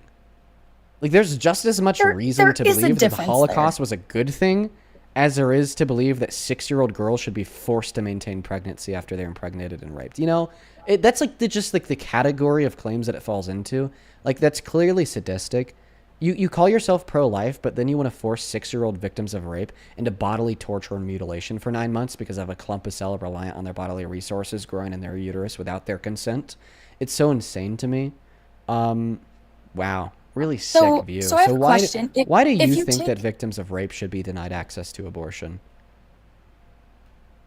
I believe that abortions are the killing of human life and child life, and that should not be allowed under any circumstances. And I understand that there are specific circumstances. Okay, so what about the 175 girls in the girls' elementary school in Iran? Are you going to stop supporting Trump because under his directive, his military killed 174 children? I love that you keep coming back to that, because I think it's so interesting that that's your one statistic that you keep reverting back to. And you're the one who just told me that you would like to stay on the topic of abortion, and you choose to switch back to your one fact that I've heard you say 3 times while I've been waiting in this queue. Yeah, if you don't want to answer the question, you don't have to. Just know that you're a fucking hypocrite for saying that we should force 6-year-old girls to maintain pregnancy because we need to save innocent life, but you're still going to support Trump even though he has the blood of 174 children on his hands. Back to abortion. We're discussing. Okay. Back so to why abortion. do you think that victims of rape should be denied access to abortion? I believe that all abortion should be illegal. It's not a specific scenario. It's not based on any contingencies. It's that you are killing a human life. Listen, I don't think that killing human life is always wrong, okay? I think that's very clear, because not all humans have the right to life. As an example, we don't consider it to be murder when we pull the plug on a brain-dead patient, even though they're biologically human and they're biologically alive, all right? It is not our species that gives us our moral value. It's something else, okay? And we'll get on to that something else in a bit.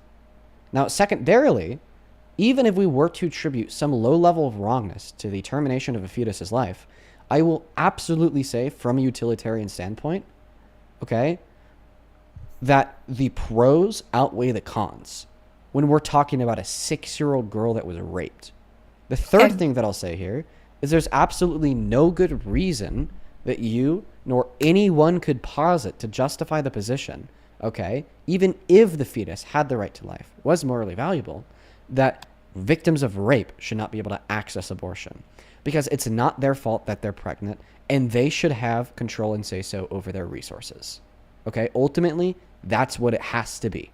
All right, if you're raped, okay, that means that you have this fetus growing inside of your uterus, okay, reliant on your bodily resources. You should be well within your right and your say so to say, no, I will deny domicile within my uterus and access to my bodily resources to the fetus, even if it means the fetus will die. Here's a hypothetical to understand where I'm coming from. If you live at home alone in the middle of the woods and you work a job in a small town making just enough money to get by and buy yourself food, and every night you leave your door open, no real threat, but then somebody starts breaking into your house in the middle of the night through that front door every night, and they steal half of your food to keep themselves alive, and you know they're going to do this for 9 months. You know there's around a 3% chance that you're going to starve and die by the end of it. And this is also going to make you live very uncomfortably. You only have 50% of the food in which you typically do. This means physical pain. This means mental pain, trauma, anguish. But you also know all that you have to do to prevent this person from stealing half of your food in the middle of the night is to lock your front door at night. But you know if you prevent them from taking your food, they're going to die from starvation as a result. Do you think that you should maintain your legal right to lock your front door at night to prevent that third party from stealing your resources, even if it means they die as a result? I would like to say, in that scenario you just gave, the woman didn't choose to have sex. Okay. Neither did the 6-year-old that was raped, idiot. Yes, that's in the case of rape. You're talking about such hypotheticals. Yeah, in the case of rape, you said that they should still be denied access to abortion. So that is very specifically what this hypothetical is responding if it didn't endanger the mother's life. All right, just like in this example, there's only a 3% chance that this woman is going to die, very similarly to the 3 to 5% mortality rate that is true of any and all pregnancies. So go ahead and answer the question. In this hypothetical, do you think that you should maintain your legal right to lock your front door, denying this third party access to your food, even if they die from starvation as a result themselves? I don't understand how you even think that this is the same in a scenario that equates. So answer the question, then tell me how it's not equivalent. And tell you how what? Sorry. Answer the question, should you be able to lock your front door at night and deny them access to your resources even if they die? Then after you answer the question, tell me how it's not equivalent. I believe that these are two unequivalent scenarios, which I've just said. I'm going to need you to answer the question first, though.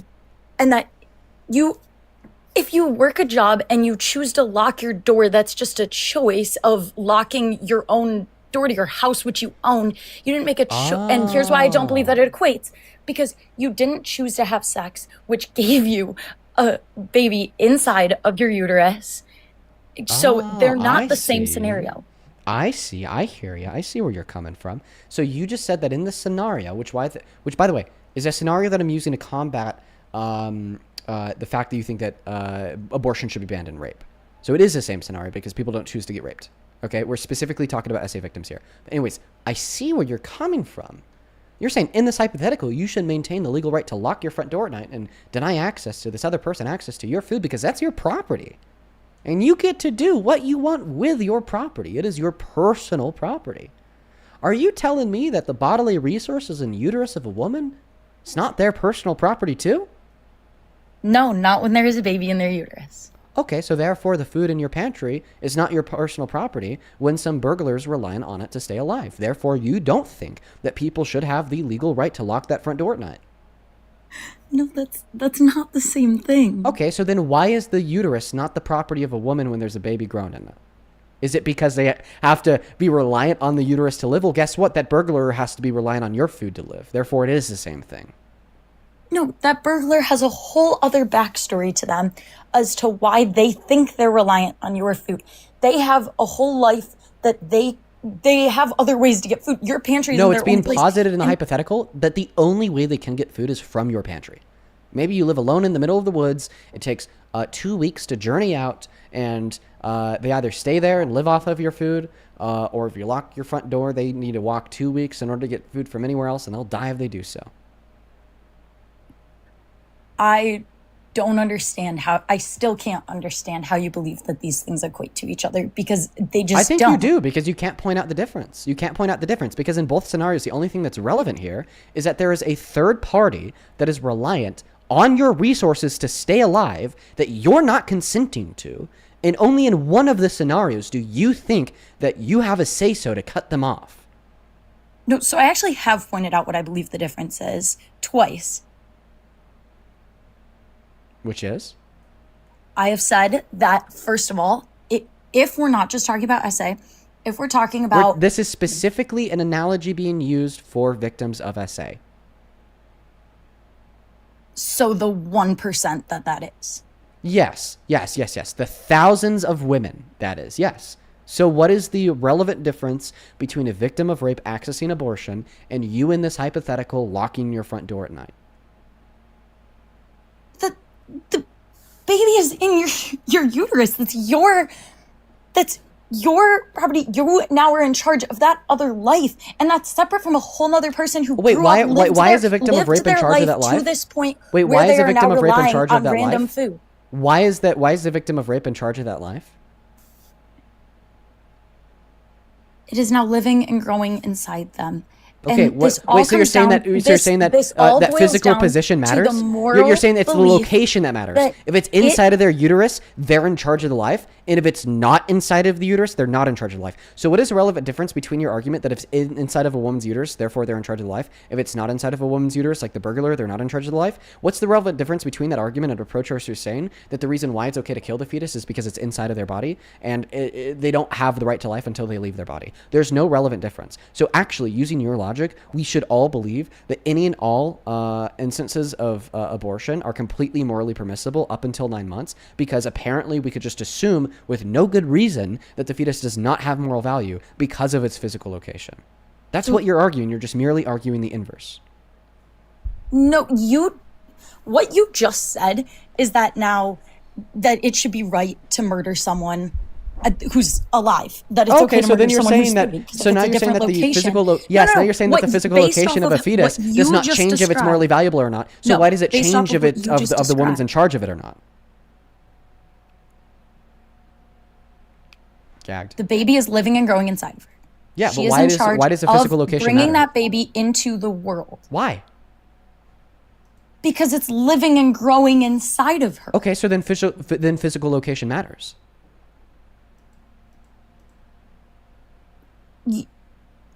They're different. They're not the same thing. You're talking about a What's the 30-year-old difference? versus No. What's a the baby. difference? You are talking about a baby. So the difference is the age? Why is the age relevant? You really steered this into a scenario that makes no sense and is not compatible. I steered this into a scenario in which proves your view to make no sense, my friend. No. In No. which views you're trying to pose no. my Yeah, okay. argument. Nuh-uh. Best counter argument I've ever heard. Nuh-uh. I mean, dude, rocked my shit. Sincerely, truly. I know, I was proud of that one. Okay, so then I have a question. You said that why should we let in your scenario, what did you say, a 6-year-old, 9-year-old? What was your scenario? You own a house. You spend all your money on food. The scenario of the child who was raped. That was You the said scenario? she was 9? 6 to 9? 6 to 9. Okay. So you're saying that we should not be able to, that it should not be okay to let a 6 to 9-year-old girl mutilate her body to have a baby, right? Okay, first and foremost. Okay, no. So then I have a question that then transfers into my question about transgender. Is that, would it be okay for a 6 to 9-year-old to choose to mutilate their body to change genders? Good question. No. Sex reassignment surgeries should not be offered to 6 to 9-year-olds. Now Okay, let's get back to abortion. Okay. Do you have another hypothetical that doesn't relate or another question on that? Remember, you weren't able to demonstrate why it doesn't relate. But how about this? Let's just do something new now. Why is it our species that gives us moral value? Our species has intellect and the ability to share our views through word and to share and develop thoughts and ideas. And it's through the story of creation across multiple cultures that is how humans came into existence. And that is why humans are the way we are, is our ability to share thoughts and Okay, evolve so I just want to through each other. clarify. You think that fetuses can think and speak? They will when they're born. They will once they grow up. Wait, newborns can think and speak? You've spoken to a newborn? They get to that point. They are a human being that will Oh, you're saying grow. that they get to that point at some point in the future? Correct. Will 12-year-olds be 18 in the future? Yes. Okay, so you think that 12-year-olds should have the right to consent to sex since they will be 18 in the future? No. They have to actually be 18 first? So therefore, just because a fetus will be sentient in the future doesn't mean they have the right to life. They have to actually be sentient first. No. They will be sentient and they will I know. grow up. 12-year-olds They- will be 18. You can't, 12-year-olds you will be can't 18. I swear to God, dude. Trust. The difference in your scenario is you're saying a 12-year-old deciding that they can have sex before they're 18. But they literally is can't make different. that decision. Wait, Right? you're Just like you're fetuses saying, literally you're saying can't deploy a sentience. 12-year-old trying to say that for themselves.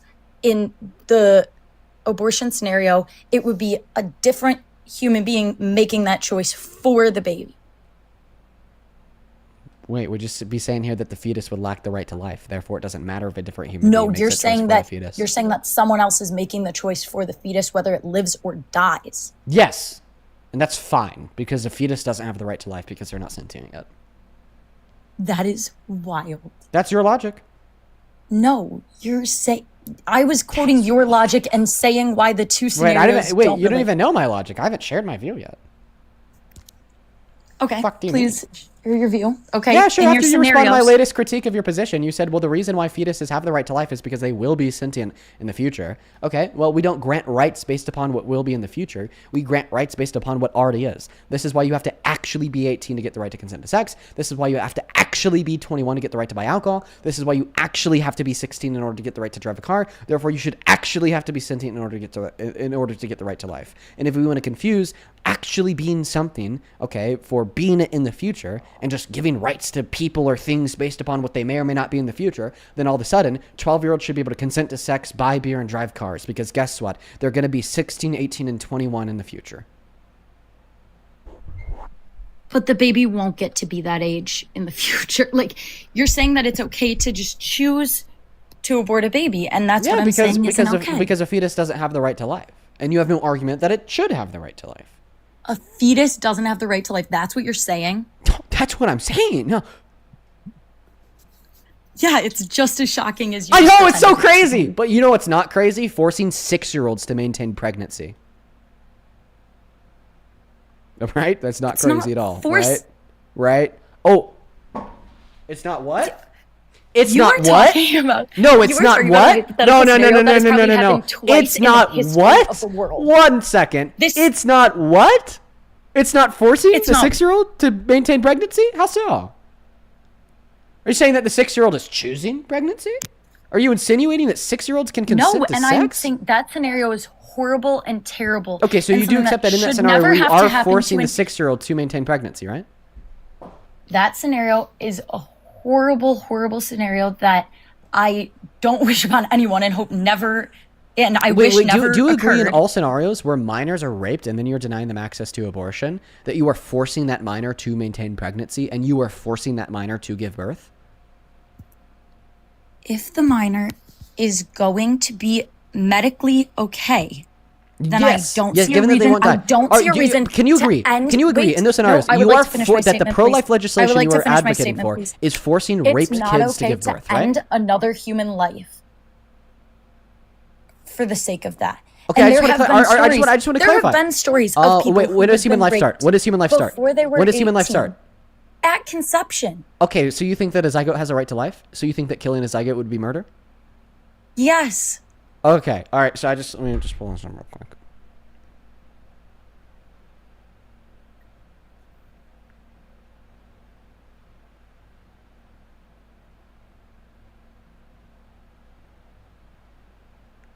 So I just want to clarify on what your position is. You think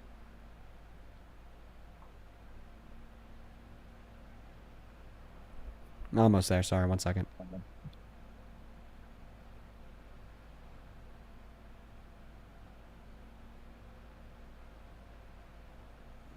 Here we go. So you think if you were to kill that, you would be a murderer? If it is a fertilized cell that will evolve into a baby, then yes. Go Yes. turn yourself in. You're a murderer. That's Because- fucking bacteria that grows in your teeth plaque. Go turn yourself in. You kill those shits every night when you brush your teeth. You're a murderer. Go turn yourself in.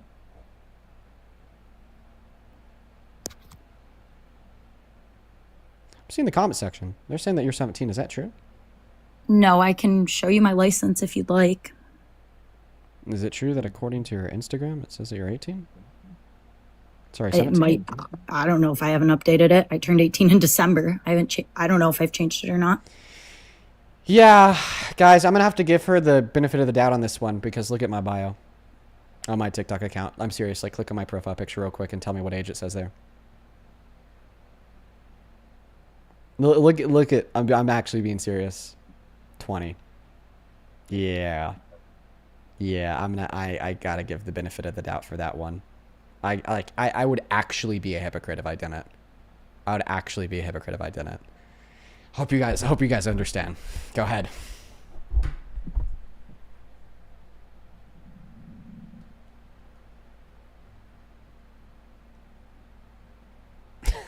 Go ahead to me to show you my license. Wait, Is that did you what say you're saying? what year were you born in? 2007. And you turned 18 in December. Okay, Yep. that'd follow. Okay, go ahead. Go ahead on what you want to see my license, or you want me to keep talking? On the debate. I'll believe that you're 18. I kind of got to give you the benefit of the doubt on that one, even if your Instagram says that you're 17, because my bio says that I'm 20 and I'm 21. So it's only fair. Go ahead. Okay. I just don't believe that your scenarios equate, but I was curious of your position. And I'd like to preface all of this by saying that I appreciate your ability to openly debate things, because I think that's something so rare for us to be able to do. So I've appreciated this conversation and being able to talk through these scenarios, but also I don't agree that it'll be your so rare for you to find somebody who's able to listen to you say that you think that 6-year-old rape victims should be forced to give birth. That won't just lose your shit on you. I agree. That's very rare. That's very, very rare. Now, I mean, I think that we've kind of seen out the abortion conversation to the end, unless you want to tell me why you think that all human life is valuable, which you haven't. How about actually we do that? Why do you think it's our species that gives us the right to life? Throughout all stories of so I did actually answer this, but that's okay. Throughout all stories of creation, sorry, I shouldn't say all. I don't know if I know all. But are any of those stories throughout true? Most stories of creation? All that matters is that if the story is true, though. There are large amounts of people that believe each different story. Okay, that doesn't fucking matter. 90% of humans alive 500 years ago thought the Earth was flat. Didn't mean it was. I'm saying through the story of creation in the book of Genesis, the story of creation in the Iroquois story of creation, and the story of creation in the Zulu story of creation. No, you have to affirm that the story is actually true. Okay, and in all variants of Dr. Seuss's Green Eggs and Ham, they always hate the green eggs and ham, therefore it's more than wrong to eat green eggs and ham. No, you have to affirm that the story is actually true. So do you affirm that the creationist story of Genesis is true? I believe that the creation story of Genesis is true, and I'm providing other examples of other belief systems because you don't have to wait. Because you don't have to believe the same belief system as me. There are other beliefs that. But you'd have to believe one of them, right? Agree with this. And if you believe in one of them, but you believe that it's a Christian Bible. I believe in the Christian Bible. Yes. Okay. Can you go read Numbers 5:15 through 35 for us, please? Yeah, I can. Let me get my Bible really quick. Oh, shit, this will be good. Yeah, Numbers 5:15 through 35. Please and thank you. While you're doing that, I'm going to thank a couple people. Chris, thank you so much for the 10 Canadian dollars over on YouTube Super Chat. I really appreciate you. Who says, but the right to life and about over 100 Iranian girls killed by Trump. Also Trump in the bridge, baby. I appreciate you so much for the $10, Chris. I brought that up earlier. She didn't even respond to it. Blind, thank you so much for the 10 Australian dollars. Who says, that guest was last in class. Keep on cooking, Dean Hay from Australia. Hello to Australia and hello to you. Thank you so much for the support. And then Mindy, thank you for the $20 over on YouTube, who says, please ask her if the abortion is okay if the mother is dying due to the pregnancy. She kind of like insinuated that it was, but I appreciate you for the $20, Mindy. Show some love to Mindy down below in that comment section. I really appreciate you. I'm about to cook when it comes to the Christian abortion argument. It is by far, in my mind, the worst abortion argument for one to make. I'd also like to thank Vanessa. Thank you so much for the $10 over on PayPal, who says, it's ironic that those who follow a religion centered on free will are often the same people who seek to take it away from others. Oh, Vanessa, we're going to be talking about that here in a second. We will. Thank you for the $10. I'd also like to quickly thank Kieran with the 5. Coley, thank you so much for the 10. I really appreciate you so much. Thank you so much for that kindness, man. And then Miss Caroline, I really appreciate you so much for another $20 on PayPal. Let's get 200 Caroline W's down below in that chat. As well as over on Venmo, Kimani, that is Kymoni. It's so good to see you today, Kimani. Thank you so much for the $45 donation. Kimani with the 45 says, hey, Dean, please tell this little girl that my grandma had her first child at the age of 10. I started having menstrual cycles at the age of 8. This is more common than she thinks, and her denial of it doesn't change the facts. I know, it is way more common, and so is rape. Like, I hate to say it, but it is. Precocious puberty is very common, and rape is very common. And she's saying that it's just a one-off hypothetical that never happens. Thank you so much for the $45, Kamani. It's good to see you today. Shout out to you and your fam. As well as What Is New. Thank you for the $30 donation on Venmo from 17 minutes ago. What Is New says, keep up the great work, Dean. Always love listening on YouTube while I drive these long hours. Well, be safe on your drive, dude. And appreciate for the $30. And then Jade, thank you so much for the $40 donation on Venmo from 25 minutes ago. Jade with the 40 says, hey, Dean, it's my best friend Rose's birthday today. Can you please tell her happy birthday? She's 20. This was a while ago, 25 minutes ago. If you still happen to be listening, Rose, happy birthday to you. It sounds like you got a real good friend in Jade.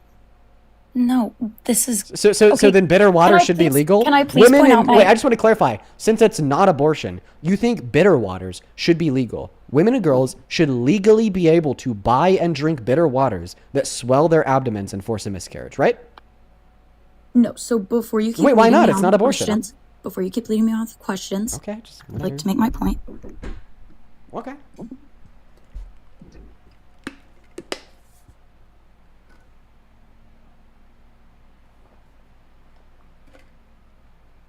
This is a bad time to be stumbling. This is just Nope. the start. No, dude. I'm sorry. I got distracted. I had something else going on.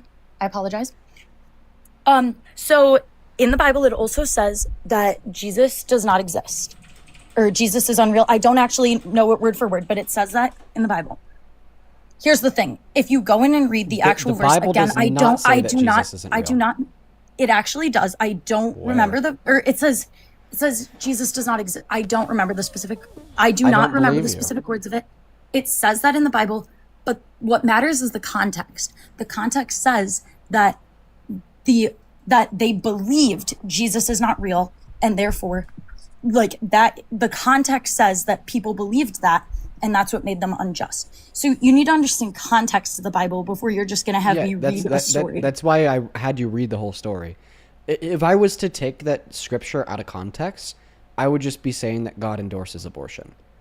That's it out of context. In context, it's God endorses abortion for women who cheat on their husbands and get pregnant. It's that God has a plan and is going to, and that Wait. So if God has a plan, then who are you to pass legislation to prevent women from accessing abortion when it could be a part of God's plan? If God has a plan and that plan includes abortion God's plan for many isn't women, for you to then you shouldn't be choose to abort a child. Exactly, it should be for you to choose to prevent people from aborting children, because apparently sometimes abortion is part of Plan B.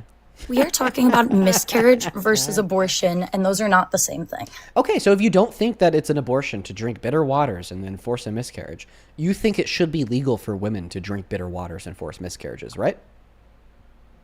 It is a story. Should it be legal for women that to do that, Jesus yes or told. no? Should it be legal for women to do that, yes or no? To do what? Drink bitter waters and force a miscarriage. Should that be legal? This is a story. You're not This answering isn't my question. a real Should thing. it be You're not- legal it's not a for question. women to drink bitter waters and force miscarriage? Yes or no? Please, thank you. That isn't really a question. And Dude, that do I was need to like write very- it out in like proper grammatical? Okay, I'm gonna write it out in proper grammatical no, the structure, question just so doesn't make just so you sense. We're talking about- understand that it's a question. You're discussing Should religious it belief. be legal for women to drink "quote unquote" bitter waters to force miscarriages while pregnant? Okay, that's definitely a question. Let me go ahead and put the question on the screen just so I know you understand. Text box, boom. This says Discord ticket. Now it's going to say, should it be legal for women to drink bitter waters to force miscarriages while pregnant? Bada bang. All right, is that a question?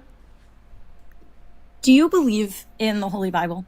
Can you answer? Is this a question? No, this is important to answer. No, your this question. is so fucking important. Is this a question? It's not a question that logically makes sense to have an answer to it. What? It has the components of a question, but it doesn't have. Wait, why an does it answer. not And things are logically not make simply- sense to answer this question? Things are not simply white and black. Things are not simply one way or the other. Wait, why does And it not logically make sense for this to have a for this question? Do you to have believe an in the answer? Bible? This is important to answer your It's question. how? Because we're not talking about the Bible. We're talking about what you think should be legal or illegal. You are talking about a story, a direct story from the No, Bible. You're no, I'm literally actually not. quoting. No, You're no, no. literally quoting No, a story no. from the Bible. No, I'm When you actually say not bitter talking about the waters, Bible. You are, I'm you not. are I'm not referring talking to about the Bible story. when I answer this question.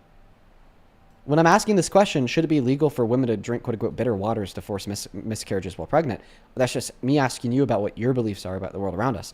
And by the way, bitter waters, that's just a phrase used for liquid in which will induce miscarriage.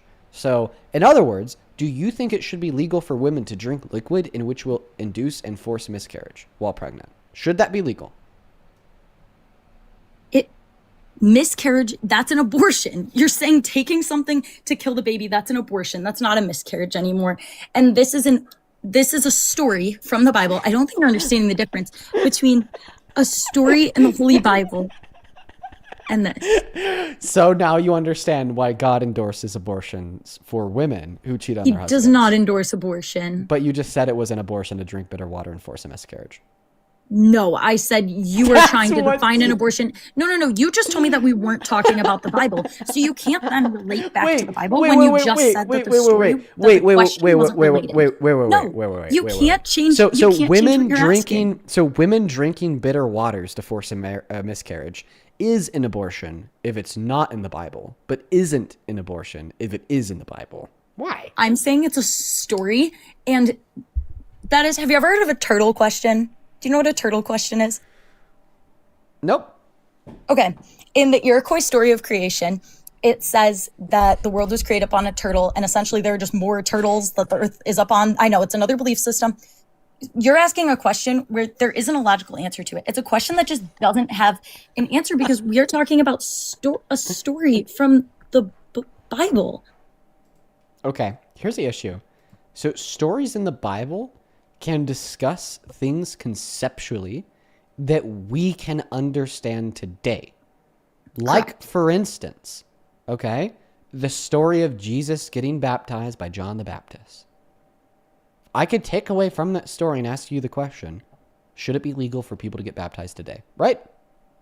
That's a question that tracks, even though it's in reference to a story in the Bible. All right? What about another story from the Bible? So the difference is when you ask me the question... No, because this, before you continue on about this, you just asked me a question. I asked about the Bible, and you said that the question didn't relate to the Bible, meaning that you're telling me that they're two separate things.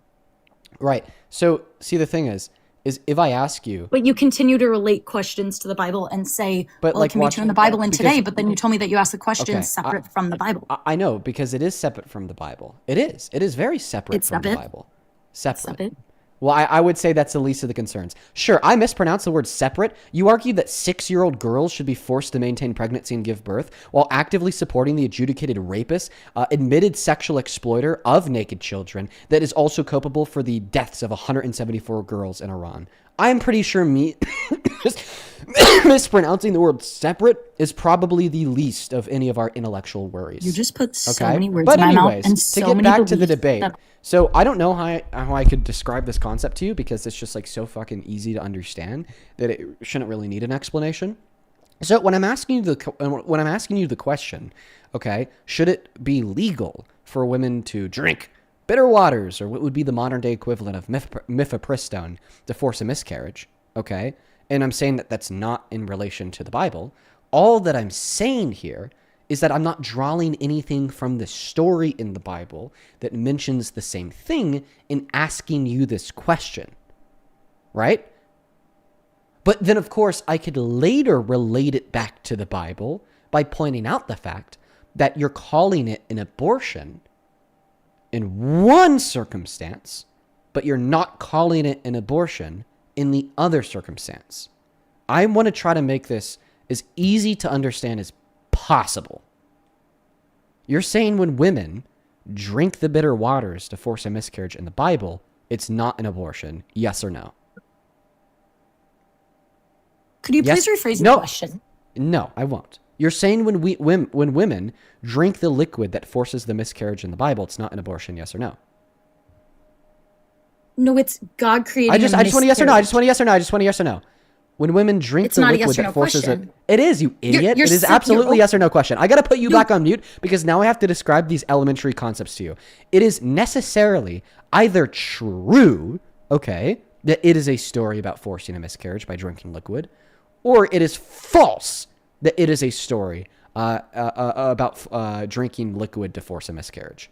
It cannot simultaneously be true and false, and it can't be true and it can't be false simultaneously either. Okay? It's either true that that's what the story is about, or it's either not true that's what the story is about.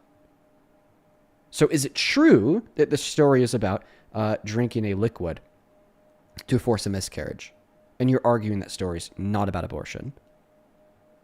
Or is it false that the story is about drinking a liquid to force a miscarriage, and you're arguing that that story is not about abortion? Which one? Am I allowed to speak now? I just Or want, are you is it going to true keep or is it muting me not true? because Is it you don't true or want is to it hear my not answer? true? Is it true or is it not true? Not that simple. I'm so sorry. What relevant context am I missing here? It I isn't simplified it, that but I don't think I overly simplified it in negation of relevant context. This is a story of the Bible and can be interpreted in many ways. And you have a viewpoint that causes you to interpret it in a specific way that might be This different person's from ways that dumb. other people interpret Listen, it can we that agree that actually follow the Bible and believe in its... Can we agree that from both of our interpretations, this is a story about God being okay with a woman drinking a liquid that forces her to miscarry? This is a story about Can God we, saying listen, that it is I want not you to right answer my question. I want you to for answer my women question. to be unfaithful I to their want you to husband. answer my question. Can we agree that from both of our perspectives, this is a story that includes God being okay with women drinking a liquid that forces a miscarriage? This is a story about God teaching a lesson. I want you to that I women need a should yes or not no here. cheat I on their need a husbands. yes or no here. Can we agree that this story includes, okay, God being okay with women drinking a liquid that forces them to miscarry? Maybe the story also includes a lesson about not cheating. But does the story also include God being okay with women drinking a liquid forcing them to miscarry? For the purpose of the other lesson, yes, because it's a story. Oh, okay. For the purpose of the other lesson. Okay. But you just told me that drinking liquid to force a miscarriage is abortion. So therefore, this is a story that includes God being okay with abortion. No, I'm saying forcing women to... Well, no, okay, no. Now we need to go back to the drawing board. You've already affirmed that this is a story that includes God being okay with drinking a liquid to force a miscarriage. Answer this question on the screen, please. I am not going to Answer the question on, then leave. words. Answer the question on screen, please. I am not Should it be gonna legal steal- for women to drink liquid to force miscarriages? Answer You the quoted question. bitter waters, which is a quote from the Bible. Yeah, and You're just quoting liquid. the words Yeah, out of the Bible. okay, liquid. Should it be legal for women to drink liquid to force miscarriages? Is this question related to the Bible story or in the world now? Bro, I just want to know what you think. Do you think that it should be legal for women to drink liquid to force miscarriages today in America? To force abortions? I just want a yes or no. Do you think that it should be legal for women to drink liquid to force miscarriages while pregnant? Yes or no? No. Why? Is it because it's abortion? It's because you're killing a human life. Wait, is it abortion? It is choosing to kill a human Is it life, abortion? which is an abortion. It is abortion. So drinking liquid to force miscarriages is abortion? Yes or no? No, you can keep trying No, to just steer answer my with your question. Is drinking liquid to force a miscarriage abortion? Yes or no? Yes. Okay, so earlier, less than a minute ago, you said that Numbers 5 is a story that includes God being okay with women drinking liquid to force miscarriage. You just explicitly and verbally affirmed that drinking liquid to force miscarriage is abortion. Therefore, you think it's a story that includes God being okay with abortion. Finally. It's following God's plan. This is a story about No. God's plan. Stop the God's plan His bullshit. Stop the God's... You affirmed earlier that it is a story that includes God being okay with women drinking liquid to force miscarriages. You just affirmed that drinking a liquid to force a miscarriage is an abortion. Therefore, you must necessarily affirm, okay, that it's a story that includes God being okay with abortion. Yes or no, right? You can call the story of the Lord bullshit, and that. And No, I answer feel my question. genuinely I'm going to sorry for repeat you. myself because I you're feel not responding to me. genuinely sorry I'm going to for- repeat myself. I'm not talking about what I'm saying. I'm not talking about what I call it. I'm not talking about what I think. I'm not talking about how I feel. I'm not talking about anything to do with me and or my beliefs. Here's my argument from you, your beliefs, your thoughts, your statements. Remember, nothing to do with me here, all to do with you. I'm not going to mention myself once in this argument. Premise number one, you affirmed that this is a story about God being okay with women drinking waters to force miscarriages. Premise number two, you affirmed, okay, that drinking liquid to force miscarriages is abortion. Therefore, conclusion, you affirm that this is a story about God being okay with abortion. Explain to me where I'm going wrong in the creation of that argument. I want you to either describe to me how the conclusion doesn't necessarily follow given the two premises are true, or tell me which one of the two premises is true. Are you clear on the ground rules? Yes, I would like to say that you are skewing God's words and phrasing questions into leading questions to try to get me to say things that align with your understanding of this reading. And this had nothing to do with me. What premise do you reject? No, do you reject that the conclusion follows from the premises? Like, what's going on here? Premise number one, you affirm that it's a story about God being okay with women drinking waters to force miscarriages. Premise number two, you affirm that drinking liquids to force miscarriage is abortion. Therefore, conclusion, you affirm that God's okay with abortion sometimes. What part of that argument do you reject? Do you reject that it's a story that includes God being okay with women to drink liquids to force a miscarriage? Do you reject that drinking liquid to force a miscarriage is abortion? Do you reject that, therefore, God is sometimes okay with abortion? Like, which one of those three things do you reject? Tell me, which one of those three things do you reject? You have to reject at least one of those three things in order for it to not be true that God is sometimes okay with abortion.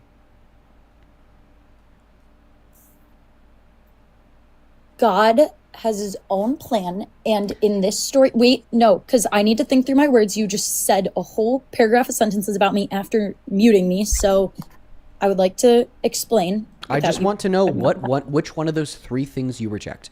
You have to reject either, once again, this is a story that includes God being okay with women drinking liquid to force a miscarriage, or you have to reject that drinking liquid to force a miscarriage is abortion, or you have to reject that therefore, in consideration of those two facts, God is sometimes okay with abortion. Okay.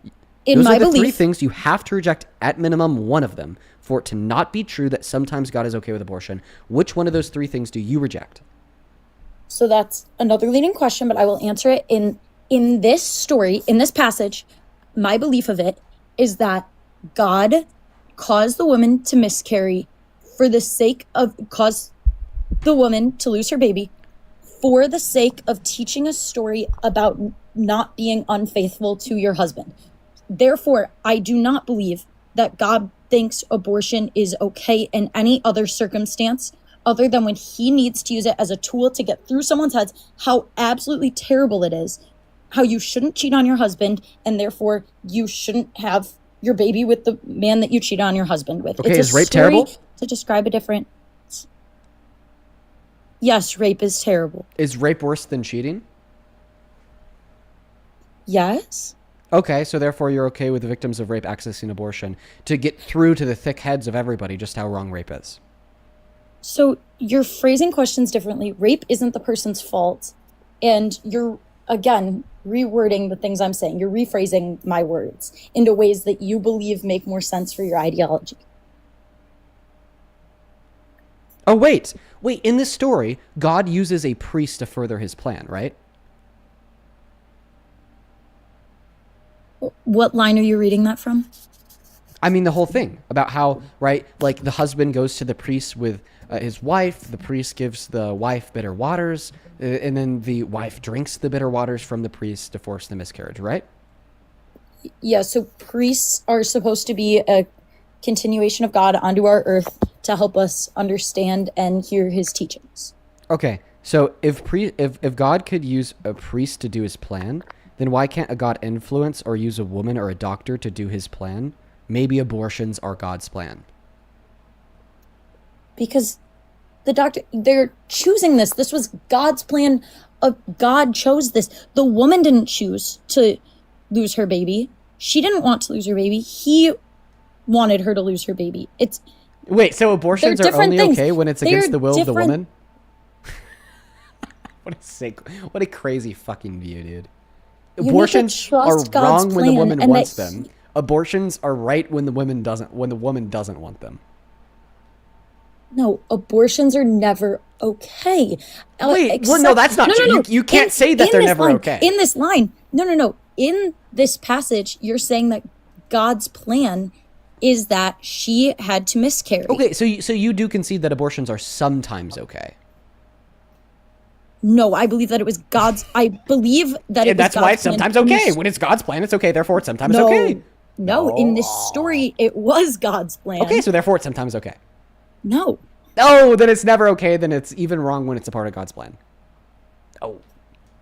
You're oversimplifying words way too much. I'm sorry. Okay, can I move on to my second argument about Christianity? Here's the kicker. Here's the meat on the bone, folks. This is what you've all been waiting for. What branch of Christianity do you follow? Catholicism. Catholicism. Do you think that some sins are worse than others? I believe that it's wrong to sin. I know, but are some sins worse than others, or are all sins just as wrong as one another? I believe that all sins are wrong, and... But are some sins worse than others? No, all sins are sins. Like, they're but under are all a sins category of identically sin. But are all sins identically as wrong as one another? You asked me if all sins are equally wrong, and I'm telling you that all sins are wrong. There's not a difference in how bad. Okay. They're right or wrong. Perfect. So all sins are just as equally as wrong. So as one you're another. leading There's me not a on to difference as say how bad. words. I'm just trying to get your belief, next... brah. I'm just yes, to get me to my next point. Yes. Okay. Here's my next point. Okay. It's a sin to lie, right? Yes. Okay. And lying is bearing false witness, intentionally saying something that is false. You're therefore, it's leading a lie words to tell onto your other children. things, but sure, I'll play along. Where are you going with this? So therefore, it's a lie to tell your children that Santa Claus exists. So would you argue that it should be illegal to tell your children that Santa Claus exists because it is a sin? I cannot believe your woke ideology of how far you would take a point. Woke ideology means proving people wrong with logic. I know. But would you seriously, would you argue that it should be illegal, okay, to tell your child that Santa Claus exists because it's a sin? I believe I don't have a stance on. I don't know how to answer your question right now. Okay, so you're agnostic. Would you argue that you don't know? This is just because my brain doesn't work in the way that can comprehend such an idiotic question that I can't. Such an idiotic question. Yeah, it's such an idiotic question. I know. Why is it idiotic? Yep. Because you're now suggesting that it's idiotic to criminalize sins. Therefore, it's idiotic to criminalize abortion. No, I'm saying your question is completely irrelevant. And wait, why? Because the sin of lying to your child about the existence of Santa Claus is just as wrong as the sin of abortion. That's actually not a sin in the Bible. Oh wait, it is. Lying to your child about Santa Claus is not a sin in the Bible. Yes, it is, because it's bearing false witness. That's one of the 10 commandments. You've never read Exodus 22? It does say bearing false witness, yes. Okay. Yeah, you bear false witness when you tell your child Santa Claus exists, because Santa Claus doesn't actually exist, unless I just spilled the beans, and for that I'm sorry. Okay. No. I'm saying that the two aren't comparable. Yes, they are. You actually are saying that they're perfectly comparable, because not even 2 minutes ago you said all sins are equally as wrong as one another. All sins are wrong in the word that they are in the Bible. Bear false witness. It's saying morally. It's saying the Bible is about your morals. If you believe in the Bible, you believe in it for your own morals and your own... That's not true. You believe them in your own... Yes, because you just skewed a story to your own beliefs that are different from the way that I view them. No, my beliefs had nothing to do with the last argument I gave you. It was all your beliefs. You're the one that affirmed it was a story that included giving liquid to a woman to force a miscarriage. You're the one that agreed that giving liquid to a woman to force a miscarriage is abortion. You're the one that agreed that, therefore, in accordance with logic and rationale, that God's okay with abortion sometimes. And no, by the way, you're not the standard of morality. I don't justify you taking words out of my mouth. God is the standard of morality, given that Christianity is true. So once again, you specified, even if God's not the standard of morality and you are, you specified that you think all sins are just as wrong as one another. So therefore, because you think that all sins are just as wrong as one another, the sin of lying to your child about the existence of Santa Claus is just as wrong as the sin of abortion. So therefore, if these two sins are equivalently wrong, why should one be legal and why should the other one be illegal? That doesn't make any sense. That's completely illogical. No, I believe sins in a way that this is not morally wrong to me. Telling a child that Santa Claus exists is not morally wrong. What's Leviticus 19:11? What's Leviticus 19:11? You can pick and choose Bible verses all you want and put them all in your own context. Leviticus 19:11 just says that you shall not lie. Okay. Is it a lie to tell your child that Santa Claus is real? It's... Do you believe in Christmas magic? Like, I don't know. But is it a lie, though? It's different. It's the child. It's a childhood. But is it a lie? Is what a lie? Telling your child that Santa Claus is real. telling your child that Santa Claus is real is it's called Christmas magic. Like, I don't know. Witchcraft? Yeah. The Old Testament also says to kill people for that. But anyways, is it a lie? You can keep trying to force me to say different things, but I'm just curious. Is it true that it's a lie, doesn't count as or a is it lie. not? No, in the context of the Bible, I Define don't lie. believe in that. I don't agree that I think that a lie in the context of the Bible, I believe that so a can lie. you please provide a definition that a for the lie word lie? is using your words or using something in a wrong way or in a wrong sense. And I don't believe that. I don't know lying's how else to only frame lying this. when it's wrong. Lying is only lying when it is to cause harm or some worse belief. Like, telling then a child that define the Santa word Claus lie. exists is a not a What's wrong. the is what's the not a definition wrong of the word thing. lie? I What's the believe that definition they're of the saying word lying lie? is wrong in the terms of What's the things definition that are. of the word lie?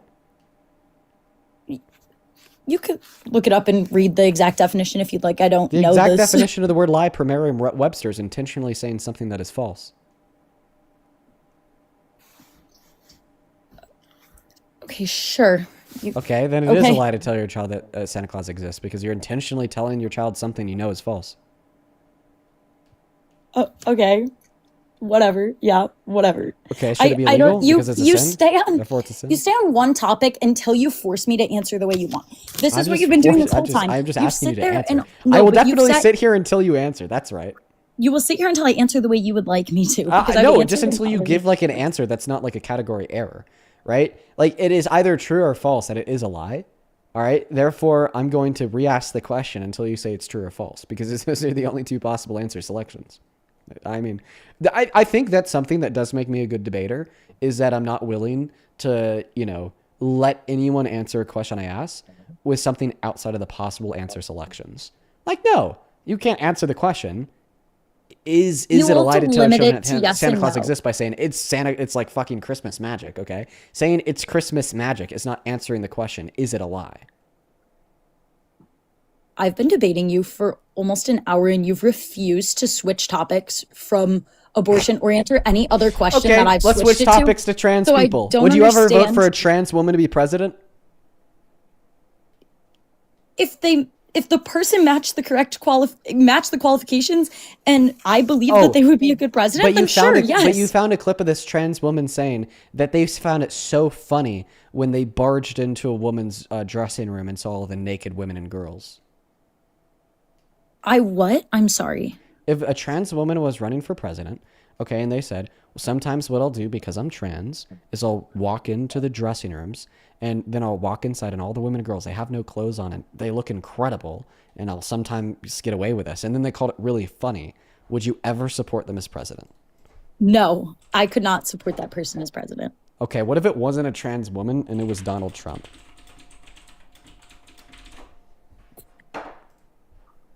You're gonna try to say that he does. If Donald Trump did that, would you stop supporting him? I don't believe that is correct. I know No. it's not correct, but hypothetically, if it was correct, would you stop supporting him? You love these hypotheticals, don't you? I do. You love to go skew away from facts. and Yeah, just yeah. use- So hypothetically, if it was true, would you stop supporting him as president? Would you be done with him? I support Trump as president, and I don't believe that this is something that he has done. And If it was though, I would you stop supporting him? I would not support him if that was As something the that he owner did. of the pageant, it's your obligation to do that. So you have done that. Now, tell me I'll what tell you the funniest is that I'll go backstage before a show. Yes. And everyone's getting dressed and ready and everything else. And, no men are anywhere. And I'm allowed to go in because I'm the owner of the pageant, and therefore I'm inspecting it. I'm inspecting. I want to make sure that You're like a everything is doctor. good. You're there. Yeah, the dress. Is everyone okay? They're standing there with no clothes. Is everybody okay? And you see these incredible-looking women. And so I sort of get away with things like that.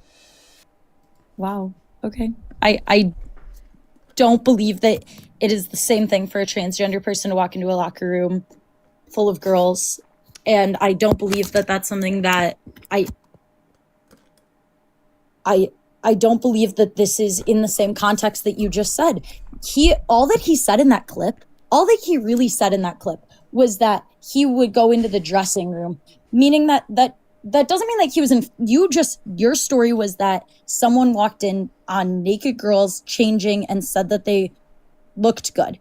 Nowhere in that clip did it say anything about him fully walking in on girls naked or walking into any of those specifics. All that clip said was that he would enter the dressing room. Anywhere. And I'm allowed to go in because I'm the owner of the pageant, and therefore I'm inspecting it. I'm inspecting. I want to make sure that like everything is good. You're there. Yeah, the dress. Is everyone okay? They're standing there with no. I want to make sure that like everything is good. You're there. Yeah, the dress. Is everyone okay? They're standing there with no. Is everybody okay? And you see this. Is everyone okay? They're standing there with no. Is everyone okay? They're standing there with no.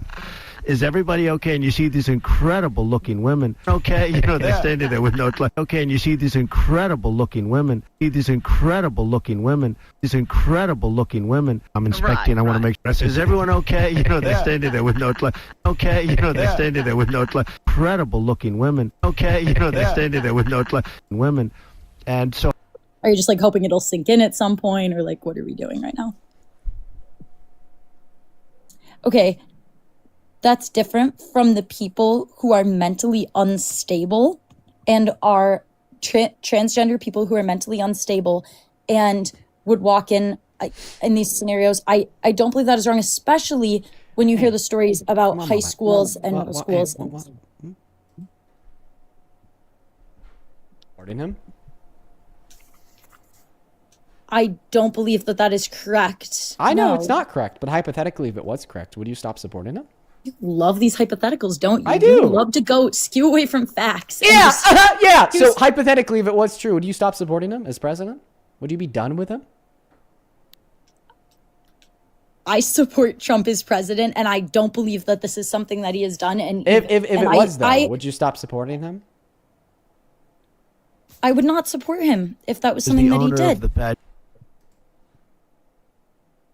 Yeah, it's still not the same scenario as the transgender one you gave. I still believe that these are not the same.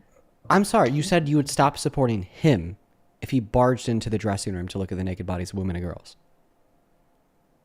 Yeah, and he didn't. You just heard him admit to that.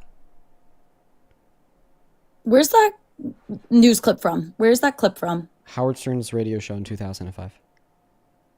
That feels like a very credible source. You know what? I applaud you for finding such a niche source that no one's ever heard of it before, and it probably doesn't actually exist. Oh, that was the radio show that he said that on. And you're too young to understand, but it was the most popular radio show in the 90s and early 2000s. You weren't even alive in the 90s and 2000s. Right. That doesn't change anything that I just said as being true, though. You can't call me too young when... Yeah, I can. That's like literally the reason why you don't know what it is because you're too young. I don't know all the details and have not heard of that specific clip before, but... Okay. It doesn't matter, though, because you heard him admit to barging into dressing rooms to look at naked women. No. Yes. Listen, we'll run through it again. No, we don't... And I'm allowed to. Yes. And everyone's getting dressed and ready and everything else. And, no men are anywhere. And I'm allowed to go in because I'm the owner. He's allowed to go in there because he's the owner of the pageant. Therefore, I'm inspecting it. I'm inspecting. I want to make sure everything's good. Yeah, the dress. Is everyone okay? They're standing there with... He asked them, is everything okay? Is everything good after he walks in there because he's the owner? Is everybody okay? Is everyone okay? These incredible women. You claim to be a debater.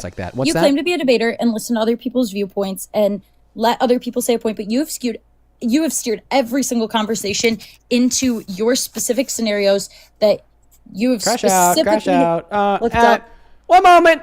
Kung Fu! Thank you for the $20 over on YouTube Super Chat. Thank you so much for the love, Kung Fu. Let's get 200 Kung Fu W's. Down below in the comment section who says, wow, this caller is full of it. You're telling me, bro. She's nuts. Thank you for the $20. Lizzie, thank you for the $10 who says, from a girl who went to Catholic school, you could be pro-life for yourself and respect another woman's right to choose. Deadass. Mark, thank you so much for the $25. $10 over on Venmo. Let's get 250 Mark W's. Mark with the 25 says, this is your best debate on abortion I've ever heard you do. You had her in such a pretzel. Debating gold. Thank you so much for the $25, Mark. That is so kind of you. Lynn, LYN, thank you for the $20 as well, who says, so happy to see your real life hair. Thank you for taking the headphones off. I know, yeah, I got these little inner monitors now. Ben, thank you for the $25, who says, okay, so God is okay with abortion as long as it teaches somebody a lesson. Apparently, right? Thank you for the $25, Ben. Sammy, thank you for the $20, who says, as an Old Testament minor, she's dead wrong. Numbers 5 isn't a story that could be interpreted in any way. It's a part of Leviticus. It's historically accurate. Yep. Thank you for the $25. Alicia, thank you for the $25 as well, who says she's absolutely an idiot. You have a lot of patience with these ignorant MAGA minds. Well, thank you so much for the love, Alicia. Let's get 250 Alicia W's down below in that chat.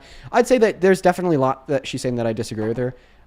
She's 18. She said that she was a senior in high school. So I'm just like hoping that like hopefully this conversation will like wake her up to like realizing how crazy her beliefs are. There's definitely still time that they could change. And then Sammy, thank you for the $10 as well on Venmo. Josh, thank you for the 5. And then Amanda, thank you so much for the $10 over on Venmo. This was from 32 minutes ago. Amanda said, calm down, Dean, let her get up. And it's just as relevant now. Kimberly, thank you for the $5, who says, thank you for your voice and especially your values. Oh, thank you so much for that love, Kimberly. Paige, thank you for the $10. I thank you so much, Paige. Tess, thank you for the $15, who says, that is literally a confession, like what they take in court, guilty as fuck. I know, right? Shop Trends, thank you for the $10 over on PayPal as well. Let's get 100 Shop Trends W's. Reagan, thank you for the $15, who says, I feel like one thing everyone misses, and Trump says that he's allowed to go into the dressing room. Therefore, men in general are not allowed to go in. Yep. Faith, thank you for the $10, who says, Dean, you should have seen the look on my daughter's face when you said Santa isn't real. We listen every night. Keep up the good work. Oh, Faith's daughter. That was just for the debate. Just know that was just for the debate. He's real. He's real. Thank you for the $10. Angel, thank you for the $10. She says, one more for today. Did he say that Santa's not real? But thank you for all you do. No, he's real on God. Jolene, thank you so much for the $10. She says, I'd rather send you money than to my streaming services. You keep me entertained for hours. Hell yeah, Jolene. I'm happy that we keep you entertained. Let's get it, dude. And then Kenna, thank you for the $10. She says, thank you. This debate is helping my closing shift go quicker.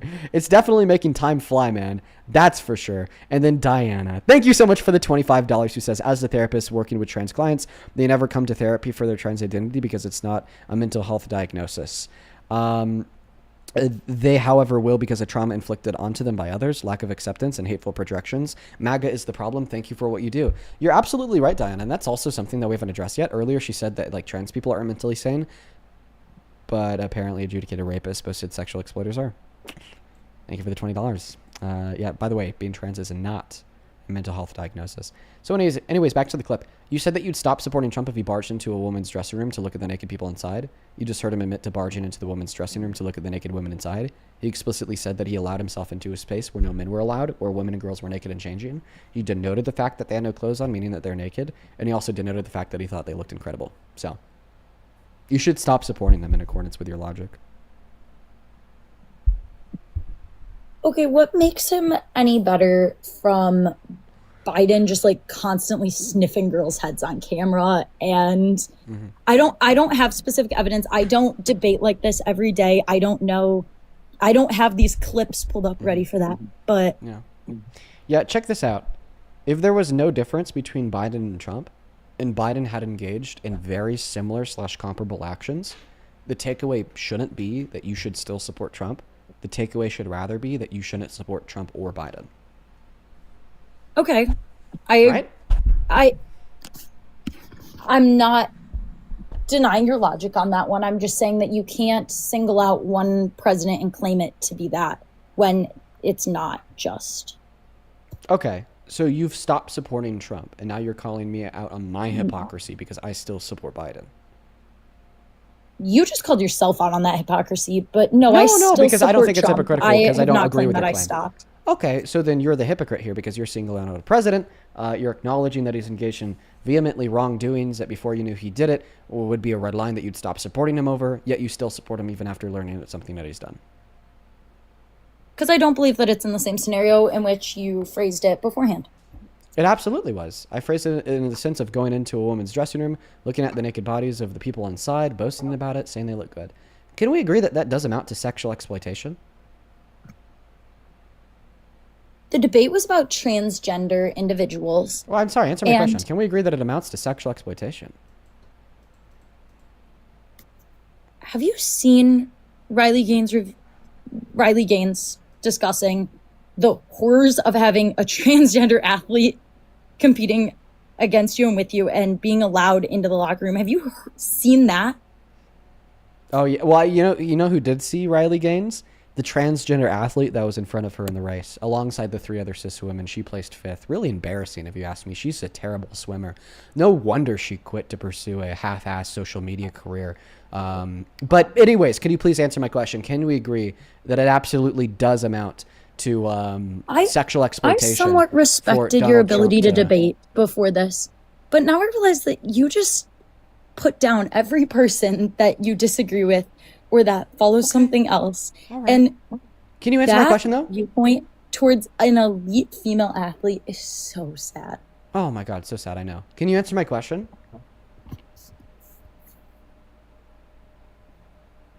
Like, is it sexual exploitation for a man to abuse his position of power over the position of vulnerability of a woman in furtherance of unconsensual sexual conduct, like Donald Trump barging into their dressing room to look at their naked bodies without their consent?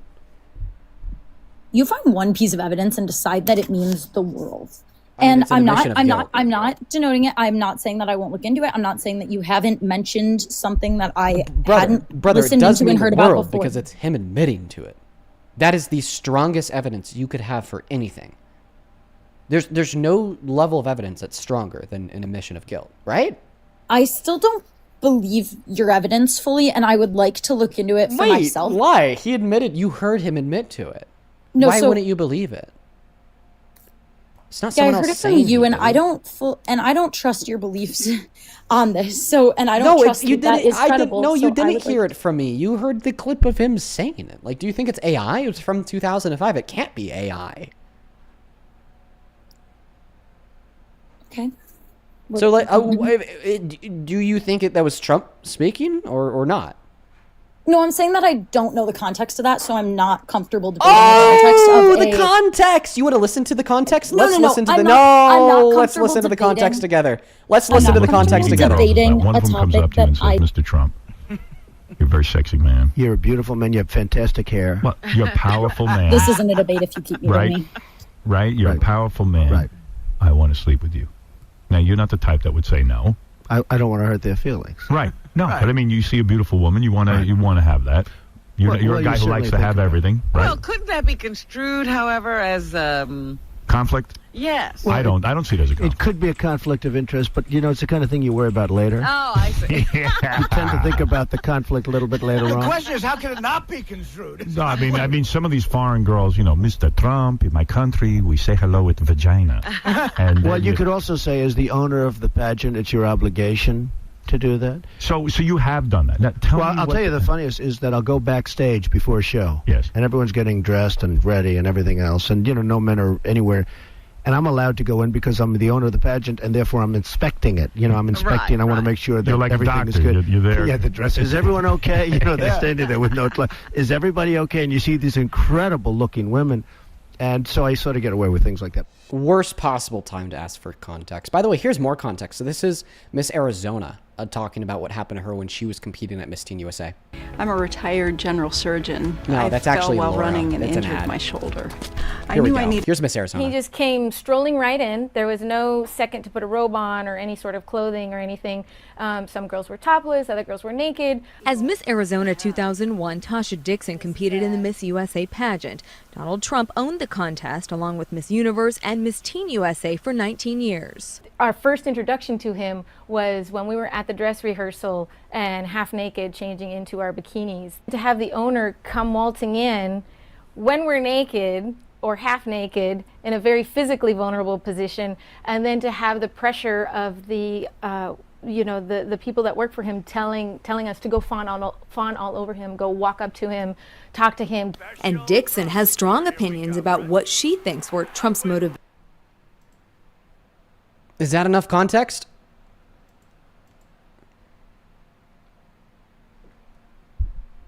Sorry, I was finding the unmute button since he muted me again because it's not. Was that enough context?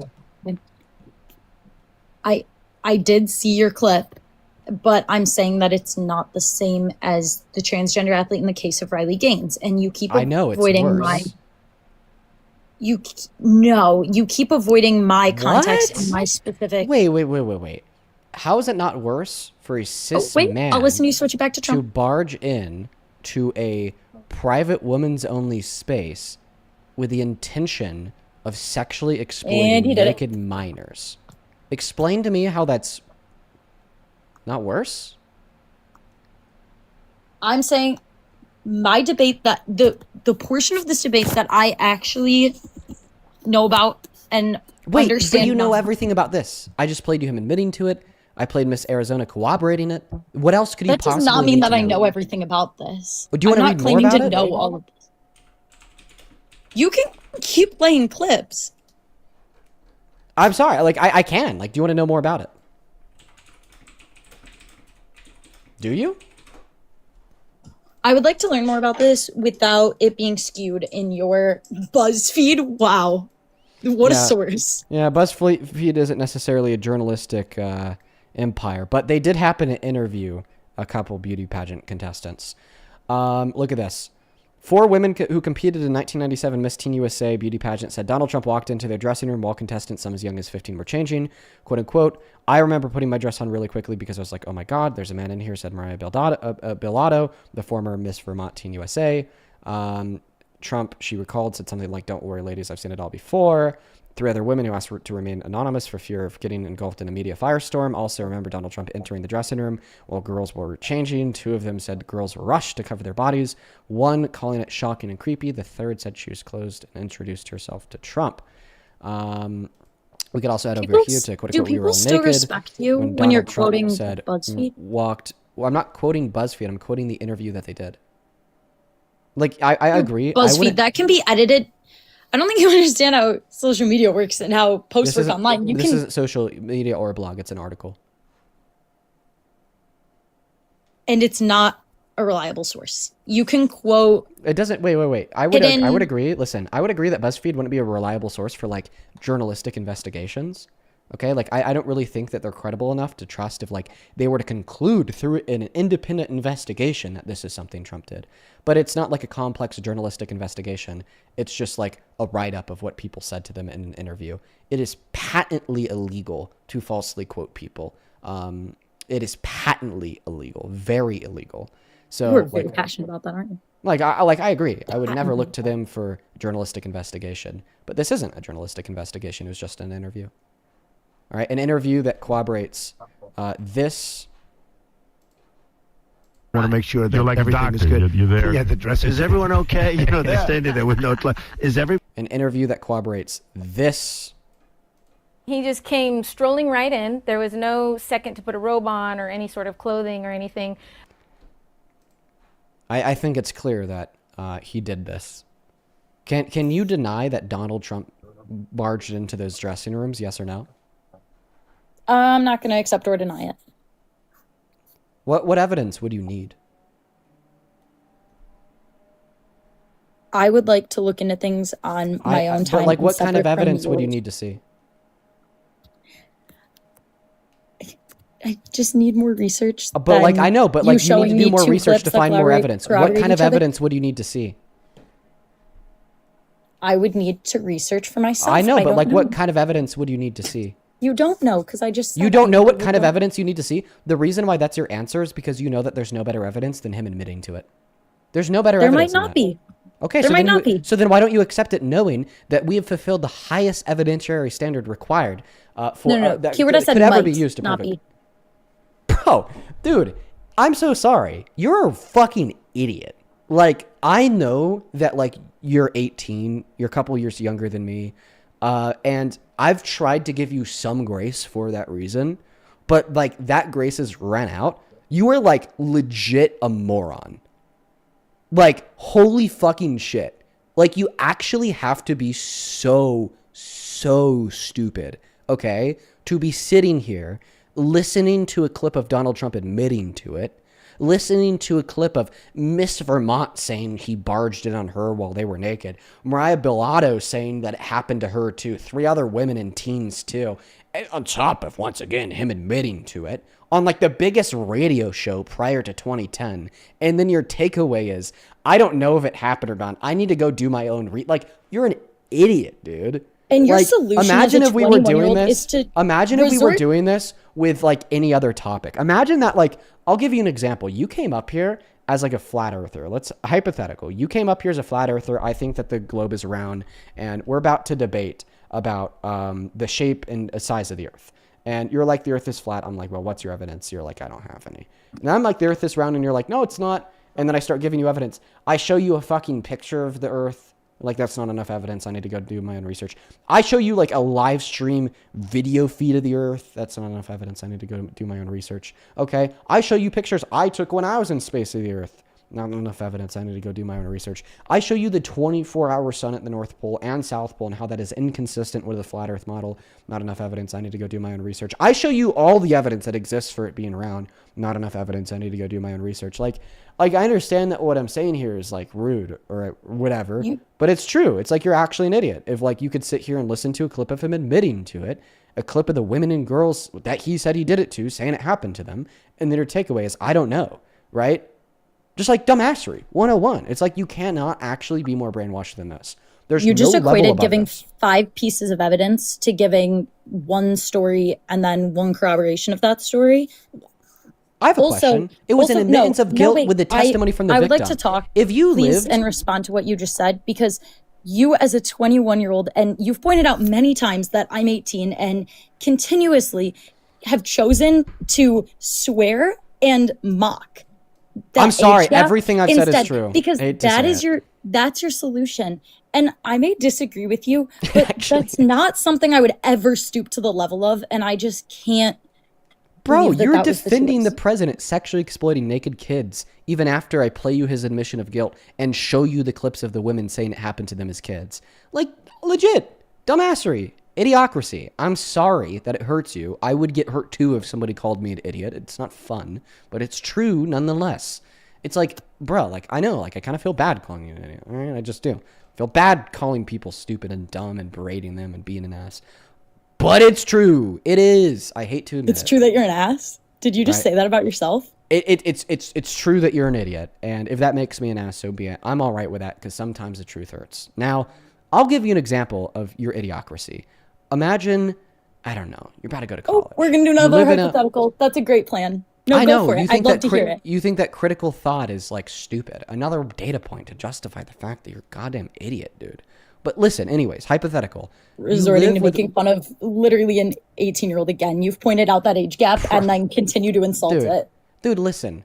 I was actually younger than 18 when I started to do what I'm doing now. All right? I'm willing to like give some level of grace because of your age. But at the end of the day, that level of grace definitely does not extend to the notion of you of me accepting or not calling you an idiot for arguing that an admission of guilt isn't enough, right? Like, I'm sorry, bro. Like if somebody like double your age, if I had a 45-year-old join my stream and the 45-year-old started saying that 6-year-old girls should be forced to maintain pregnancy for the rest of, for 9 months and whatever, like, I would have been so much more rude to them than I was to you. All right, like, I'm giving some grace here, but that doesn't change the fact that what you're saying is nuts, okay? All right, but back to the hypothetical. It's very simple. You live with a couple of roommates. One of them's a man. And last night, this man that you live with as a roommate went to a party, and you knew that there's a bunch of drunk women there with him. He came home from that party, and he told you that at this party, he raped someone. And then you start asking all the women that attended that party if he raped them. And then you find a woman that says yes. He raped me, that's what she says. Would you have more than enough evidence to believe that he did it? Would I have more than enough evidence to, because he came home from a party and said he raped someone, and then I find someone who got raped at that party, you're saying that I should have more than enough evidence and she to says believe that that she it was was him? raped by him. Yes. Would you have more than enough evidence to believe he did it? I'm not saying I wouldn't believe her. I would. Well, actually, would you? Would you believe her? I wouldn't go around asking women in the first place because Oh, it I doesn't think matter. that You is did it in such a hypothetical. breach. Would you of- believe her? You don't walk around asking someone. if they got I'm so raped at a party. sorry. I'm so sorry. In the hypothetical, you did. Would you believe her? Would you believe that he raped her? I wouldn't have a reason not to believe her, but I wouldn't just blindly say yes. But Of you're not course. blindly saying yes because the first thing was him admitting to it to you. Would you believe that he raped her? Would you believe that he raped anyone at that party if he told you he did? You and you can keep found a woman who rephrasing the said question he to get did? me to answer differently. Would- I would- just told you. If you were to believe him, would you be doing so blindly? Everything you say is just a hypothetical. That's not a If you were debate. to believe him, When- would you be doing so blindly? Yes or no? If I believed him that he raped someone at the party, raped would I someone be because he blindly told believing you. her that she said he did? No, bro. So easy yet so confused. Okay. Listen, it's a very easy question. Live with a man. Not You your can keep partner, but a rephrasing roommate. it, but I'm not going to change. You're I'm not sorry, going to force me you don't into saying understand the something. question. You don't understand the question. I'm just trying to get you to understand the question. Okay. Live with a You can roommate talk. that's a man. You know he was at a party with a bunch of drunk women last night. He comes home. He tells you that he raped a woman at that party. He says, listen, this is what I did. And then you go start asking the women that attended that party. One of them tells you that he raped her. Would you believe that he raped a woman at that party? Yes or no? I mean, I would believe my roommate that he raped someone at the party. I wouldn't blindly believe that she is who it was. But I'm also not saying that I would deny her that belief. I'm saying that it's more complex than just saying. Even that's like holy shit. Like you're crazy for that. But I mean, the first takeaway there is that you said that you would believe he raped somebody even if you don't know if it was her or not. Which, by the way, that's just like you're a terrible person for that. But regardless, I'm a terrible person for not believing her off of one statement. Yeah, because you're not just believing her off of her statement, which should be all it takes, because you're also believing her off of his statement that he admitted I'm not to saying that he I raped wouldn't someone. believe her either. Now, I'm saying now here's that the thing. it Now, here's the requires thing. more Regardless, than one statement. regardless of what it is, one of your two takeaways there is that you would believe him if he admitted to it. So then why don't you believe Trump considering the fact that he admitted to it? I just told you that you had 2 clips ready and queued up, ready to go. Whatever. Yeah, but the clip if was I did him my admitting research, to it. I could But the probably. clip was him admitting to it. But if the I clip, looked can you agree that the clip was Trump admitting to it? I saw your clips. You're not going to force me into an answer. Is this Trump admitting it's your to it? obligation to do well, I'll tell you the funniest is that I'll go backstage before a show. Yes. And everyone's getting dressed and ready and everything else. And, no men are anywhere. And I'm allowed to go in because I'm the owner of the pageant, and therefore I'm inspecting it. I'm inspecting. I want to make sure that You're like a everything is doctor. good. You're there. Yeah, the dress. Is everyone okay? They're standing there with no clothes. Is everybody okay? And you see these incredible looking women. And so I sort of get away with things like that.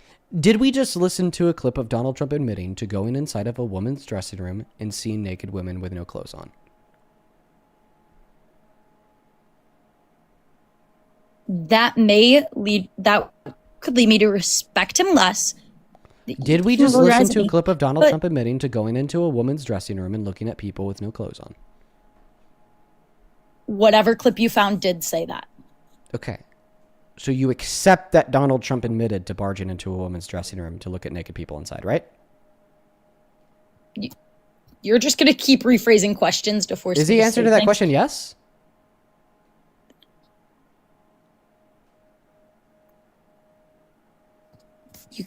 That's framing a question. Dude, And- this person is so fucking stupid, dude. Oh my god. Yo, hello Panda. really Thank you so funny much that for the that's your $20 comeback. over on Super Chat. Who says, Dean, I respect your right to free speech. I just want to note that calling someone stupid often makes people defensive and shut down. When that happens, they stop hearing your point and the message may get lost. I appreciate you so much for the $20, hello Panda. I think that you're right. I just also don't think that she's being any more defensive right now than she was like an hour ago. If that makes any sense. And I kind of think that it was stupid as fuck to say, and I don't think I'm going to change her mind. Listen, Mary, I'm going to be honest. I don't even know how you're a real person. I genuinely hope that one day you get a brain, okay? Because that day's not going to be today. Control, thank you for the 10 Australian dollars. I really appreciate you so much for the love. Thank you. I just kicked her. So sad, bro. Can we just take a moment to reflect on the level of indoctrination that is experienced by so many members of our youth?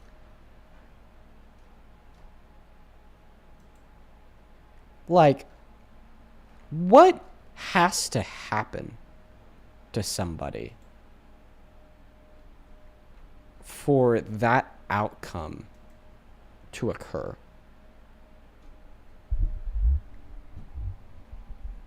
what has to happen for that outcome to occur? I can't even, it's hard for me to even conceptualize of what has to happen for that outcome to occur.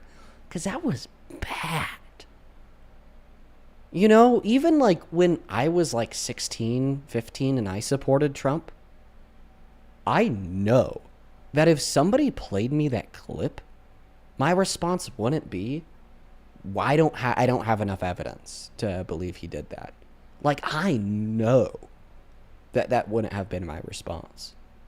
It also, you can't give grace to that, man, because that's not just like a, oh, little like 18-year-old is so indoctrinated, feel bad. It's like actually harmful as fuck. That attitude, that mindset, that level of indoctrination leaves no room for believing victims or survivors whatsoever. None. Because what could they do? If they were to tell you, would you believe it? No. If they were to prove it in court, would you believe it? No. Because if the abuser were to admit to it, you wouldn't believe it. That leaves no room for believing survivors whatsoever. If everybody thought the same way she did, rape, sexual abuse, pedophilia would explode by like 3 quadrillion %. Like, you'd be like, I hate to say this, but it's true. Every woman and every girl would be getting raped and exploited like every week. Like, it would literally be worse than it would be worse than the world just getting nuked. If everybody thought the way she did, I genuinely believe that it would be worse than the world getting nuked and humanity disappearing tomorrow. Because humanity would still exist, but it would just basically be a societal rape machine of women and girls. That's all it would be. That's all it would be. A social rape machine. Oh, you have a vagina? You're going to get fucking raped. Like, so very frequently. Because if everyone didn't believe admissions of guilt from the abusers, like, it's just like, it doesn't exist. Rape and sexual abuse, it just doesn't actually exist anymore. And that's like what my brain is struggling to understand. At like that point, it doesn't exist insofar as like the concept of understanding that it happened to somebody else. I don't know. Hopefully you understand what I'm saying. I'm sure that it's easy to misinterpret my words, but at the end of the day, the sentiment that I'm trying to communicate is that is just genuinely such an evil thing. Such an evil thing. That I think is probably underplayed by myself and many of the viewers when we hear it on live, because it just becomes full denial of one of the worst things that could ever happen to anyone, regardless of the level of evidence that you have to believe it occurred. It is the imposition of an impossibility that a woman or a girl could get raped. That's all I'll say. I could probably go on and on. I think about that. I think about that every single time I hear that sentiment from a guest. Oh, Addison, thank you for the $10 over on Venmo. He says, how do you think that you would do against professional debaters? I think I do better against professional debaters because they give like better arguments that I'm able to like more effectively dispute, because I oh my God, I'm fucked. I just was petting Momo earlier, just wiped my eye. Oh my God, I'm cooked. Oh my God. Okay, I'm going to cut myself off there. Kamani, thank you so much for the $18 over on Venmo. Kamani says, Dean, she's literally an 18-year-old adult. How can you cuss at her? Clutching my pearls so hard right now. So real. Thank you so much for the $18. Serena, thank you for the $10. And then I appreciate everyone else who sent in a donation as well. I think one more person right now come through. Thank you so much for the $20. who says, if you were a member of a gym that I owned, would it be all right for me to enter into the women's locker room and inspect it during normal business hours? No, that'd be fucking sexual exploitation, dude. Kung Fu, thank you for the $20. Now, for everybody tuning in, I love and appreciate every single one of you guys. Thank you so much for joining. I gotta hop off for the night because I just wiped my eye, and my eye is now starting to itch because I have a cat that I was petting. So I gotta go wash my eyes out right now. Peace and love, everybody. Good night and goodbye. See you tomorrow.